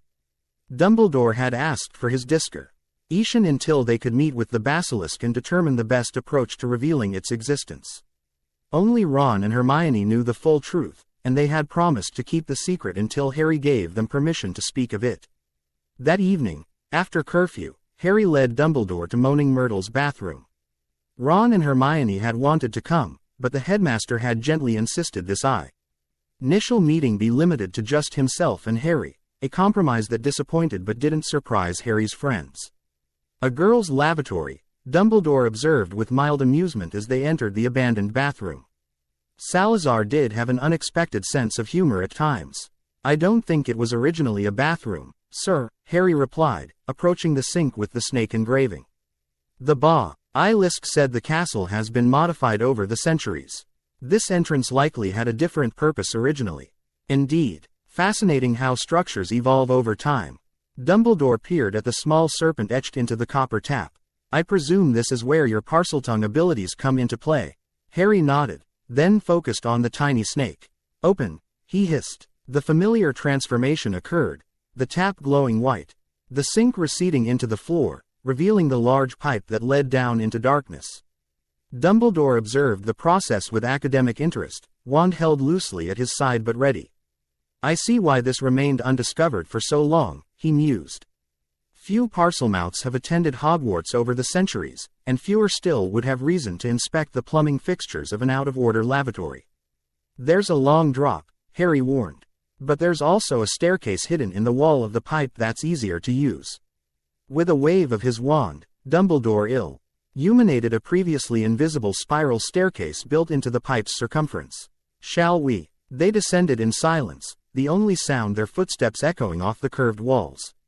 Harry led the way through the stone tunnel beyond, past the massive shed skin that had startled him on his first visit, to the solid wall carved with twin serpents. "Open," he hissed again, and the serpents parted, as the wall split to reveal the Chamber of Secrets. Dumbledore stepped through the opening, taking in the vast chamber with its towering pillars and distant statue of Salazar Slytherin. His expression was difficult to read, somewhere between scholarly fascination and cautious vigilance. "Remarkable preservation," he commented, examining the nearest pillar with its intricately carved serpents. "The magic sustaining this chamber must be extraordinarily sophisticated to maintain such integrity after a millennium." The Basilisk said Slytherin was especially gifted at building magic into physical structures, Harry explained. "Apparently a lot of his innovations are still active throughout Hogwarts, even if people have forgotten who created them. That aligns with historical accounts of his talents." Dumbledore turned slowly, taking in the full scope of the chamber. "And where is your mentor?" As if in answer, a soft scraping sound echoed through the chamber as the Basilisk emerged from the mouth of Salazar's statue. Its enormous body flowed down to the floor like a living emerald waterfall, scales gleaming in the chamber's greenish light. Dumbledore stiffened slightly but held his ground as the massive serpent approached. The Basilisk's head rose to its full height, nearly 20 feet above the floor, then lowered gradually until it was level with them. Its eyes remained covered by the translucent membrane Harry had described. "Albus Dumbledore," it hissed in Parseltongue. "At last we meet, after sharing this castle for over half a century." Harry translated for the headmaster, who inclined his head in respectful greeting. "Indeed." Though I confess I had no idea I shared Hogwarts with such a remarkable being. Your existence has been the stuff of legend rather than fact for most of wizarding history. After Harry translated, the basilisk made a sound that might have been laughter. Legends serve their purpose. They kept me undisturbed while I fulfilled my duty of watching over Hogwarts' foundations. The conversation continued through Harry's translations, Dumbledore asking precise, thoughtful questions about the basilisk's creation, purpose, and abilities, while Th. Ancient Serpent provided answers that often challenged conventional wizarding understanding of magical creatures and their limitations. You claim to have resisted Tom Riddle's commands 50 years ago, Dumbledore said at one point. May I ask why, if your purpose is to obey the heir of Slytherin, and Tom was indeed Salazar's blood descendant? Blood means little compared to spirit, the basilisk replied when Harry translated. Salazar created me to protect Hogwarts, not to murder its students. When the girl died accidentally, I saw Riddle's reaction, not remorse, but satisfaction. That was not Slytherin's way, despite what history claims about his prejudices. Dumbledore nodded thoughtfully. And Harry, what makes him different in your estimation? He seeks understanding, not power. He questions, rather than commands. He views magic as connection rather than domination. In spirit, if not in blood, he embodies what Salazar valued most, magical innovation coupled with protective purpose. As Harry translated this assessment, he felt a flush of pride mixed with humility. The basilisk had never stated its evaluation of him so directly before. After nearly 2 hours of conversation, Dumbledore seemed satisfied that the basilisk posed no threat to Hogwarts. Quite the contrary, it represented an unexpected layer of protection for the school and a repository of ancient magical knowledge. I believe, he said finally, that we find ourselves at a significant historical juncture. The revelation of your existence will undoubtedly cause considerable upheaval in the wizarding community. Fear, unfortunately, is the common response to the unknown or misunderstood. Fear has been humanity's companion since the beginning, the basilisk observed philosophically. I have no desire for public scrutiny. My purpose remains the protection of this school, not becoming an exhibition for curious eyes. Nevertheless, Dumbledore countered after Harry's translation, secrecy may no longer be possible. The events in the Stone's chamber have left evidence that cannot be easily explained away. Questions are already being asked at the ministry. Then what do you propose? A controlled revelation, on our terms, with proper context and understanding. I would like to bring certain trusted individuals here, including Minerva McGonagall as deputy headmistress, and perhaps Severus Snape as head of Slytherin House. Their support will be crucial in managing the wider response. The basilisk considered this proposal acceptable, provided my true purpose is made clear. I am not a monster, to be feared or a weapon to be wielded, but a guardian created for Hogwarts' protection. Understood. Dumbledore turned to Harry. And you, Harry, are you prepared for your role in this? As the only Parselmouth currently at Hogwarts, you will necessarily be central to any interaction with the basilisk. Harry nodded firmly. I'm ready, sir. The truth about the basilisk and about Slytherin's intentions needs to be known. Very well. Dumbledore's eyes twinkled with renewed energy. Now, I believe you mentioned something about Salazar Slytherin's private study. The basilisk led them to the hidden entrance beside Slytherin's statue. Harry spoke the Parseltongue passphrase, revealing the preserved sanctuary beyond. Dumbledore's reaction was one of genuine awe, perhaps the first time Harry had seen the composed headmaster truly surprised. Extraordinary, he breathed, examining the ancient tomes lining the walls. These works have been lost to wizard kind for centuries. The magical theory alone contained in these volumes. He carefully opened one text, revealing diagrams and notations in Slytherin's archaic script. This could revolutionize our understanding of foundational magic. Salazar intended this knowledge to be preserved and eventually shared, the basilisk explained through Harry's translation. Not hoarded, but protected until one worthy could understand it properly. Dumbledore examined several more texts, handling each with reverent care. With your permission, he said to both Harry and the basilisk, I would like to catalog these works and perhaps create magical copies for study. The originals should remain here, of course, but the knowledge they contain deserves wider appreciation. The basilisk agreed, with the provision that certain more dangerous texts be approached with appropriate caution. As they concluded their extraordinary meeting and prepared to depart, Dumbledore had one final question. "What shall we call you?" he asked the Basilisk. "In all our discussion, I realize we have not addressed you by name." The Basilisk seemed momentarily surprised by the question. Names hold power in the magical world. Mine has not been spoken aloud since Salazar departed Hogwarts. Yet if we are to present you as a sentient, intelligent being worthy of respect rather than fear, a name seems appropriate, Dumbledore suggested. After a moment's consideration, the Basilisk replied, "In the old tongue, Salazar called me Seraptus, guardian of wisdom. That name would be acceptable." "Seraptus," Dumbledore repeated, testing the name. "Most appropriate. Thank you for your trust, Seraptus. I believe this marks the beginning of a new chapter in Hogwarts' long history." As they ascended back to the main castle, Harry felt a strange mixture of relief and anxiety. The immediate danger, Voldemort's attempt to steal the stone, had been thwarted. The Basilisk, now Seraptus, had been accepted by Dumbledore rather than condemned. Yet he sensed that revelations to come would bring their own challenges and opposition. "Sir," he ventured as they reached the entrance hall, "what happens now? With the Ministry, I mean, and the Board of Governors?" Dumbledore considered the question carefully. "Politics, Harry, is often the art of controlling information flow. We have an advantage in that respect. We understand the situation fully, while others have only fragments and rumors. I will speak with Professors McGonagall and Snape tomorrow, then arrange a carefully managed disclosure to the board. The Ministry," he sighed, "will require particular delicacy. Because they'll want to kill Seraptus. Or study it, or both. Indeed, the Department for the Regulation and Control of Magical Creatures would typically demand the elimination of a basilisk as a Class XXXXX being. However, given Seraptus's unique nature and historical significance, I believe we can make a compelling case for special consideration. And my connection with it, will that become public too?"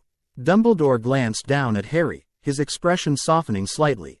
"That, I think, should remain more circumscribed knowledge for now. Your ability to speak Parseltongue will necessarily be revealed, but the extent of your relationship with Seraptus need not be broadcast widely." Harry nodded, grateful for this concession to privacy.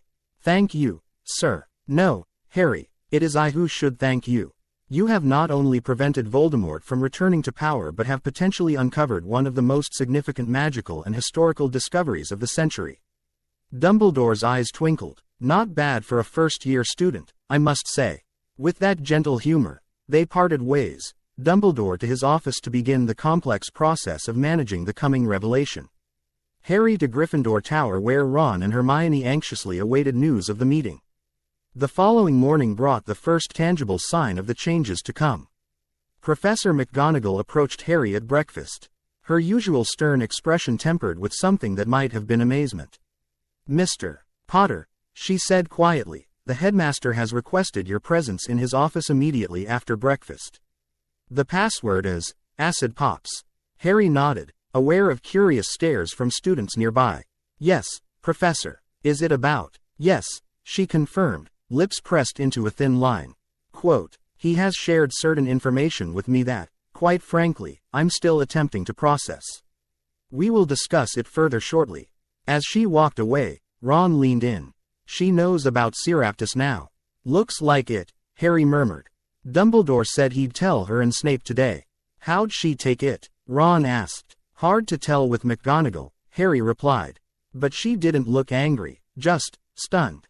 Hermione nodded thoughtfully. "It's a lot to absorb. Everything we thought we knew about the Chamber of Secrets and Slytherin's monster has to be reconsidered." After finishing his breakfast, Harry made his way to the stone gargoyle guarding Dumbledore's office. "Acid Pops," he said, and the gargoyle leapt aside, revealing the spiral staircase beyond. In the circular office, he found not St. Dumbledore but also Professors McGonagall and Snape. McGonagall nodded stiffly in greeting, while Snape's expression was unreadable, though his dark eyes studied Harry with new intensity. "Ah, Harry, thank you for joining us," Dumbledore said from behind his desk. "I've informed Professors McGonagall and Snape about our discovery beneath the school." Professor McGonagall has agreed to accompany us to meet Seraptus this afternoon. Professor Snape, as head of Slytherin House, has a particular interest in this revelation about his house's founder. Snape inclined his head slightly. Indeed, if W. Hat the headmaster describes as accurate, it represents a significant revision to our understanding of Salazar Slytherin's legacy. Harry met the potions master's gaze directly. It's accurate, Professor. Seraptus was created to protect Hogwarts, not attack Muggle-borns. When Tom Riddle tried to use it that way 50 years ago, it resisted him after one accidental death. Something flickered in Snape's expression. Surprise, perhaps. At Harry's knowledge of Voldemort's past identity, or at his confident assertion. That remains to be verified, Snape replied coolly. However, I am willing to consider the possibility that historical accounts have been incomplete. From Snape, this qualified openness represented a near miraculous shift in attitude.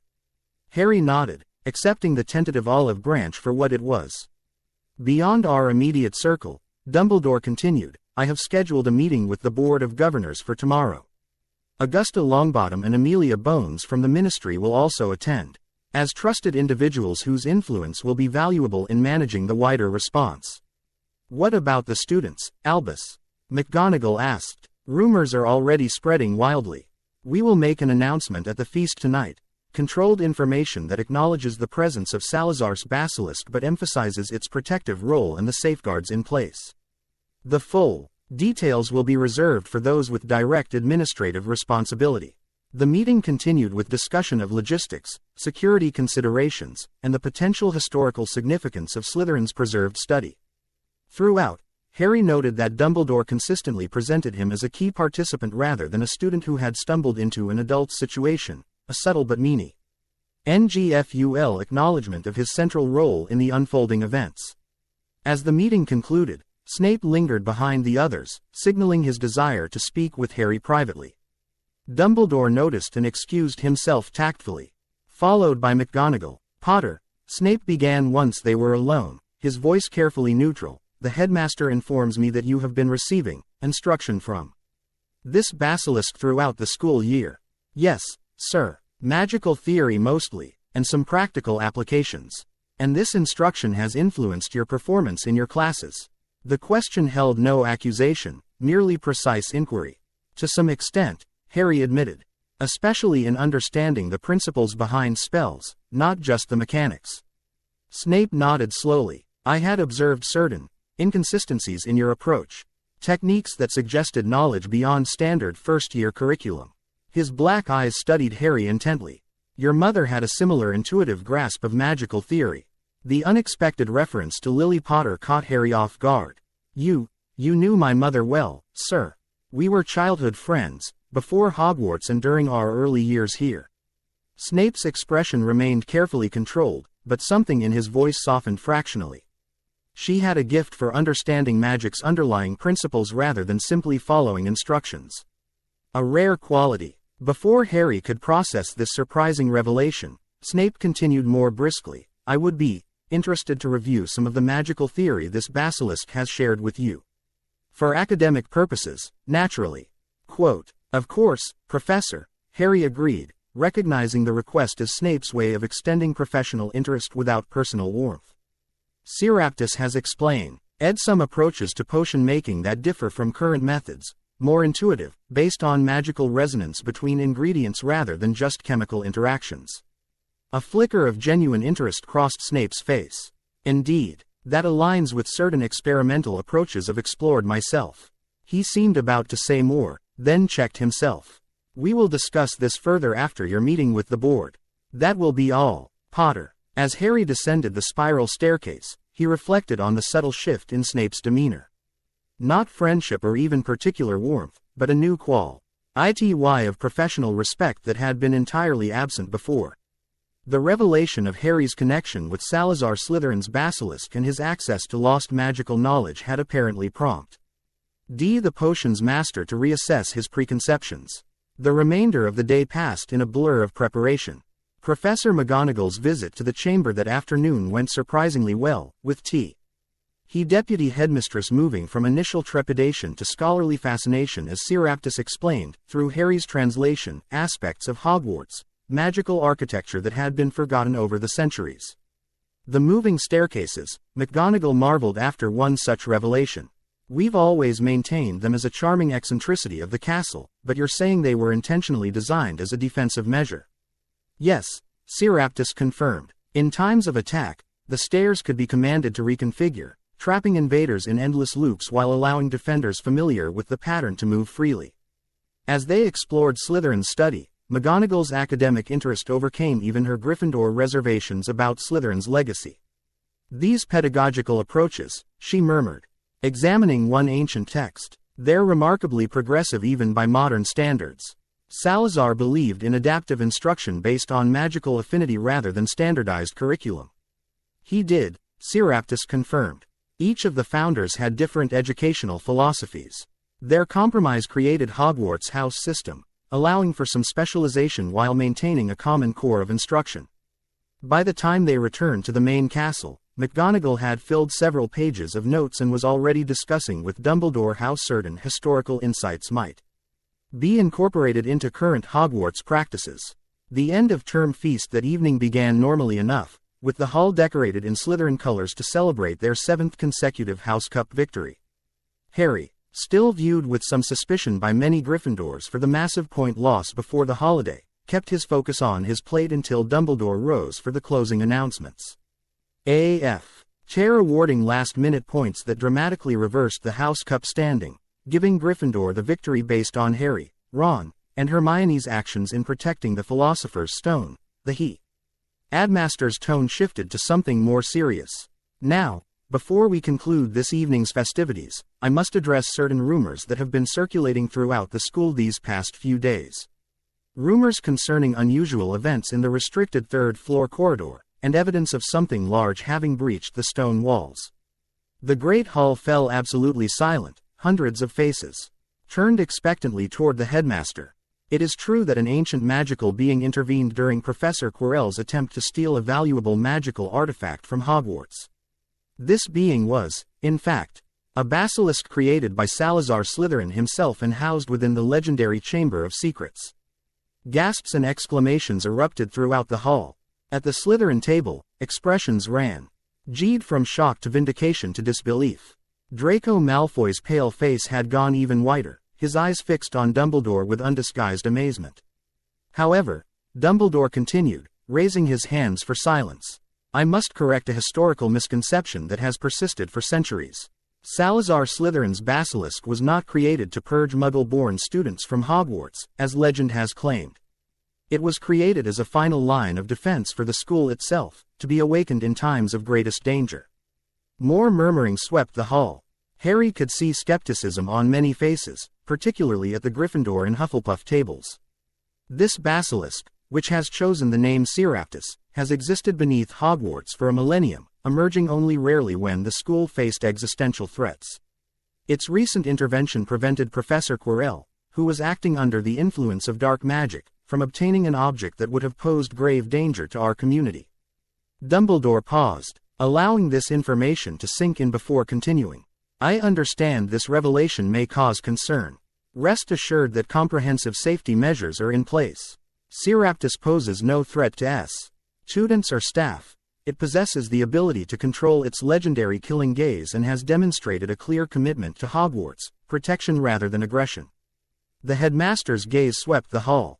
Over the coming months, a carefully managed process of research and verification will be conducted, with appropriate ministry oversight.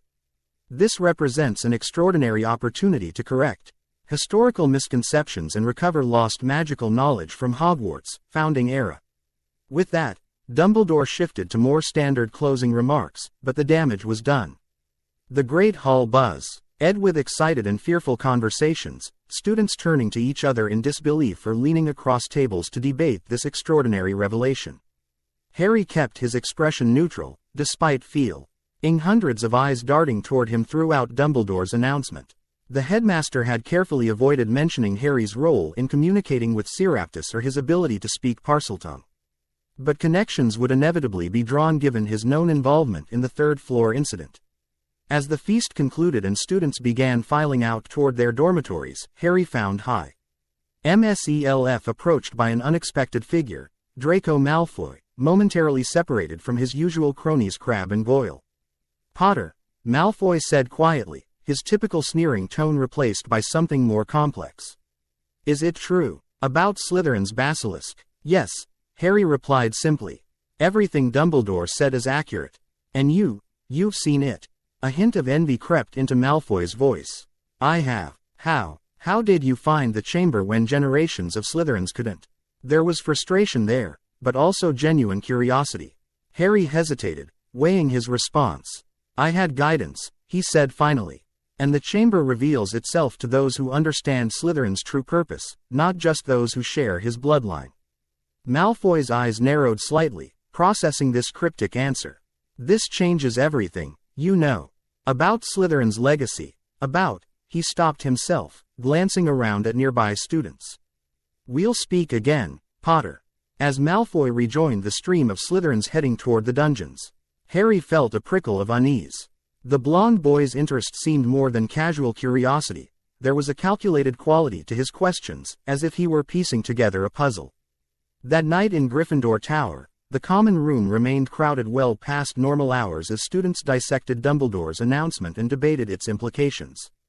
Harry, Ron, and Hermione claimed a corner for themselves, speaking quietly amid the general commotion. "It's going to be chaos when this hits the Daily Prophet tomorrow," Ron predicted. "Dad says the Ministry's terrified of creatures they can't control. A basilisk under Hogwarts. They'll go mental. That's why Dumbledore's moving so carefully," Hermione reasoned.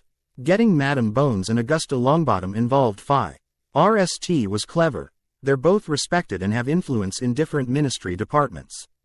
"Still, there will be people who want Seraptus destroyed regardless of the evidence," Harry said grimly.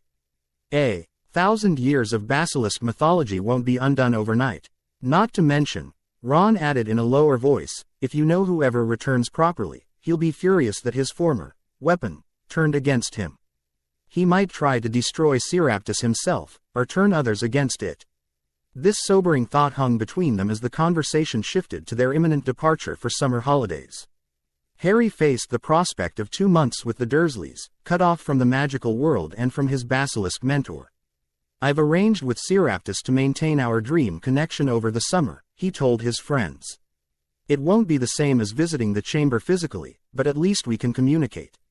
And we'll write," Hermione promised. "Every week. You won't be completely isolated this time." "Yeah, and maybe you can come stay with us at the Burrow later in the summer," Ron suggested.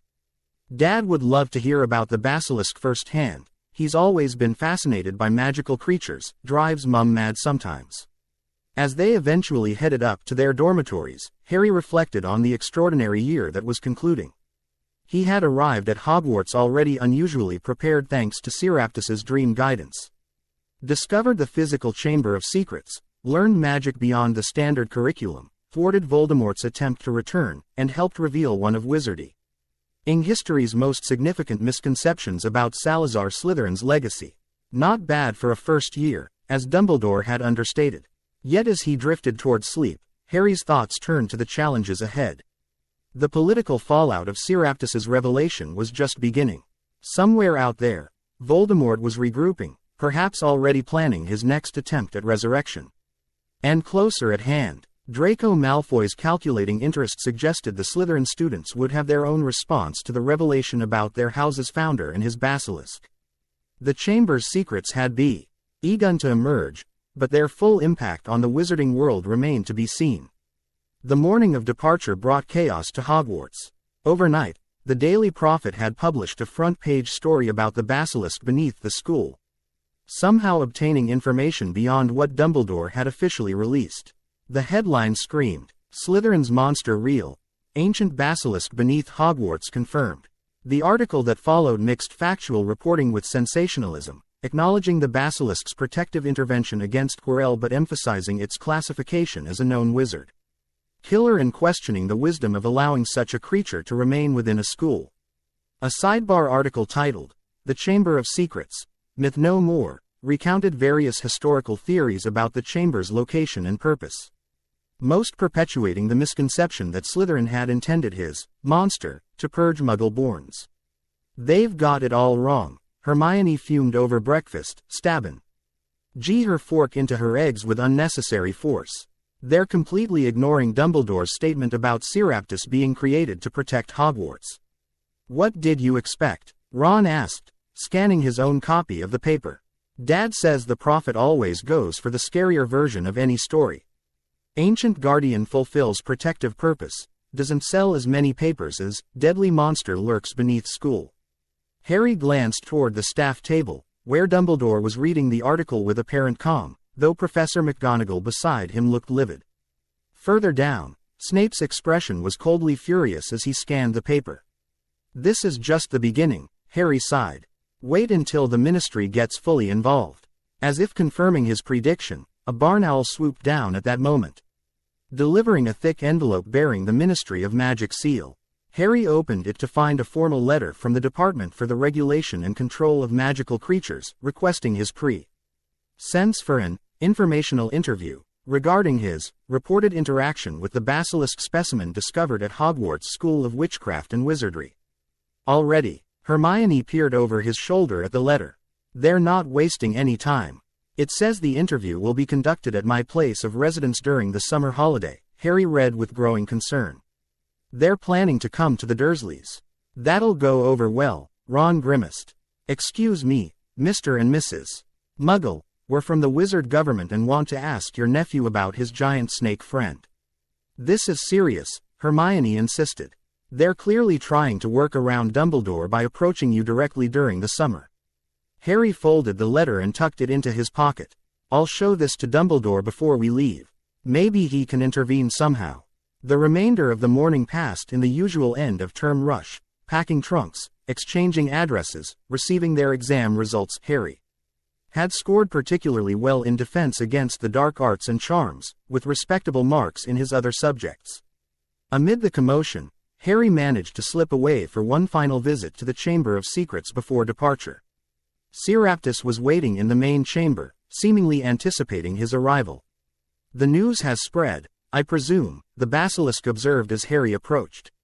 Yes, the Lee Prophet published a story this morning, and the Ministry is already trying to arrange interviews with me over the summer. As expected, humans fear what they do not understand, and few creatures are less understood than basilisks. Harry settled cross-legged on the chamber floor. What will you do while I'm gone? Will you be safe here? I have existed beneath Hogwarts for a millennium, young speaker. I will continue as before. Dumbledore has promised to prevent any unauthorized attempts to enter the chamber, and I trust his capability in that regard. We'll maintain our dream connection. Yes, distance is immaterial for the magic that binds our minds. It may even strengthen during your absence from Hogwarts, as it did before your arrival. This was reassuring. Harry had worried that returning to Privet Drive would mean complete isolation from the magical world, as it had been before his 11th birthday. There's something else, he said, broaching a subject that had been troubling him. Voldemort. He escaped that night in the third-floor chamber. He knows about you now, knows that you turned against him. Will he try to retaliate somehow? Seraptus's massive head tilted thoughtfully. Tom Riddle is diminished but not destroyed. He will seek restoration before vengeance. But yes, in time, he will view me as a betrayal to be punished. We must prepare for that eventuality. How? What can we do? Continue your education. Both the conventional magic taught at Hogwarts and the older knowledge I can share. Knowledge is protection, Harry Potter. Especially knowledge others have forgotten. Harry nodded, accepting this wisdom. I should go. The train leaves soon. But I wanted to say goodbye properly, and to thank you, for everything this year. For saving me from Quirrell and Voldemort, for teaching me. For trusting me with your secrets. The basilisk made a gentle hissing sound that Harry had come to recognize as its version of affection. You have proven worthy of that trust, young speaker. You have begun the restoration of Salazar's true legacy and given me purpose beyond mere existence. It is I who should thank you. With a final farewell, Harry made his way back to the castle, already looking forward to their continued communication through dreams. As he emerged from Myrtle's bathroom, he nearly collided with the last person he expected, Draco Malfoy, standing alone in the corridor, watching the bathroom door with intense focus. "Potter," Malfoy said, eyes widening slightly at Harry's sudden appearance. "Interesting place for a final visit before departure." Harry tensed, realizing what this meant. "You followed me. Clever of you to hide the entrance in a girl's lavatory. No one would think to look there." Malfoy's pale eyes gleamed with triumph and calculation. "So that's how you communicate with Slytherin's Basilisk. You're a Parselmouth." There was no point denying it. "Yes, I am. The Chamber of Secrets is through there, isn't it? That's why you came out of an abandoned bathroom looking so purposeful." Harry's mind raced, weighing his options. Outright denial would be pointless, but confirming everything risked Malfoy attempting access the chamber himself, potentially putting himself in danger. "What do you want, Malfoy?" he asked directly. The blonde boy seemed taken aback by the question. I want to understand how Harry Potter, Gryffindor, friend of Muggle-borns, the boy who lived, has access to Salazar Slytherin's greatest secret when generations of pure-blood Slytherins couldn't find it. Maybe because Slytherin valued more than just blood status. Harry replied evenly. Maybe his greatest secret wasn't meant for those who only saw part of his legacy. Malfoy's eyes narrowed. "You think you understand Slyther in better than those sorted into his house?" "I think I understand what Seraptus has told me directly, that Salazar created it to protect Hogwarts, not to attack students. That his concern about Muggle-borns was fear of exposure and persecution, not blind hatred." For a moment, Malfoy seemed genuinely conflicted, his ingrained prejudices battling with the possibility that his house's founder had been misrepresented for centuries. Finally, his natural curiosity won out. "I want to see it," he declared. "The chamber. The basilisk. I want to hear this directly." "That's not possible right now," Harry said firmly. "The train leaves in less than an hour, and access to the chamber requires Parseltongue ability." "Next year, then," Malfoy insisted. "When we return, you'll show me." Harry studied his rival carefully. There was something different in Malfoy's demeanor, less sneering superiority, more genuine intensity. The revelation about Slytherin's Basilisk had clearly shaken some of his fundamental assumptions. "I'll consider it," Harry said finally, "if you're genuinely interested in the truth, not just in trying to use this information against me or others." "This is bigger than our rivalry, Potter," Malfoy said with surprising seriousness. "This changes the narrative about Slytherin House that's existed for centuries. Surely you can understand why that matters to me." Harry could, actually. If someone revealed that Godric Gryffindor had been fundamentally misrepresented in historical accounts, he'd want to know the truth too. "We'll talk more next term," he conceded. "But this stays between us for now. I'm not interested in having the entire Slytherin house trying to get into the chamber over summer break." Malfoy nodded, a tacit agreement formed between longtime rivals. "Until September, Potter." As they parted ways, Harry headed toward the headmaster's office, the ministry letter heavy in his pocket. This encounter with Malfoy represented yet another complication in the already complex situation surrounding Seraptus and the Chamber of Secrets. The Slytherin students, particularly those from old wizarding families who had built identities around certain interpretations of Salazar's legacy, would have their own stake in how this historical revelation unfolded. Dumbledore received Harry immediately, despite the end-of-term chaos. After examining the ministry letter, the headmaster sighed deeply. "I anticipated this approach, though perhaps not quite so quickly. The department is attempting to establish jurisdiction by reaching you outside Hogwarts' protective boundaries." "Can they force me to be interviewed?" Harry asked, concerned about ministry officials showing up at Privet Drive. "Not without guardian consent, which I doubt your aunt and uncle would provide. Particularly for magical matters." Dumbledore's eyes twinkled briefly. "However, I will intervene to ensure any interviews occur in appropriate settings with proper representation for you. I.S. August not responding to this letter until you hear from me with further guidance." "Thank you, sir." Harry hesitated, then added, "There's something else. Draco Malfoy, figured out that I can access the chamber. He saw me coming out of Myrtle's bathroom just now." Dumbledore's expression grew thoughtful. "I see. And what does young Mr. Malfoy intend to do with this information?" "He wants to see the chamber and Seraptus next term. He seems genuinely interested in learning the truth about Slytherin's legacy. Understandable, Dumbledore nodded. This revelation challenges Foundation L beliefs about Slytherin House that have been cultivated for generations. For students like Mr. Malfoy, whose family identity is deeply intertwined with Slytherin's perceived values, this represents a significant cognitive disruption. Should I have denied it? Tried to throw him off track? I doubt that would have been effective with someone of Mr. Malfoy's determination and intelligence. No, perhaps this development has potential value. Changing entrenched views often requires champions from within the affected community. Mr. Malfoy, if genuinely impacted by a revised understanding of Slytherin's legacy, might eventually serve as such a voice among his peers. Harry hadn't considered this perspective. You think Malfoy could actually help with changing how people view Slytherin's intentions? That remains to be seen. Dumbledore cautioned. People rarely change fundamental beliefs quickly or completely. But exposure to contradicting evidence, particularly evidence as compelling as Seraptus's own testimony, can plant seeds of reconsideration. We shall observe Mr. Malfoy's response when you return in September. As Harry prepared to leave, Dumbledore offered one final piece of advice. While at your aunt and uncle's home, I suggest maintaining your magical practice as the Basilisk has taught you, the wandless, intent-focused exercises that won't trigger the Ministry's underage magic detection. Your wanded magic must wait until your return to Hogwarts, but the deeper magical awareness Seraptus has helped you develop need not atrophy over the summer. I will, sir. Thank you. The Hogwarts Express journey felt bittersweet.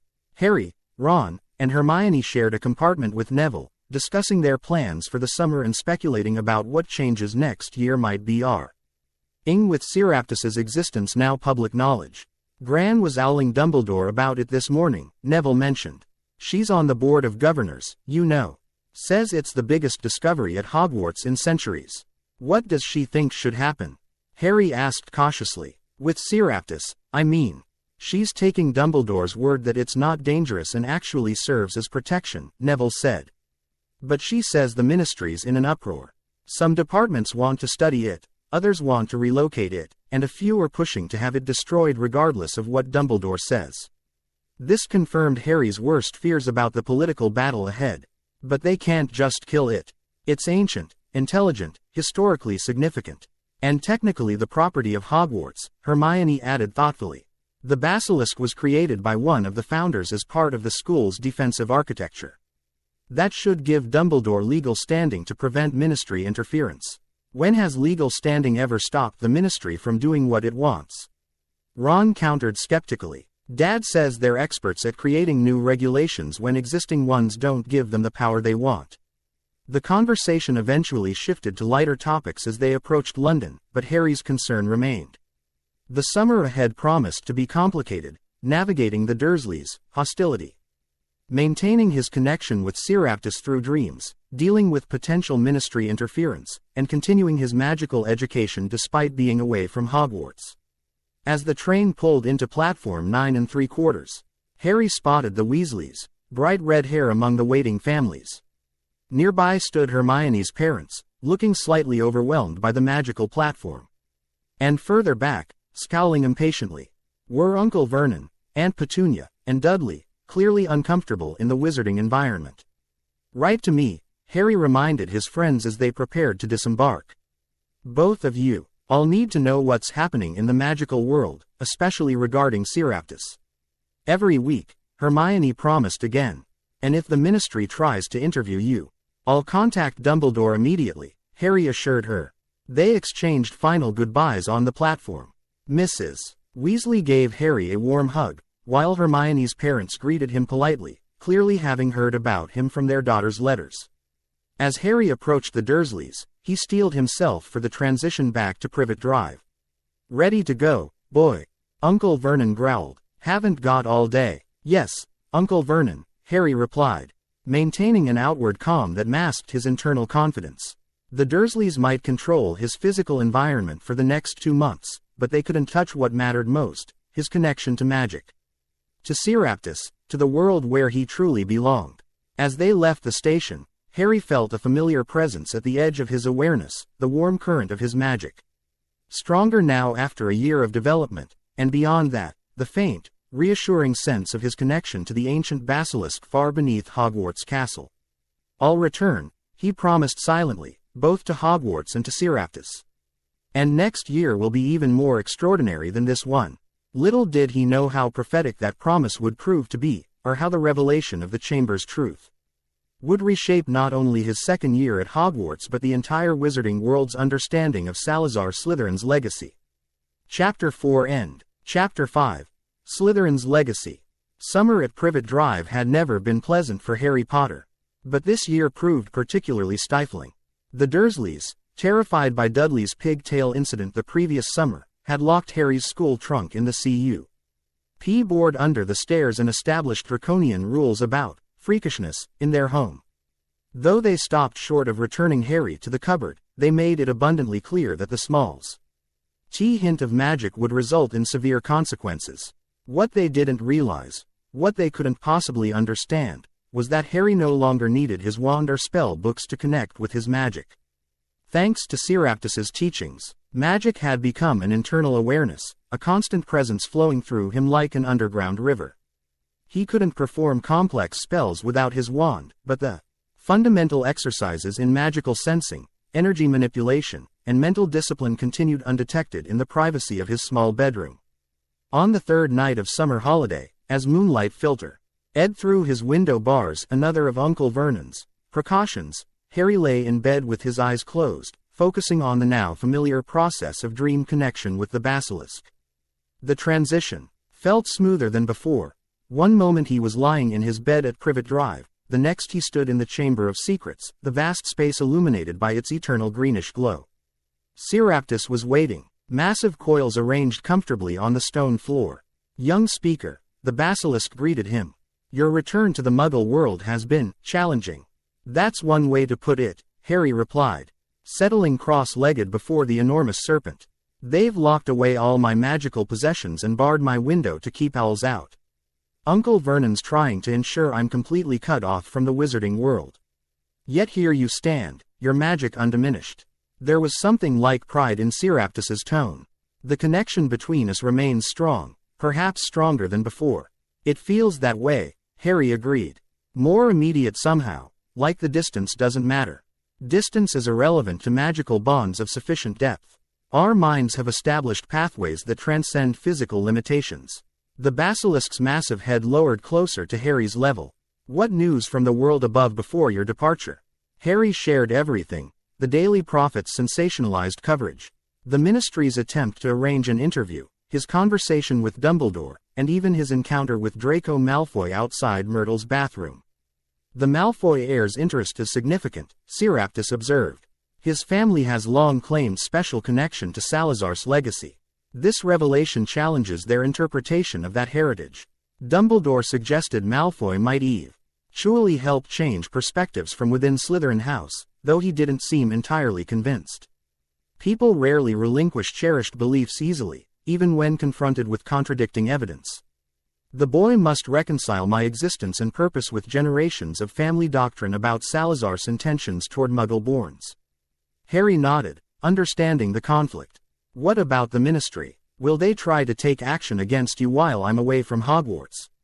"Dumbledore has established wards around the chamber's known entrance and reinforced the castle's ancient protections. Ministry officials may posture and demand, but direct intervention would require overcoming both legal and magical obstacles he has positioned." This was somewhat reassuring, though Harry still worried about political maneuvering behind the scenes. "And you, how are you spending the summer?" "I have begun organizing Salazar's library more systematically, in preparation for the scholarly access Dumbledore wishes to establish. Many texts require careful handling due to age and content." The basilisk's tongue flicked thoughtfully. "I have also been reflecting on my purpose, now that my existence is known. A millennium of secrecy ends, a new chapter begins." The philosophical tone surprised Harry, reminding him again that despite its serpentine form, Seraptus possessed intelligence and emotional depth comparable to any human, perhaps exceeding most, given its centuries of existence and observation. "Does it bother you, being known, after so long in secret?" "Change always brings uncertainty," Some will seek to study me, others to control me, still others to destroy me. But there is satisfaction in fulfilling my intended purpose openly, protecting Hogwarts and preserving Salazar's true legacy. Their conversation shifted to Harry's magical education. Without access to his wand or books, Seraptus adapted the curriculum to focus on deeper magical theory and wandless exercises that wouldn't trigger the trace, the Ministry's method of detecting underage magic. Tonight, we shall explore magical resonance, the Basilisk instructed. The ability to sense the unique magical signature of objects, places, and beings. This skill underlies ward detection, enchantment identification, and even tracking. For the remainder of the dream session, Harry practiced extending his magical awareness outward. Identifying the distinct flavor of the chamber's ambient magic compared to Seraptus's own powerful aura. The exercise was subtle and challenging, requiring intense concentration with the physical movement, perfect for practice even in his bedroom at Privet Drive. As dawn approached and the dream began fading, Harry asked one final question. Has there been any sign of Voldemort? Any indication he's planning something? Nothing direct, Seraptus replied, its form growing translucent as Harry drifted toward wakefulness. But disturbances ripple through the deeper currents of magic. He is weakened but determined. Remember, young speaker, vigilance in your muggle dwelling. Not all threats announce themselves. The basilisk's warning echoed in Harry's mind as he woke to the sound of Aunt Petunia rapping sharply on his door, demanding he come down to prepare breakfast. The transition from the ancient, magical chamber to the aggressively ordinary Dursley house was always jarring. But Harry had learned to navigate both worlds with increasing skill. Throughout the following weeks, a pattern established itself. During the day, Harry performed chores, avoided Dudley's gang, and maintained a careful facade of normalcy for his relatives' benefit. At night, he connected with Seraptus, continuing his magical education through dreams and receiving updates on events in the wizarding world. The Daily Prophet, according to Seraptus, who received information from Dumbledore's occasional visits to the chamber, had continued its coverage of the Hogwarts Basilisk controversy, WITH opinion pieces ranging from scholarly interest to outright fear-mongering.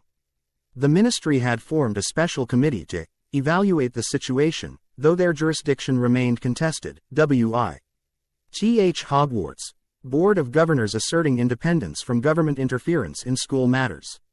Most concerning were reports of protests organized by Lucius Malfoy and other conservative pure blood families, not against the Basilisk's existence, as Harry might have expected, but against what they termed revisionist history regarding Salazar Slytherin's intentions. They claimed Dumbledore as manipulating the Basilisk situation to undermine traditional wizarding values by suggesting Slytherin hadn't actually opposed Muggle-born attendance at Hogwarts. Politics masks deeper anxieties, Seraptus observed during one of their sessions. The pure-blood families who have claimed Salazar's legacy as justification for their prejudice now face evidence contradicting their interpretation. Their opposition is not to me, but to what my testimony represents. Harry found this analysis insightful. So it's not about safety concerns at all, it's about maintaining their worldview and the social hierarchy it supports. Precisely. Knowledge threatens power more effectively than force. The truth about Salazar's intentions undermines centuries of political positioning by certain families. His political machinations felt distant from Privet Drive, but Harry knew they would impact his return to Hogwarts. Meanwhile, letters from Ron and Hermione provided additional perspectives on the unfolding situation. Hermione wrote weekly as promised, her lengthy parchments filled with meticulous analysis of prophet articles, historical references to basilisks she'd researched, and increasingly worried notes about the Ministry's involvement. The newly formed Magical Being Classification Review Board seemed specifically created to address Seraptus's status. According to precedent, sentient magical beings capable of human-level reasoning can petition for recognition outside the beast classification, but there's never been a case involving a creature traditionally categorized as XXXXX. The legal questions are fascinating but concerning. If Seraptus is reclassified as a being, rather than a beast, it would have certain rights under magical law, but might also face different restrictions. Ron's letters, though less academic, provided valuable insight into how ordinary wizarding families viewed the situation. Dad says people at the ministry are completely divided. Some think it's brilliant having a basilisk guardian at Hogwarts, others are terrified. Mum's worried about us returning to school with it there, though I told her Dumbledore wouldn't let it stay if it wasn't safe. Fred and George are jealous you've seen it up close. They're planning to try to find the chamber entrance themselves next term, so you might want to warn Seraptus about ginger intruders. The Minist. Rye letter requesting an interview remained unanswered, as Dumbledore had advised. Harry had expected follow-up attempts, perhaps even a visit to Privet Drive, but none materialized, suggesting the head master had indeed intervened as promised. As July progressed, Harry received an unexpected invitation to spend the final month of summer with the Weasleys at their home, the Burrow. The letter from R.O.N. mentioned his father getting permission from Dumbledore and included specific instructions about when they would come to collect him, a plan that clearly assumed the Dursleys might be uncooperative. You should accept, Seraptus advised when Harry shared the invitation during that night's dream connection. The protection wards Dumbledore established around your relatives' home have recharged sufficiently through your presence. More importantly, you require connection to your own world after this isolation. Will we still be able to communicate if I'm at the Burrow? Harry asked, concerned about maintaining their lessons. Our connection transcends physical location, the Basilisk assured him. Though you may find initiating contact more challenging in a magically active household where ambient energy might interfere. We shall adapt. The Dursleys, predictably, objected to the Weasleys' invitation, particularly when Harry mentioned they would be collecting him personally. Uncle Vernon's face purpled at the thought of those people coming to Privet Drive, while Aunt Petunia worried what the neighbors would think. Only the prospect of getting rid of Harry a month early persuaded them to grudgingly agree. The Weasleys' arrival proved even more dramatic than anticipated. Instead of using conventional transportation, Mr. Weasley, Ron, Fred, and George appeared in the Dursleys' place via the flow network, which Vernon had boarded up for an electric fire, resulting in an explosive entrance that destroyed half the living room wall. The ensuing chaos of introductions, apologies, and hasty magical repairs sent the Dursleys retreating upstairs in terror, allowing Harry to depart with minimal fuss and maximum satisfaction. The Burrow was everything Privet Drive was not: warm, chaotic, magical, and welcoming. Mrs. Weasley embraced Harry like a long-lost son, exclaiming over how thin he looked and immediately setting about feeding him. The house itself fascinated him, clearly magical in every aspect, from the self-washing dishes to the family clock that tracked each Weasley's whereabouts. That first evening, after a dinner that featured more food than the Dursleys had provided in weeks, Mr. Weasley drew Harry aside for a private conversation in his shed full of Muggle artifacts. Harry, he began somewhat awkwardly, I wanted to speak with you about this Basilisk business. Dumbledore suggested you might have special insight into the situation. Harry hesitated, unsure how much Dumbledore had shared with Mr. Weasley. I've had some interaction with Seraptus, that's the Basilisk's name. Yes, remarkable creature according to Dumbledore. Ancient, intelligent. Mr. Weasley polished his glasses nervously. The thing is, Harry, there's considerable pressure at the ministry regarding this situation. Most wizards only know basilisks as extraordinarily dangerous dark creatures. The Committee for the Disposal of Dangerous Creatures has been particularly vocal. They want to kill Seraptus. Harry stated flatly. Some do, yes. Others see research potential. The Department of Mysteries has expressed interest in studying a millennium-old magical being. Mr. Weasley leaned closer. Dumbledore is fighting to maintain Hogwarts' autonomy in this matter, but Lucius Malfoy and his allies on the Board of Governors are pushing for ministry intervention. But Malfoy doesn't want Seraptus destroyed, Harry noted, remembering the reports of the pure blood protests. He's objecting to the claim that Slytherin didn't intend the Basilisk to target Muggle-borns. Mr. Weasley nodded, impressed by Harry's understanding. Exactly right. It's become a proxy battle about Slytherin's legacy and, by extension, pure blood ideology. Which makes the whole situation deeply political. Where do you stand, Mr. Weasley? Harry asked directly. The balding man smiled kindly. I trust Dumbledore's judgment, Harry. If he says this basilisk has been wrongly characterized and poses no threat to students, I believe him. My concern is ensuring the ministry doesn't overreact based on fear rather than facts. He hesitated, then added, Ron mentioned you have some special connection with the creature. Yes, Harry admitted, deciding honesty was the best approach with Mr. Weasley. I can communicate with it through Parseltongue. It's been teaching me, actually, about magic, about Hogwarts history. Rather than showing disgust or fear at the mention of Parseltongue, Mr. Weasley's eyes lit with genuine curiosity. Fascinating. A living historical source with 1,000 years of magical observation. The academic possibilities are extraordinary. His enthusiastic response eased Harry's tension.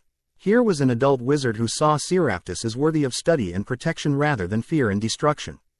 The ministry might want to interview you when term starts, Mr. Weasley warned. They tried contacting you at your aunt and uncle's, I understand, but Dumbledore intervened. You should be prepared for questions about your interactions with the basilisk. What should I say? Harry asked, concerned. The truth, but carefully presented. Emphasize the basilisk's intelligence, its protective purpose, its historical significance. Mr. Weasley smiled reassuringly. Dumbledore will ensure you're not put in an uncomfortable position. And I'll help however I can from within the ministry. This conversation with Mr. Weasley provided Harry's first real glimpse into the complex political situation developing around Seraptus's revelation. Throughout his stay at the Burrow, he gleaned more information from overheard discussions between Mr. and Mrs. Weasley, occasional mentions in the Daily Prophet, and letters from Hermione, who continued her meticulous tracking of the situation. As Mr. Weasley had predicted, maintaining dream connection with Seraptus proved more challenging at the Burrow. The house's ambient magic created interference that made entering the focused mental state more difficult. Still, Harry managed to connect every few nights, continuing his magical education and keeping the basilisk informed about developments in the wizarding world. During one such connection in mid-August, Seraptus shared significant news. Dumbledore has begun supervised research visits to Slytherin's study.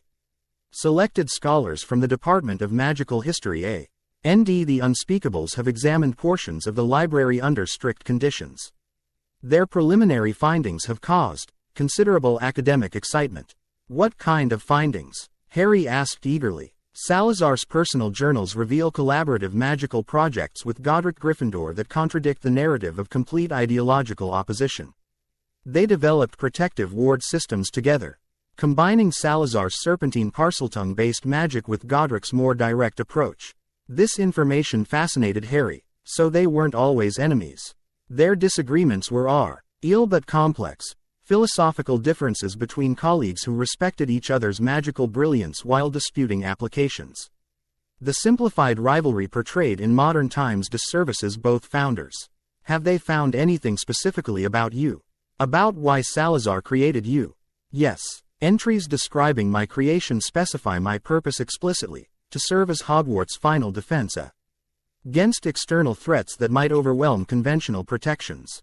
Salazar foresaw potential conflicts with both Muggle forces during witch-hunting periods and rival magical institutions jealous of Hogwarts' prominence.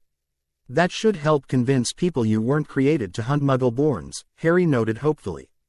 It provides documentary evidence beyond my testimony, yes. However, Ched beliefs resist even factual correction. Some will claim the journals are fabricated or misinterpreted. The Basilisk's pragmatic assessment proved accurate.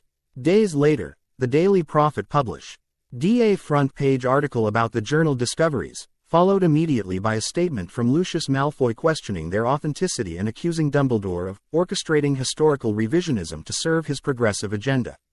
August brought Harry's Hogwarts letter, along with the Weasley children's school supplies lists. A family trip to Diagon Alley was arranged, coinciding with a book signing by Gilderoy Lockhart, the famous wizard whose works comprised most of the second-year Defense Against the Dark Arts reading list. The expedition to Diagon Alley revealed the extent to which the Basilisk controversy had permeated wizarding society. Flourish and blots prominently displayed hastily published books with titles like Basilisks Through the Ages, Separating Myth from Reality, and Salazar Slytherin, Misunderstood Visionary or Dark Wizard. Street vendors sold protective amulets, guaranteed to shield against basilisk gaze, despite repeated daily profit articles explaining that Seraptus kept its killing eyes covered around humans. Even Gilderoy Lockhart, preening in peacock blue robes as he signed copies of his autobiography, managed to reference the situation, Annan ching to the crowded bookshop that he could have dispatched the Hogwarts basilisk with a simple incantation of my own invention, had Dumbledore requested my assistance. The most significant encounter, however, occurred when the Weasleys and Harry ran into the Malfoys, both Draco and his father Lucius, resulting in a tense exchange that escalated into a physical altercation between Arthur Weasley and Lucius Malfoy. During the commotion, Harry noticed Malfoy Sr. slipping something into Ginny Weasley's second-hand cauldron, but the ensuing chaos prevented him from investigating. Later, as they prepared to return to the burrow, Draco managed a brief, private word with Harry. "Potter," he said quietly, glancing around to ensure they weren't overheard. "Father's planning something regarding the chamber and the basilisk when term starts. I don't know details, but it involves the Board of Governors and Ministry inspection." Harry studied Malfoy's face, searching for deception. "Why are you telling me this?" "Because I still want to see it. The chamber, the basilisk." To hear the truth directly, Draco's pale eyes held unusual intensity. "Father's perspective is politically motivated. I want to form my own judgment." Before Harry could respond, Lucius Malfoy's sharp voice called Draco away, leaving Harry to ponder this unexpected warning, and the possible alliance it represented. The remainder of August passed quickly, filled with Quidditch in the Weasleys' orchard, delicious home-cooked meals, and final preparations for returning to Hogwarts. Harry maintained his discreet magical practice, finding quiet moments to work on the wandless exercises Seraptus had taught him, while enjoying the warm family atmosphere the Weasleys provided. On the final night before departure, Harry connected with Seraptus to discuss strategy for their return to Hogwarts. "Significant changes await," the Basilisk advised. "The school governors have approved limited ministry presence, observers and researchers who will evaluate me and examine the chamber. Dumbledore has established strict protocols governing these interactions, but you should prepare for increased scrutiny of our connection.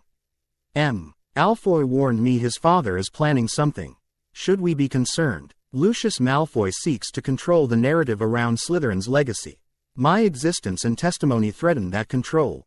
Yes, caution is warranted." The basilisk shifted its massive coils thoughtfully.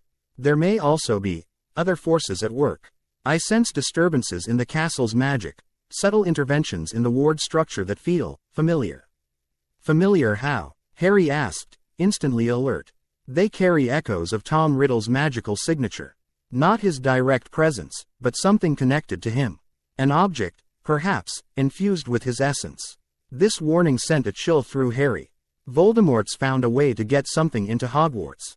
It appears possible. Remain vigilant, especially for magical anomalies, areas where the castle's ambient magic feels distorted or tainted. The journey to Hogwarts brought its own complications. Somehow, the barrier at platform 9 3/4 sealed itself against Harry and Ron, preventing their passage and resulting in their ill-advised decision to fly Mr. Weasley's enchanted Ford Anglia to Hogwarts. Their spectacular crash landing into the Whomping Willow and subsequent disciplinary hearing with Professors McGonagall and Snape dampened the triumph of their return, though Harry privately suspected the barrier's malfunction might be connected to the magical disturbances Seraptus had detected. The welcome feast revealed the first major change of the new term.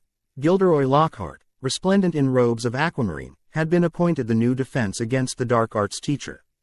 His self-aggrandizing introduction, coupled with McGonagall's barely concealed eye roll, suggested the appointment had not been universally supported by staff. More significantly, Dumbledore announced the presence of ministry researchers who would be conducting a historical study of recently discovered artifacts beneath the school.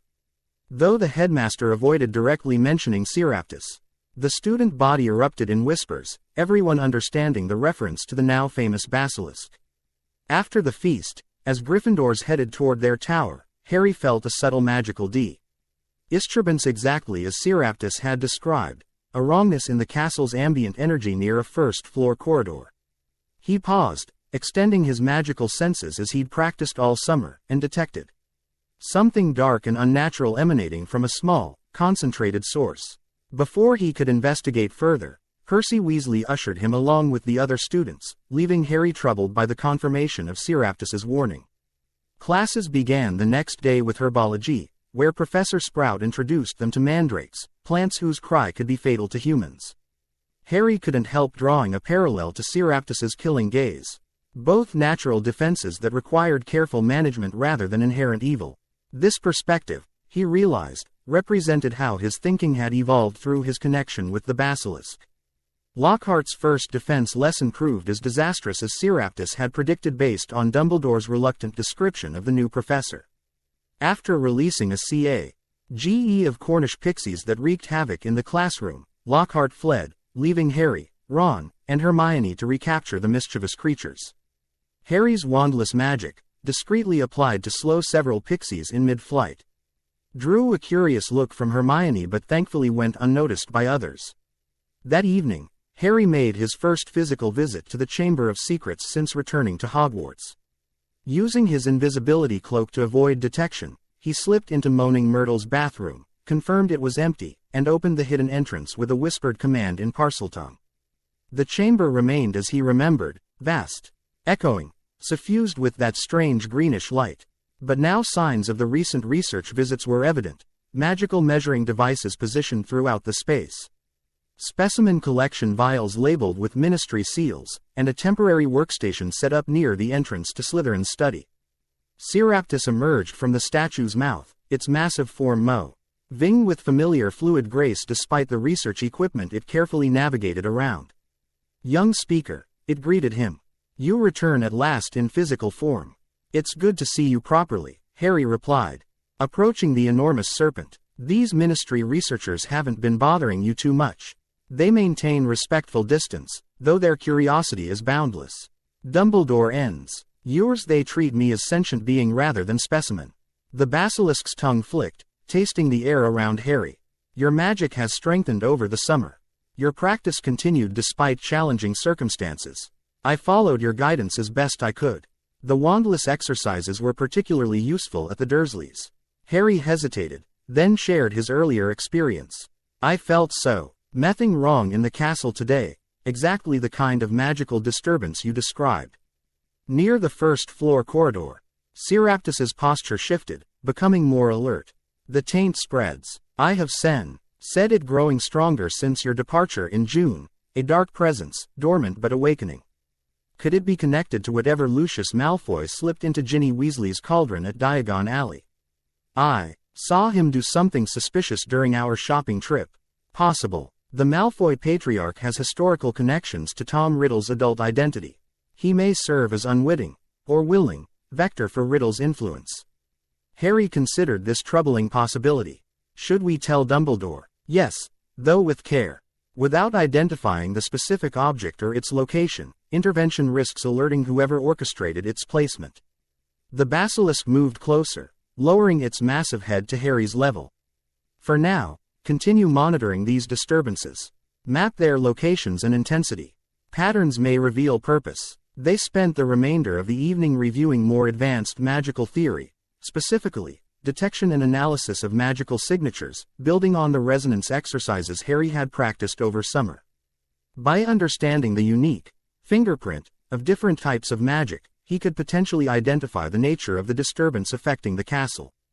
Dark objects often leak magical energy in distinctive patterns, Seraptus explained, similar to how poisonous substances might be detected by taste or smell. Your growing sensitivity to magical currents should allow you to discern these patterns with practice. As Harry prepared to leave, the basilisk raised one final concern. "The ministry researchers grow increasingly interested in our connection, young speaker. They have questioned Dumbledore extensively about how a student communicates with me. Preparation for official inquiry seems prudent." "What kind of inquiry?" "Formal interview, perhaps testimony before ministry representatives. They seek to understand how Parseltongue functions, how our mental connection developed, whether others might establish similar communication." Harry sighed, unsure, but unenthusiastic about this development. More politics. Inevitable when ancient secrets emerge into public awareness. Remember, Control information flow, reveal only what serves your purpose. And maintain dignity regardless of provocation.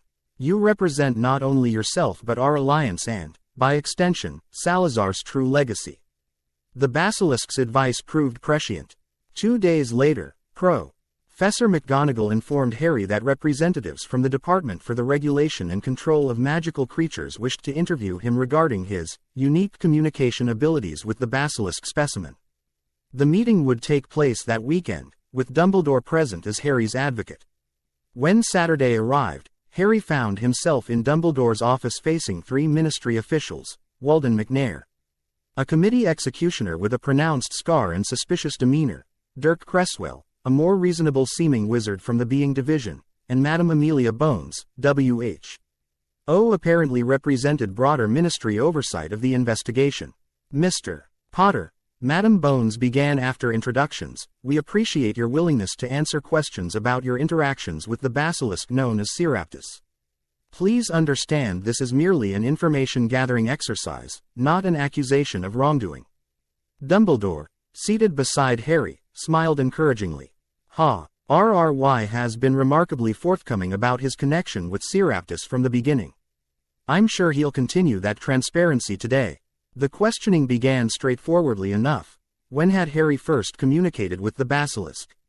How did Parseltongue function from his perspective? What information had Seraptus shared about its history and purpose?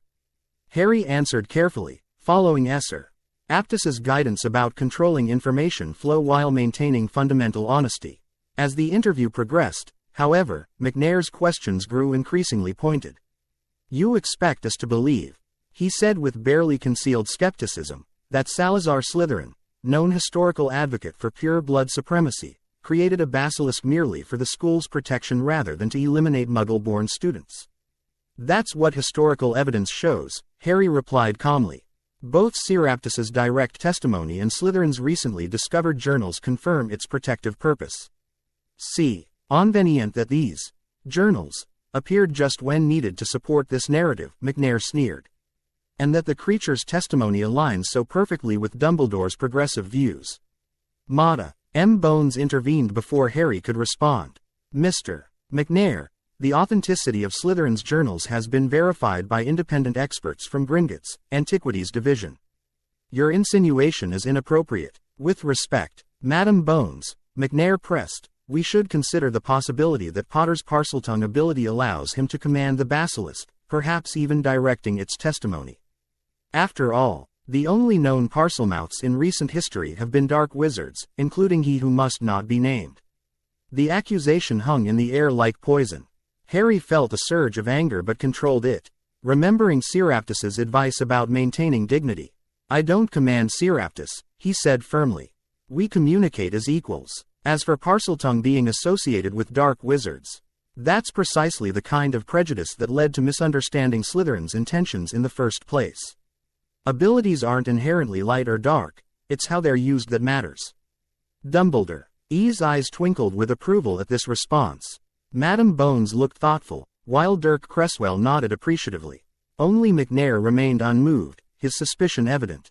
"Perhaps," Dumbledore suggested mildly, "Mr. McNair would benefit from meeting Seraptus personally. A direct conversation, with Harry translating, might address some of these concerns more effectively than secondhand testimony."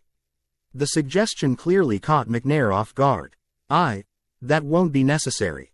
The committee's mandate doesn't include direct interaction with the subject." "On the contrary," Madame Bones countered. "Our mandate specifically includes comprehensive evaluation of the basilisk's nature and intentions." I believe Headmaster Dumbledore's suggestion has merit. Thus, despite McNair's obvious reluctance, the meeting reconvened an hour later in the Chamber of Secrets itself, the first official ministry delegation to enter the legendary space. Harry watched with satisfaction as the 3 representatives reacted to the chamber's grandeur and to Seraptus's imposing presence. Madame Bones maintained professional composure, though her eyebrows rose significantly at the basilisk's size. Dirk Cresswell appeared genuinely fascinated, notebook in hand. McNair alone showed visible discomfort, his hand straying repeatedly toward his wand despite Dumbledore's assurances of safety. The conversation that followed with Harry translating between Parseltongue and English, covered much of the same ground as the original interview but with Seraptis providing direct responses. The Basilisk displayed remarkable patience with repetitive questioning, its ancient wisdom evident in carefully measured answers that neither revealed too much nor seemed evasive. When McNair attempted to trap Seraptis with a leading question about Slytherin's views on Muggle-borns, the Basilisk's response was particularly illuminating. Salazar feared Muggle-borns not for their blood status but for their connections to Muggle society during an era of violent persecution. His concern was pragmatic, that family ties might compromise the school's secrecy and safety. This legitimate security consideration has been distorted over centuries into a simplified narrative of blood prejudice that overlooks historical context. As Harry translated this nuanced explanation, he noticed even Madame Bones seemed impressed by the sophisticated perspective. The meeting concluded with McNair clearly frustrated but unable to undermine Seraptis's credibility, while the other ministry representatives appeared genuinely enlightened by the exchange. The department will require time to process this information, Madame Bones announced as they prepared to depart. In the meantime, the current research arrangement may continue under Hogwarts supervision. She paused, then added directly to Harry, "Thank you, Mr. Potter, for facilitating this extraordinary dialogue. Your linguistic abilities have provided a unique window into magical history." As the ministry delegation left, Dumbledore remained behind with Harry and Seraptis, his expression thoughtful. "That went rather better than I anticipated," he admitted. Madame Bones, at least, seemed genuinely receptive to reconsidering historical assumptions about Slytherin's intentions. McNair wasn't, Harry noted. He seemed almost angry that Seraptis was so reasonable. Quote, "The executioner arrived with predetermined conclusions," Seraptis observed. "He seeks justification for destruction, not understanding." "Indeed," Dumbledore sighed. "Mr. McNair represents a faction within the ministry that views magical beings through a lens of control rather than coexistence. His appointment to this committee was political, Lucius Malfoy's influence at work." The mention of Malfoy reminded Harry of his concerns. "Professor, there's something else you should know. I've been sensing magical disturbances in the castle, dark energy concentrations that Seraptis confirmed. We think it might be connected to Voldemort somehow." Dumbledore's expression sharpened immediately. "Where have you detected these disturbances?" "The first-floor corridor primarily, though it seems to move. It feels wrong, like the magic is twisted or corrupted. It carries Tom Riddle's signature," Seraptis added when Harry translated. "Not his direct presence, but an object imbued with his essence. Something powerful enough to influence Hogwarts' ambient magic." The headmaster stroked his beard thoughtfully. "This aligns with certain concerns I've had since term began. The barrier incident at platform 9 3/4, for instance, suggested external magical interference. I think Lucius Malfoy might be involved," Harry ventured. "I saw him slip something into Ginny Weasley's cauldron at Diagon Alley. And Draco warned me his father was planning something regarding the chamber." "Most concerning," Dumbledore murmured. "I shall increase monitoring of magical anomalies throughout the castle. In the meantime, Harry, continue your observations but exercise extreme caution. If this is indeed connected to Voldemort, direct contact could be dangerous." As September gave way to October, the dual mysteries, the political maneuvering around Seraptis and the dark magical presence in the castle, continued to develop. The ministry interview resulted in a more balanced profit article about the Basilisk, Pr. Presenting Seraptis as a sentient magical being with legitimate historical significance rather than merely a dangerous creature. This shift in public narrative prompted a backlash from conservative factions. Lucius Malfoy gave an inflammatory interview questioning whether Potter's alleged Parseltongue abilities might allow him to command the Basilisk for unknown purposes, while suggesting Dumbledore was exploiting a child's unusual talents to legitimize historical revisionism. Within Hogwarts, student opinions about Seraptis divided largely along house lines. Ravenclaws approached the situation with academic interest, pestering Harry with detailed questions about basilisk physiology and magical properties. Hufflepuffs remained cautiously neutral, though they watched Harry with new wariness when he passed in corridors. Most Gryffindors supported Harry publicly while privately expressing amazement or concern about his Parseltongue ability. The Slytherins proved most complex in their reactions. Some, like Malfoy, displayed intense curiosity about their house founder's creation. Others seemed threatened by the revised historical narrative that challenged their family ideologies. ASM. All faction even appeared resentful that Harry Potter, a Gryffindor, had discovered Slytherin's chamber rather than one of their own. Draco Malfoy continued his campaign for access to the chamber, cornering Harry after potions one afternoon. "You promised, Potter," he reminded Harry. "I want to see the basilisk, hear its perspective directly." "It's complicated now," Harry replied. "With Ministry researchers and your father publicly questioning my relationship with Seraptus." "My father's politics aren't mine," Draco insisted, an unusual note of defiance in his voice. "At least, not automatically. I want to form my own judgment." After consulting with both Dumbledore and Seraptus, Harry reluctantly agreed to a supervised visit. On a Sunday evening in mid-October, he led Draco to Myrtle's bathroom, accompanied by Professor Snape, whose presence Dumbledore had required as a condition of approval. The head of Slytherin House had been conducting his own research visits to the chamber, Primar. Highly focused on Salazar's potions innovations documented in the Hidden Study. His relationship with Harry had evolved into a complex professional respect, though personal warmth remained notably absent. "Mr. Malfoy," Snape cautioned as they approached the entrance, "you will maintain absolute decorum in the presence of Slytherin's creation.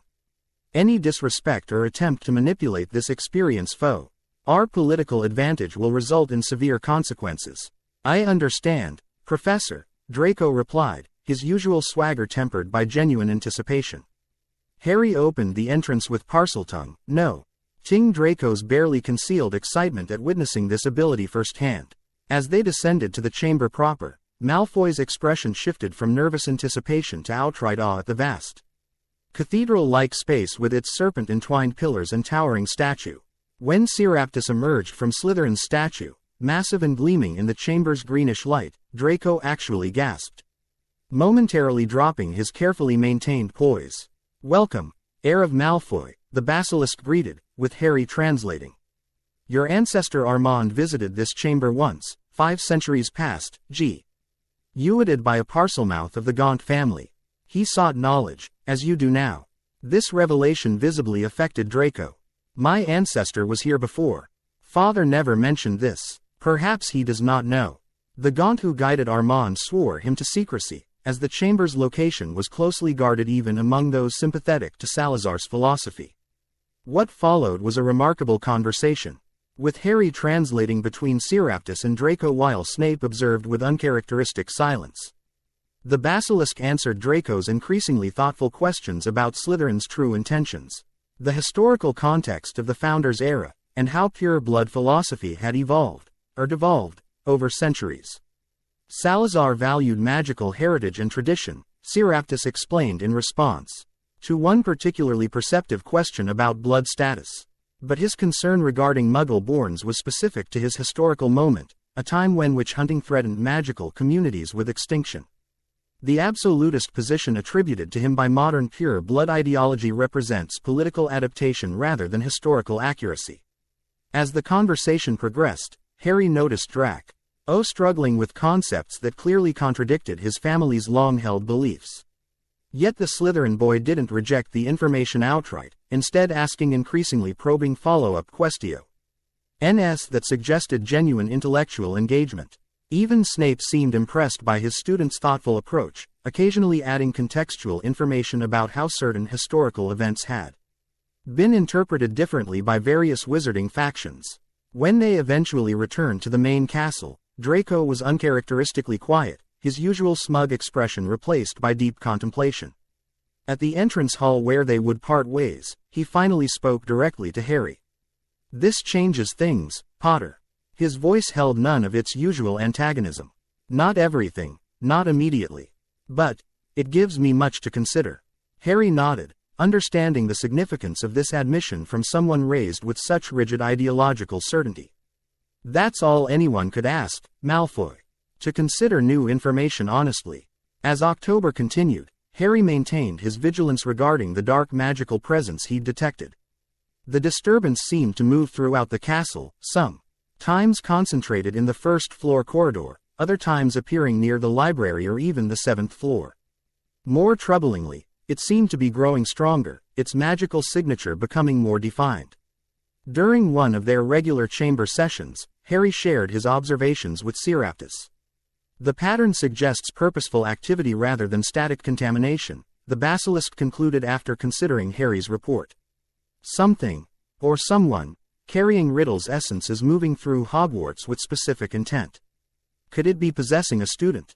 Harry asked, remembering Quirrell's fate the previous year. Possible, though possession typically creates a more diffuse magical signature. This feels more contained, as if Riddle's essence is bound within an object that someone carries. Before they could discuss further, an unexpected visitor arrived. Dumbledore, his expression grave as he descended the chamber's entrance stairway. Harry, Seraptis, he greeted them with uncharacteristic brevity. I apologize for interrupting, but there has been a development that concerns you both. The headmaster conjured a comfortable armchair with a casual flick of his wand and settled himself before explaining. The Board of Governors has called an emergency session for tomorrow evening. Lucius Malfoy has submitted a formal motion to address the Basilisk situation through ministry intervention. My sources indicate he has secured enough votes to potentially override Hogwarts' traditional autonomy in this matter. Harry felt a cold weight settle in his stomach. They want to take control of Seraptis. Or worse, Dumbledore confirmed soberly. The Committee for the Disposal of Dangerous Creatures has prepared documentation classifying basilisks as inherently dangerous regardless of individual characteristics or demonstrated intelligence. If approved by the board, this classification would mandate, he hesitated, glancing at the massive serpent. My destruction, Seraptis completed calmly. Political machinations reach their inevitable conclusion. I won't let that happen, Harry stated firmly. Seraptis is intelligent, peaceful, historically significant. They can't just execute a sentient being because of its species. I agree completely, Dumbledore assured him. And I am implementing several countermeasures. Madame Bones has been extraordinarily helpful in this regard, as has Augusta Longbottom. However, we must prepare for all contingencies. What do you propose, Headmaster? Seraptis inquired when Harry translated. First, we must accelerate documentation of Slytherin's study and your historical knowledge. Establishing your irreplaceable academic value may sway those board members motivated by prestige rather than ideology. Dumbledore turned to Harry. Second, I believe a direct appeal from you, as the only person capable of communicating with Seraptis, might prove persuasive to the board. Your unique perspective on the basilisk's nature and intentions carries considerable weight. You want me to speak at the board meeting? Harry asked, surprised. Indeed, your testimony about Seraptis saving your life from Quirrell Voldemort last year, combined with your ongoing educational relationship, presents a compelling narrative that transcends political positioning. Harry agreed immediately, though the prospect of addressing the powerful Board of Governors made his stomach churn. Seraptis, sensing his apprehension, offered reassurance. Speak from experience, young speaker. Your direct knowledge carries authenticity that political arguments cannot match. The following evening found Harry in formal school robes, waiting outside the large meeting room on Hogwarts' 3rd floor where the Board of Governors had convened. Through the heavy oak doors, he could hear raised voices, Lucius Malfoy's smooth, aristocratic tones contrasting with Dumbledore's calm but firm responses. When finally invited inside, Harry entered a chamber he'd never visited before. 12 witches and wizards of varying ages sat around a large circular table, with Dumbledore standing at one end and Lucius Malfoy at the other. Ministry representatives, including the unpleasant McNair, occupied chairs along the wall. Mr. Potter, began an elderly witch Harry recognized as Augusta Longbottom, Neville's formidable grandmother. The board appreciates your willingness to provide testimony regarding the basilisk known as Seraptis. Please understand this is an unprecedented situation requiring careful consideration of safety, historical significance, and educational mandate. Harry nodded respectfully. I understand, Madame Longbottom. Then please share your perspective on this creature and why you believe standard ministry classification and handling protocols should not apply.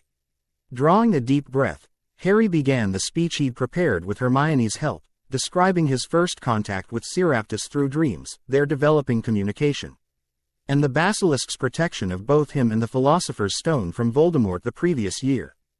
Seraptus was created by Salazar Slytherin as Hogwarts' protector, not as a weapon against students, he emphasized.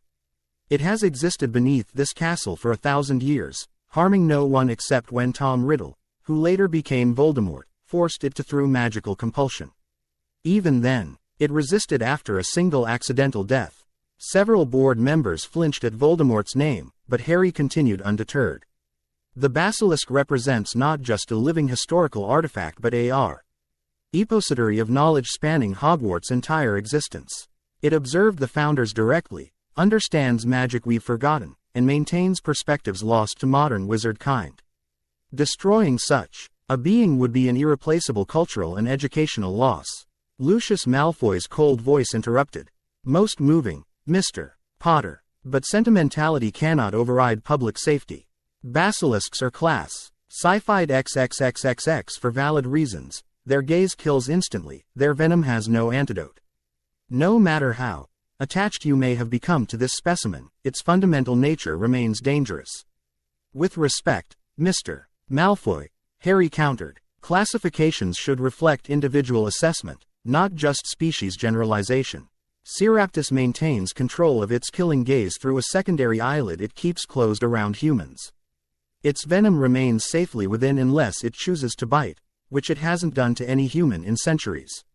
Augusta Longbottom nodded approvingly at this logical argument, while other board members exchanged thoughtful glances. Furthermore, Harry continued, magical beings shouldn't be judged solely on potential danger but on demonstrated behavior and intelligence. By that standard, Seraptus has proven itself a guardian, not a threat. The debate continued for nearly 2 hours, with Harry answering increasingly technical questions about basilisk behavior, magical capabilities, and his own Parseltongue communication. Throughout, he maintained the calm dignity Seraptus had advised, never showing frustration even when McNair attempted to provoke him with insinuations about Parselmouth's dark affiliations. Finally, Augusta Longbottom called for a vote on Lucius Malfoy's motion to place Seraptus under ministry control. Harry held his breath as hands raised around the table, 5-4, 6 against. With one abstention, the motion failed. The board recognizes Hogwarts' traditional autonomy regarding magical artifacts and beings contained within its grounds, Madame Longbottom announced formally. The basilisk known as Seraptus will remain under Headmaster Dumbledore's jurisdiction, with continued research access granted to approved ministry personnel. This decision may be revisited should safety concerns materialize. The relief Harry felt must have shown on his face, for Dumbledore gave him a subtle nod of approval and gratitude. Lucius Malfoy, however, appeared coldly furious despite maintaining a veneer of aristocratic composure. The board may regret this decision, Malfoy stated ominously as the meeting concluded. Some dangers reveal themselves only after prevention becomes impossible. As Harry departed the meeting room, he found Draco waiting in a nearby corridor, his expression conflicted. Father won't accept this defeat, the Slytherin boy warned quietly. He has other approaches planned. Regarding Seraptus, Harry asked. Regarding everything. The basilisk, Dumbledore, Slytherin's legacy. Draco hesitated, then added. Be particularly careful around Halloween. I've overheard things. Before Harry could press for details, Draco walked away, the warning hanging between them like an unfinished spell. The following days brought an uneasy calm. The prophet reported the board's decision with surprising neutrality, suggesting Madame Bones's influence in moderating the ministry's official stance. Research continued in the chamber under controlled conditions, with selected scholars documenting Slytherin's study contents and conducting respectful interviews with Seraptus through Harry's translation. Yet beneath this surface normalcy, Harry sensed the dark presence growing stronger within the castle. His magical sensitivity, enhanced through Seraptus's training, detected increasingly concentrated pockets of malevolent energy, particularly around first-year students. Most concerning was his repeated sensing of this darkness near Ginny Weasley, who had grown noticeably pale and withdrawn since term began. When he shared these observations with Ron and Hermione, they agreed to watch Ginny more carefully. She has been acting strangely, Ron admitted. I thought it was just first-year nerves, but she barely talks anymore, even to me. And she's always writing in this diary she carries everywhere. Diary. Harry's instincts sharpened. When did she get it? Must have been before term started. I never saw it at home over summer. The timing aligned perfectly with Harry's memory of Lucius Malfoy slipping something into Ginny's cauldron at Flourish and Blotts. Could a diary be the dark object he'd sensed? How could a simple diary carry Voldemort's magical signature? Before Harry could investigate further, Halloween arrived, the day Draco had specifically warned about. The castle was festively decorated with floating pumpkins, live bats, and orange streamers, creating a celebratory atmosphere that contrasted sharply with Harry's growing sense of foreboding. During the Halloween feast, Harry noticed Ginny's absence from the Gryffindor table. When he mentioned this to Ron, the redhead shrugged it off. Probably in the library. She's been disappearing a lot lately. But Harry's instincts wouldn't let him dismiss it. Excusing himself from the feast, he slipped away to check the library, finding it empty except for Madame Pant's organizing reference texts. His magical senses prickling with warning, Harry began systematically checking corridors, extending his awareness to detect that now familiar dark energy signature. He found it on the second floor, stronger than ever, concentrated near Moaning Myrtle's bathroom. Heart racing, Harry approached cautiously, wand drawn. The corridor was deserted and oddly silent. Then he saw it, foot-high words painted on the wall between two windows, gleaming wetly in the torchlight. The Chamber of Secrets has been opened.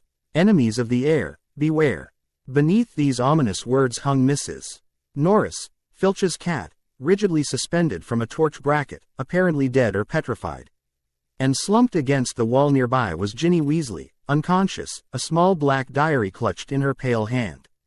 The dark energy Harry had been tracking now pulsed visibly around the diary, at least to his magically sensitive perception, forming tendrils that connected to Ginny like parasitic vines. Without thinking, Harry lunged forward to separate the diary from her grasp, hoping to break whatever connection had formed. The moment his fingers touched the black cover, searing pain shot through his scar. Images flashed through his mind, a handsome teenage boy with a prefect badge, standing in the Chamber of Secrets, Seraptus, younger and more aggressive, eyes fully open, Myrtle's body lying on a bathroom floor. The same handsome boy, older now, performing a ritual with a gleaming knife in the diary.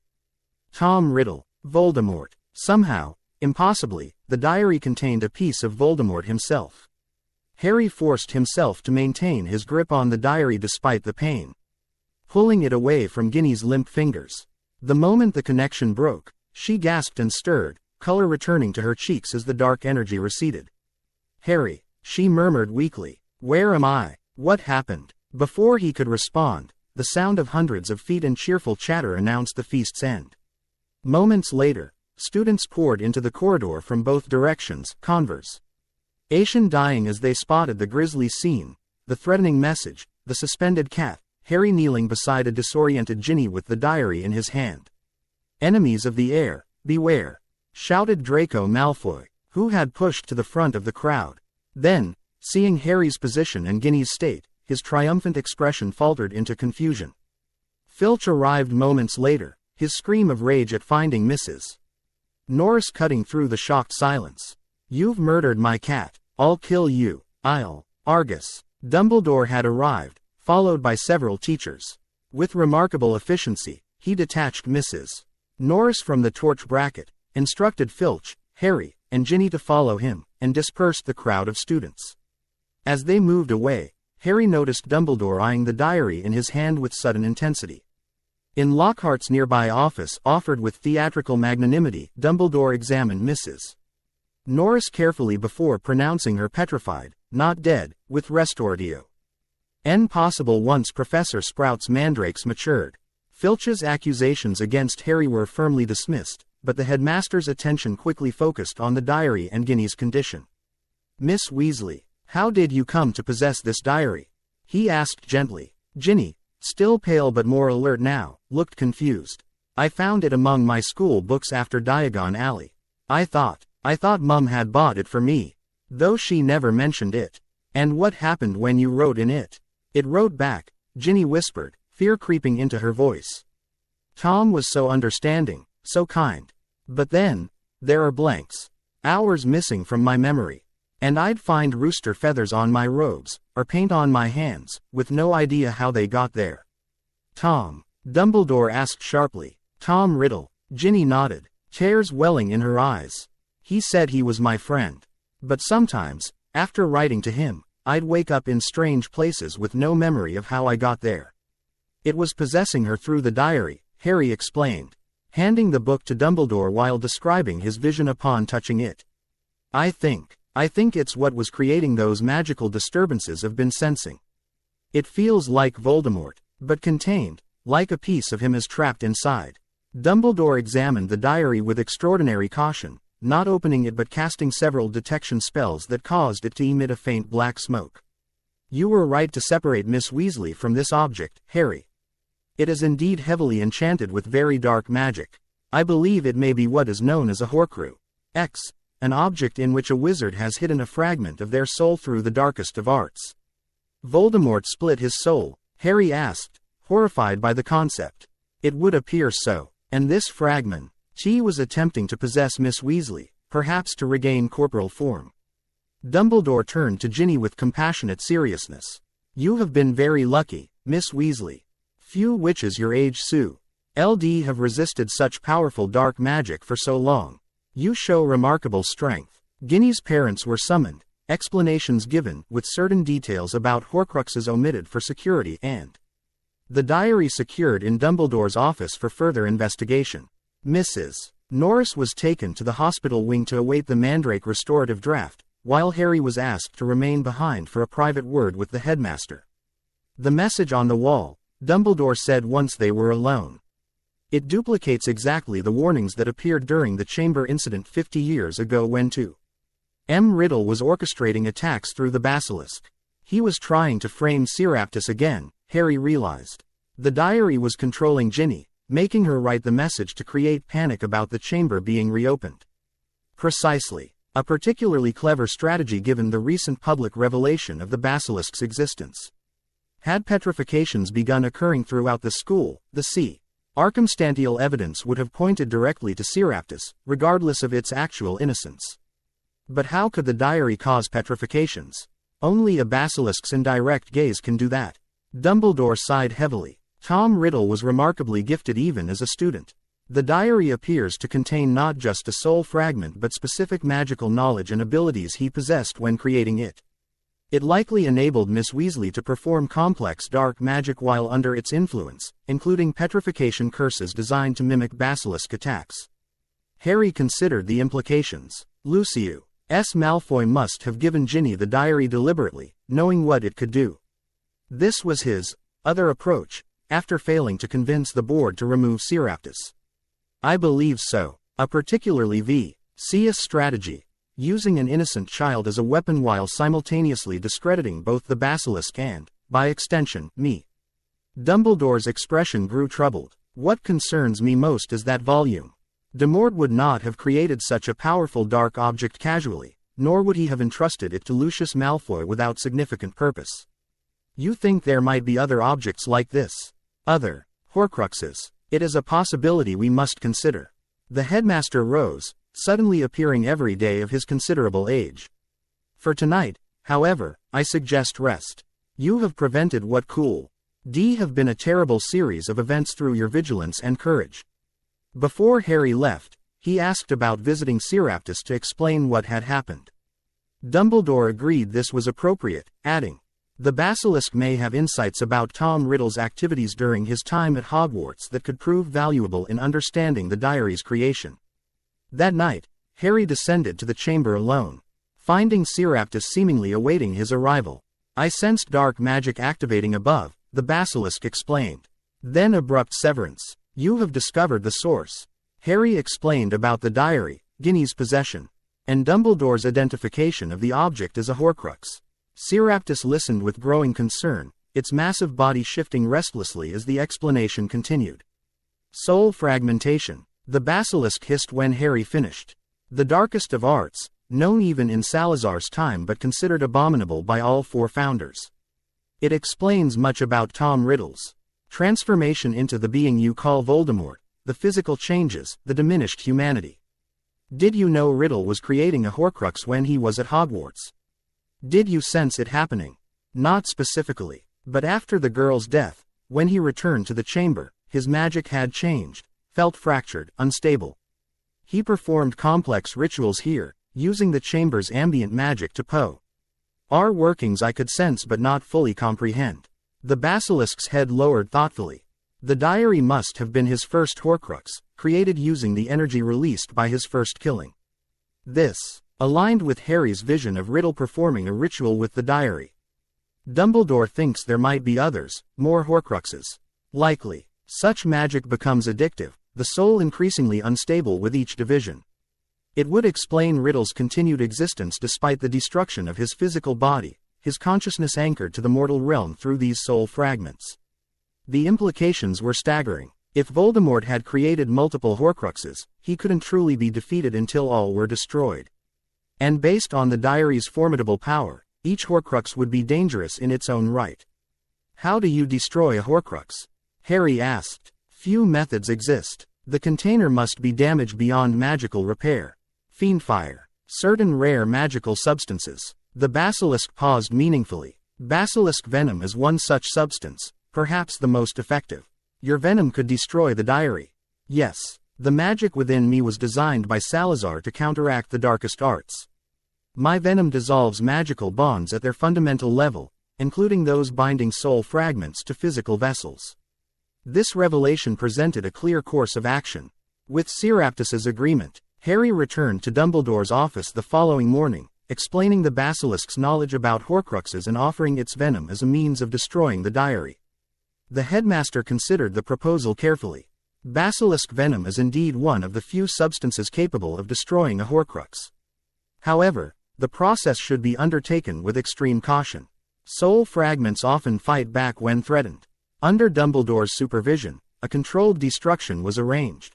The diary was brought to the Chamber of Secrets, placed on the stone floor, and Seraptus was invited to deliver a single precise fang puncture to its cover. The moment the venom made contact, the diary emitted a terrible scream. Black ink poured from its pages like blood, forming a puddle that bubbled and steamed. A ghostly apparition of the teenage Tom Riddle began to form above it, handsome features twisting in rage before dissolving as the diary's magic collapsed. Remarkable, Dumbledore murmured as the destruction completed. One piece of Voldemort's fractured soul eliminated. Though I fear there may be more to find. The Horcrux's destruction marked a turning point in the unfolding story of Slytherin's legacy. With the diary gone and Ginny recovering under Madame Pomfrey's care, attention returned to the broader implications of Seraptus's existence and the revised understanding of Salazar Slytherin's intentions. In the weeks that followed, several significant developments occurred. Lucius Malfoy was quietly removed from the Hogwarts Board of Governors after Dumbledore presented evidence, though not the diary itself, suggesting his involvement in the plot to discredit Seraptus. Though insufficient for criminal charges, the political embarrassment forced his resignation. More surprisingly, Draco Malfoy requested another visit to the chamber, this time bringing select Slytherin prefects with him. The carefully supervised meeting with Seraptus began a gradual but meaningful shift in how Slytherin House viewed its founder's legacy. While not all students accepted the revised historical narrative, many found their certainties questioned by direct conversation with Salazar's creation. It's creating quite the philosophical crisis in our common room, Draco admitted to Harry after one such visit. Centuries of family doctrine challenged by primary historical evidence. Some are adapting their views. Others are doubling down on blood supremacy regardless of Slytherin's actual intentions. Change doesn't happen overnight, Harry acknowledged, impressed by Malfoy's increasingly nuanced perspective. No, but it happens. My father refuses to discuss the matter at all now, which tells me Seraptus has undermined assumptions he can't defend but won't abandon. The ministry's stance evolved as well. With Madame Bones's support, the Department for the Regulation and Control of Magical Creatures created a unique classification for Seraptus, historical magical being of exceptional significance, exempting the basilisk from standard XXXXX creature protocols while acknowledging its potential danger if mishandled. This official recognition allowed for expanded research access under Hogwarts supervision. Scholars from across Europe began applying for permission to study both Seraptis itself and Slytherin's preserved library, with Dumbledore carefully vetting applications to prevent exploitation. For Harry, these political developments remained secondary to his ongoing magical education. With the immediate threat of the diary eliminated, he resumed regular sessions with Seraptis, advancing to more complex magical theory and practical applications. "You have progressed remarkably since our first meeting," the Basilisk observed during a December session. "Your magical core has stabilized. Your control refined, your understanding deepened beyond what most adult wizards achieve."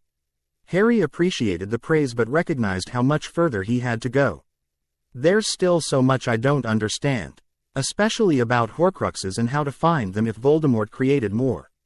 That knowledge will come in time. For now, focus on developing your fundamental abilities. Combat skills, protective magic, detection techniques. These serve multiple purposes beyond hunting dark artifacts." As the Christmas holiday approached, bringing snow-covered grounds and festive decorations throughout the castle, Harry reflected on how dramatically his understanding of Slytherin's legacy had evolved. What began as dream connections with a mysterious serpent had expanded into a movement redefining historical narratives, challenging political structures, and preparing for an extended conflict with Voldemort's fractured existence. More personally, his relationship with Seraptis Ha.D. matured from student mentor to something approaching partnership. The Basilisk still possessed vastly greater knowledge and magical understanding, but increasingly treated Harry as a collaborator rather than merely a pupil. On the final evening before most students departed for Christmas break, Harry found himself in Dumbledore's office, invited for an end-of-term discussion about recent events. The revelation of Voldemort's Horcrux changes our understanding of what lies ahead, the headmaster explained soberly. If Tom created multiple soul anchors, our conflict extends beyond defeating a dark wizard to identifying and destroying objects that may be scattered worldwide. Seraptis thinks the diary was probably his first, Harry shared. Created using Myrtle's death when Riddle was still at Hogwarts. A reasonable assessment. The question becomes how many more he created subsequently, and where they might be hidden. Dumbledore sighed deeply. "I have begun researching Tom's movements after leaving Hogwarts, seeking patterns that might suggest locations or objects of significance to him." "Will you be working on this over the holiday?" Harry asked. "Indeed. I have arranged meet-NGs with several individuals who encountered Tom during his years abroad. Their memories may provide valuable clues." The headmaster's blue eyes twinkled momentarily. "Meanwhile, I understand you've accepted the Weasleys' invitation to spend Christmas at the Burrow." Harry nodded, grateful for the opportunity to avoid Privet Drive during the holiday. "Mrs. Weasley insisted after everything that happened with Ginny. She wants to thank me properly. A wonderful family, the Weasleys." Dumbledore smiled warmly. "Before you depart, I wanted to acknowledge how instrumental you've been in navigating this extraordinary year. Your connection with Seraptis has facilitated a historical reevaluation that extends far beyond Hogwarts walls." "It wasn't just me," Harry demurred. "Seraptis deserves the credit for preserving Slytherin's true legacy all these centuries." "True, but legacy requires interpretation. Without your willingness to listen, to question assumptions, to serve as bridge between worlds, Seraptis might remain misunderstood despite emerging from secrecy." This perspective hadn't occurred to Harry, that his role went beyond mere translation to active cultural interpretation. It added dead weight to his responsibility but also deepened his commitment to ensuring Slytherin's legacy was properly understood. As winter settled over Hogwarts and students departed for their holiday celebrations, the Chamber of Secrets remained a focal point of academic activity. Approved researchers continued their careful documentation of Slytherin's study, while Seraptis provided historical context that filled gaps in wizarding knowledge. For Harry, departing for the Burrow with Ron didn't mean losing contact with his Serpentine mentor. Their dream connection would continue regardless of physical distance, allowing ongoing education even during the break. The year had brought extraordinary revelations about Slytherin's true intentions, about Voldemort's methods of achieving immortality, the political structures that perpetuated historical misinterpretations. Yet Harry sensed they had only scratched the surface of what lay ahead. Slytherin's legacy was being reclaimed and reinterpreted, challenging centuries of assumption and prejudice. But Voldemort's legacy, the fractured soul pieces hidden in unknown Horcruxes, remained a looming threat that would require all their combined knowledge and abilities to counter. As the Hogwarts Express carried students homeward through snow-covered countryside, Harry gazed out the window, contemplating these parallel legacies, one being restored to its rightful understanding, the other representing darkness they had only begun to comprehend. The journey ahead would not be simple, but with Seraptus's ancient wisdom, Dumbledore's guidance, and his growing circle of allies, Harry felt better prepared for whatever challenges awaited. Slytherin's true heir was not defined by blood but by understanding and purpose, a lesson that would shape not just Harry's path but potentially the future of the entire wizarding world. Chapter 5 End. Chapter 6. The Awakening. The Department of Mysteries had always been a place of whispers and shadows, its labyrinthine corridors designed to disorient visitors and protect the secrets contained within. Unspeakable Croaker moved with practiced efficiency through this magical maze, his gray robes blending with the dim lighting as he approached a heavily warded door that few within the ministry even knew existed. 3 complex wand movements, a whispered incantation in Proto-Celtic, and a drop of his own blood opened the chamber beyond, the Hall of Prophecies. Row upon row of dusty glass orbs stretched into the darkness, each containing a prediction recorded and preserved by the department's enchantments. Croaker proceeded to shelf 97, row 53, where a particular prophecy had rested undisturbed for nearly 13 years. Except tonight, the small label reading, SPT to APWBD Dark Lord N. Harry Potter, was illuminated with an ethereal blue glow. Most unusual, he murmured, examining the phenomenon without touching the orb. Prophecies typically remained dormant until claimed by those they concerned. This activation suggested something fundamental had changed in the relationship between the prophecy's subjects. As he recorded his observations in a department logbook, another unspeakable entered, Augustus Rookwood, a thin man with pockmarked skin. Second anomalous event this week, Rookwood commented, eyeing the glowing prophecy. First the soul echo readings, now this. Connected, perhaps, Croaker suggested, closing his logbook. The quantum entanglement between Potter and you-know-who has been showing increased instability since the Horcrux destruction at Hogwarts. The minister is demanding updates. The Daily Prophet's coverage of the Basilisk Guardian has put political pressure on the department to provide explanations. Croaker snorted derisively. Politics. As if cosmic magical phenomena care about Fudge's approval ratings. Nevertheless, Rookwood insisted, something is happening. The magical resonance patterns are shifting. The old equilibrium is breaking down. Both unspeakables regarded the glowing prophecy with professional fascination tinged with unease. Neither noticed the almost imperceptible darkening of Rookwood's eyes as he studied the orb, nor the subtle tremor in his left hand, signs of an influence reaching through carefully constructed mental barriers. Far away, in a decrepit manor house in Little Hangleton, what remained of Lord Voldemort sensed the prophecy's activation through his unwitting servant's eyes. Though weakened and formless, the Dark Lord recognized the significance. The game was changing, pieces repositioning themselves on the cosmic chessboard. The boy's discovery of his first Horcrux had altered the magical balance between them. The ancient basilisk's emergence had introduced an unforeseen variable. But Voldemort had always been adaptable, his contingencies having contingencies. Wormtail, he called, his high, cold voice barely more than a whisper. A balding, rat-like man scurried forward, trembling. Yes, my lord, it is time to accelerate our plans. The Potter boy grows stronger. We can wait no longer. But master, the ritual requires specific timing, the solstice. I am aware of the requirements, Wormtail. Voldemort cut him off. But circumstances have changed. We must adapt accordingly. The dark wraith that contained his consciousness shifted in its makeshift vessel. Send word to our friend at Hogwarts. Events must be set in motion immediately. Yes, my lord, at once. As Pettigrew hurried away, Voldemort's thoughts turned to the changes he sensed in his young enemy. The boy was developing in unexpected ways, his magic maturing too quickly, his understanding deepening beyond what should be possible for a child his age. The basilisk's influence, no doubt. Slytherin's ancient guardian, turning against its true master to mentor the Potter boy instead. A temporary setback, but one that required adjustment to his strategies. No matter. The prophecies activati. On confirmed what he had suspected. Their confrontation was inevitable, accelerating toward a final convergence. And this time, he would be prepared. Let the boy learn from the basilisk. Let him grow in power and confidence. In the end, it would make his breaking all the more satisfying. Spring came to Hogwarts with unexpected warmth, melting the last stubborn patches of snow and coaxing early blossoms from the grounds. Students shed their heavy winter cloaks, studying beneath spreading oak trees or skipping stones across the Great Lake's glassy surface. After the darkness of winter and the tension surrounding the diary incident, the castle seemed to exhale collectively into the season's renewal.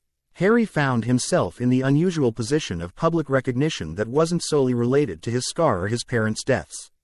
The revelation of his role in destroying Riddle's diary and saving Ginny Weasley had transformed him from the boy who lived to something more substantial in his fellow students' estimation. Even his Parseltongue ability, initially viewed with suspicion, had become accepted as the necessary channel of communication with Seraptis, whose existence was now incorporated into Hogwarts' complex identity. Strange how quickly people adapt, he commented to Hermione as they walked the shore of the Great Lake during a free period. 6 months ago, everyone thought R.S. Elmouths were evil and basilisks were monsters. Now it's just normal. People's capacity for normalization is remarkable, Hermione agreed. Though I wouldn't say everything's been completely accepted. There's still significant political resistance to the historical revisions about Slytherin. This was true. Despite the growing academic consensus about Salazar Slytherin's true intentions, conservative factions continued fighting what they termed Dumbledore's revisionist agenda. The Daily Prophet published regular opinion pieces from traditional pure-blood families asserting that, Sentu, rise of wizarding understanding can't be overturned by a single magical creature's testimony. I expected that, Harry acknowledged. People don't abandon beliefs easily, especially when those beliefs support their social position. Hermione gave him a curious look. You've changed too, you know. The way you analyze situations, consider multiple perspectives. It's very mature. Harry smiled slightly. Spending time with a 1,000-year-old magical being gives you a different sense of time and perspective. Seraptis has seen civilizations rise and fall, magical theories come and go. It makes today's politics seem rather temporary.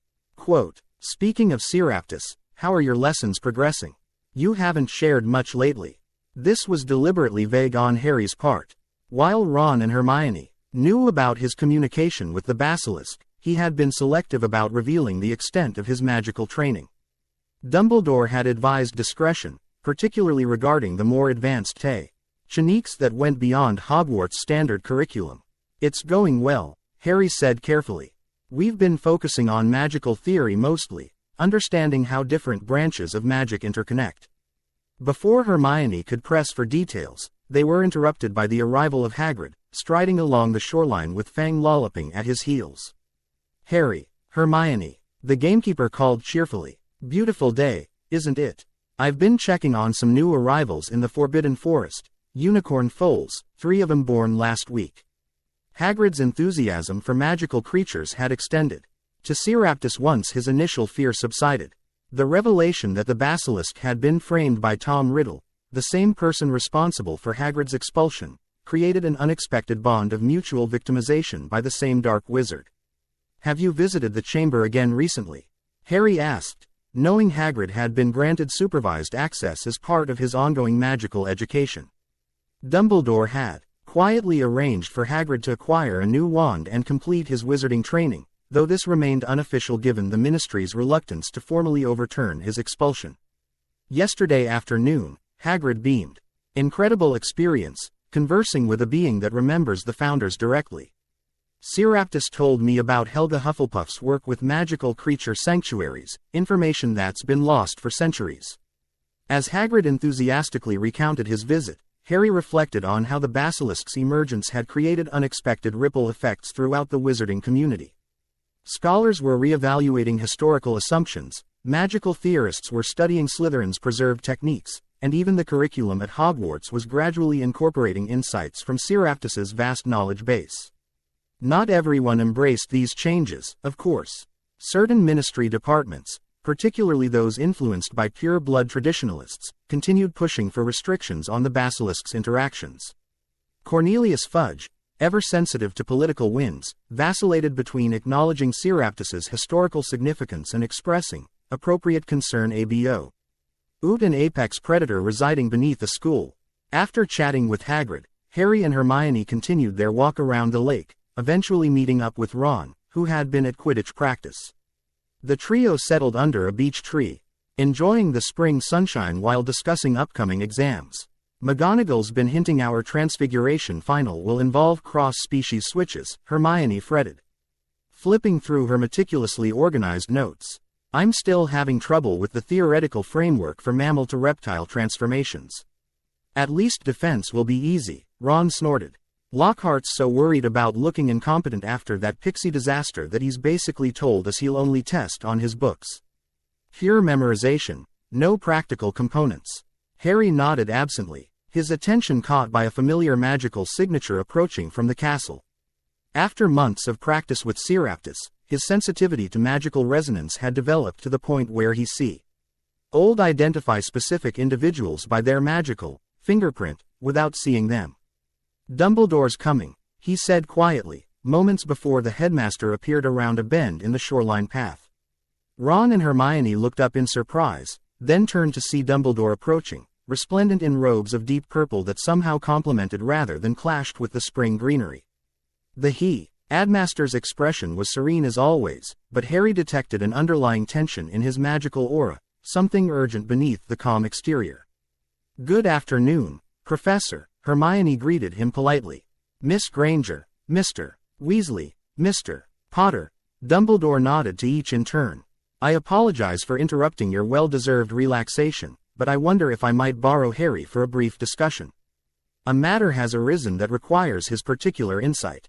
Harry exchanged glances with his friends, who nodded understandingly.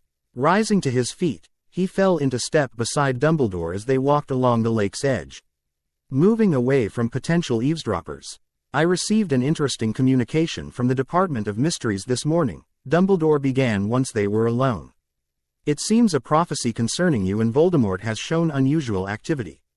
A prophecy? Harry asked, surprised. About me, indeed. Made shortly before your birth, it was this prophecy that originally led Voldemort to target your family. Dumbledore's expression grew somber. I had intended to discuss this with you when you were older, but recent developments suggest time may be shorter than anticipated.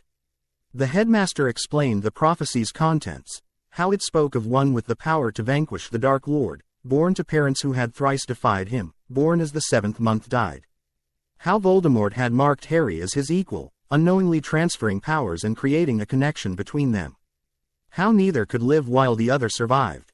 The department's unspeakables report that this prophecy has begun glowing of its own accord, a phenomenon they've never previously documented. They believe it indicates an acceleration of fate's timeline, possibly triggered by your destruction of the Diary Horcrux. Harry absorbed this information with outward calm, though his mind raced with implications. So I'm destined to face Voldemort regardless of what we do. It's predetermined. Prophecy is a mysterious branch of magic, Dumbledore replied carefully. It identifies possibilities rather than inevitabilities. By acting on the prophecy's partial information, Voldemort himself created the circumstances that fulfill it. Had he ignored it entirely, perhaps events would have unfolded differently. But now that he's acted, we're locked into this path. Not locked, Oot certainly guided toward an intersection point. Your paths are drawn toward each other by forces beyond simple chance.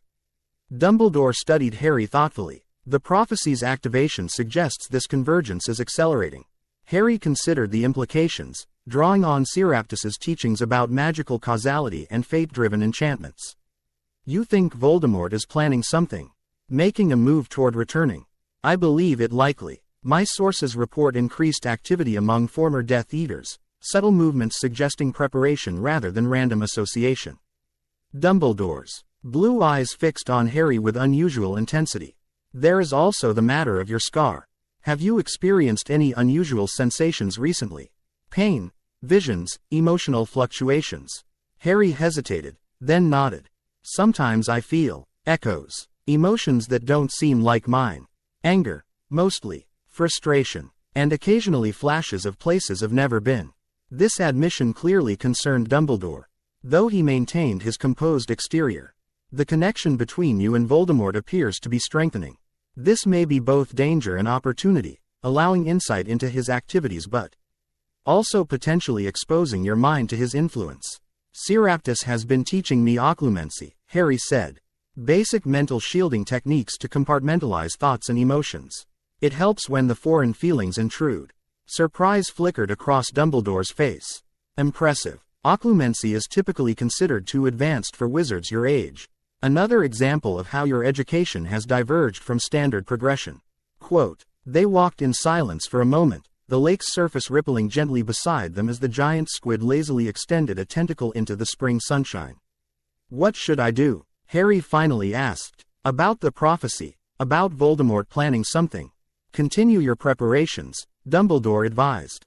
Your studies with Seraptus, your conventional magical education, your friendships. All are valuable components of the strength you're building. The headmaster paused before adding, I believe we should also accelerate our investigation into additional Horcruxes. The diary's destruction has likely made Voldemort aware that his secret has been discovered. Where do we start? We don't know how many he made or what they might be. I have been pursuing several avenues of research, collecting memories from those who knew Tom Riddle at various points in his life. Dumbledore's expression grew thoughtful. If you're willing, I would value your participation in reviewing these memories. Your unique connection with Voldemort might allow you to perceive patterns or significance I would miss. Harry agreed immediately, recognizing both the strategic value and the implicit acknowledgement of his growing maturity. Dumbledore was no longer treating him solely as a student to be protected, but as an active participant in the conflict ahead. There is one more matter, Dumbledore added as they turned back toward the castle. The Ministry has formally requested to register Seraptus under the Magical Being Census Act. While superficially administrative, this represents a significant legal precedent, acknowledging a basilisk as a being with legal standing rather than a beast to be regulated. That sounds positive, Harry noted cautiously. What's the catch? Dumbledore's eyes twinkled at Harry's political awareness. Indeed, the catch, as you put it, is that registration would grant certain rights but also impose specific restrictions on Seraptus's activities. Most concerning is the requirement for ministry-approved monitoring of all interactions with minors, which would affect your private educational sessions. They want to control what Seraptus teaches me. Harry translated. Precisely. I have delayed responding to this request through various bureaucratic mechanisms, but a definitive answer will eventually be required. Dumbledore sighed. Politics and prophecy, two forms of divination equally murky and subject to interpretation. As they reached the castle steps, Dumbledore suggested they meet that evening to begin reviewing memories related to Voldemort's potential Horcruxes. Harry agreed, his mind already analyzing the multiple threads of complication weaving together, the prophecy's activation, Voldemort's apparent planning, the Ministry's attempts to regulate Seraptus, and the ongoing political battle over Slytherin's legacy. The peaceful spring afternoon suddenly felt like the deceptive calm before a gathering storm. That night, Harry descended to the Chamber of Secrets, moving through the familiar passage with practiced ease. The vast space had changed subtly since its discovery, magical lighting enchantment supplementing the original greenish glow, research equipment carefully organized along one wall, and a comfortable sitting area created near Slytherin's statue for extended conversations with visiting scholars. Seraptus emerged from the statue's mouth as Harry approached, its massive form still awe-inspiring despite their long acquaintance. Young speaker, the basilisk greeted him. Your magical signature carries tension tonight. Harry settled cross-legged in his usual spot, relaying his conversation with Dumbledore, the prophecy's activation, the suspected Death Eater movements, and the Ministry's registration request. Seraptus listened without interruption, its huge body coiled comfortably around the chamber's perimeter. Prophecies are dangerous tools, it observed when Harry finished. They show possible paths but encourage participants to force specific interpretations, creating self-fulfilling outcomes. So you don't think it's predetermined that I have to face Voldemort? All beings face destiny, young speaker. But destiny resembles a river delta more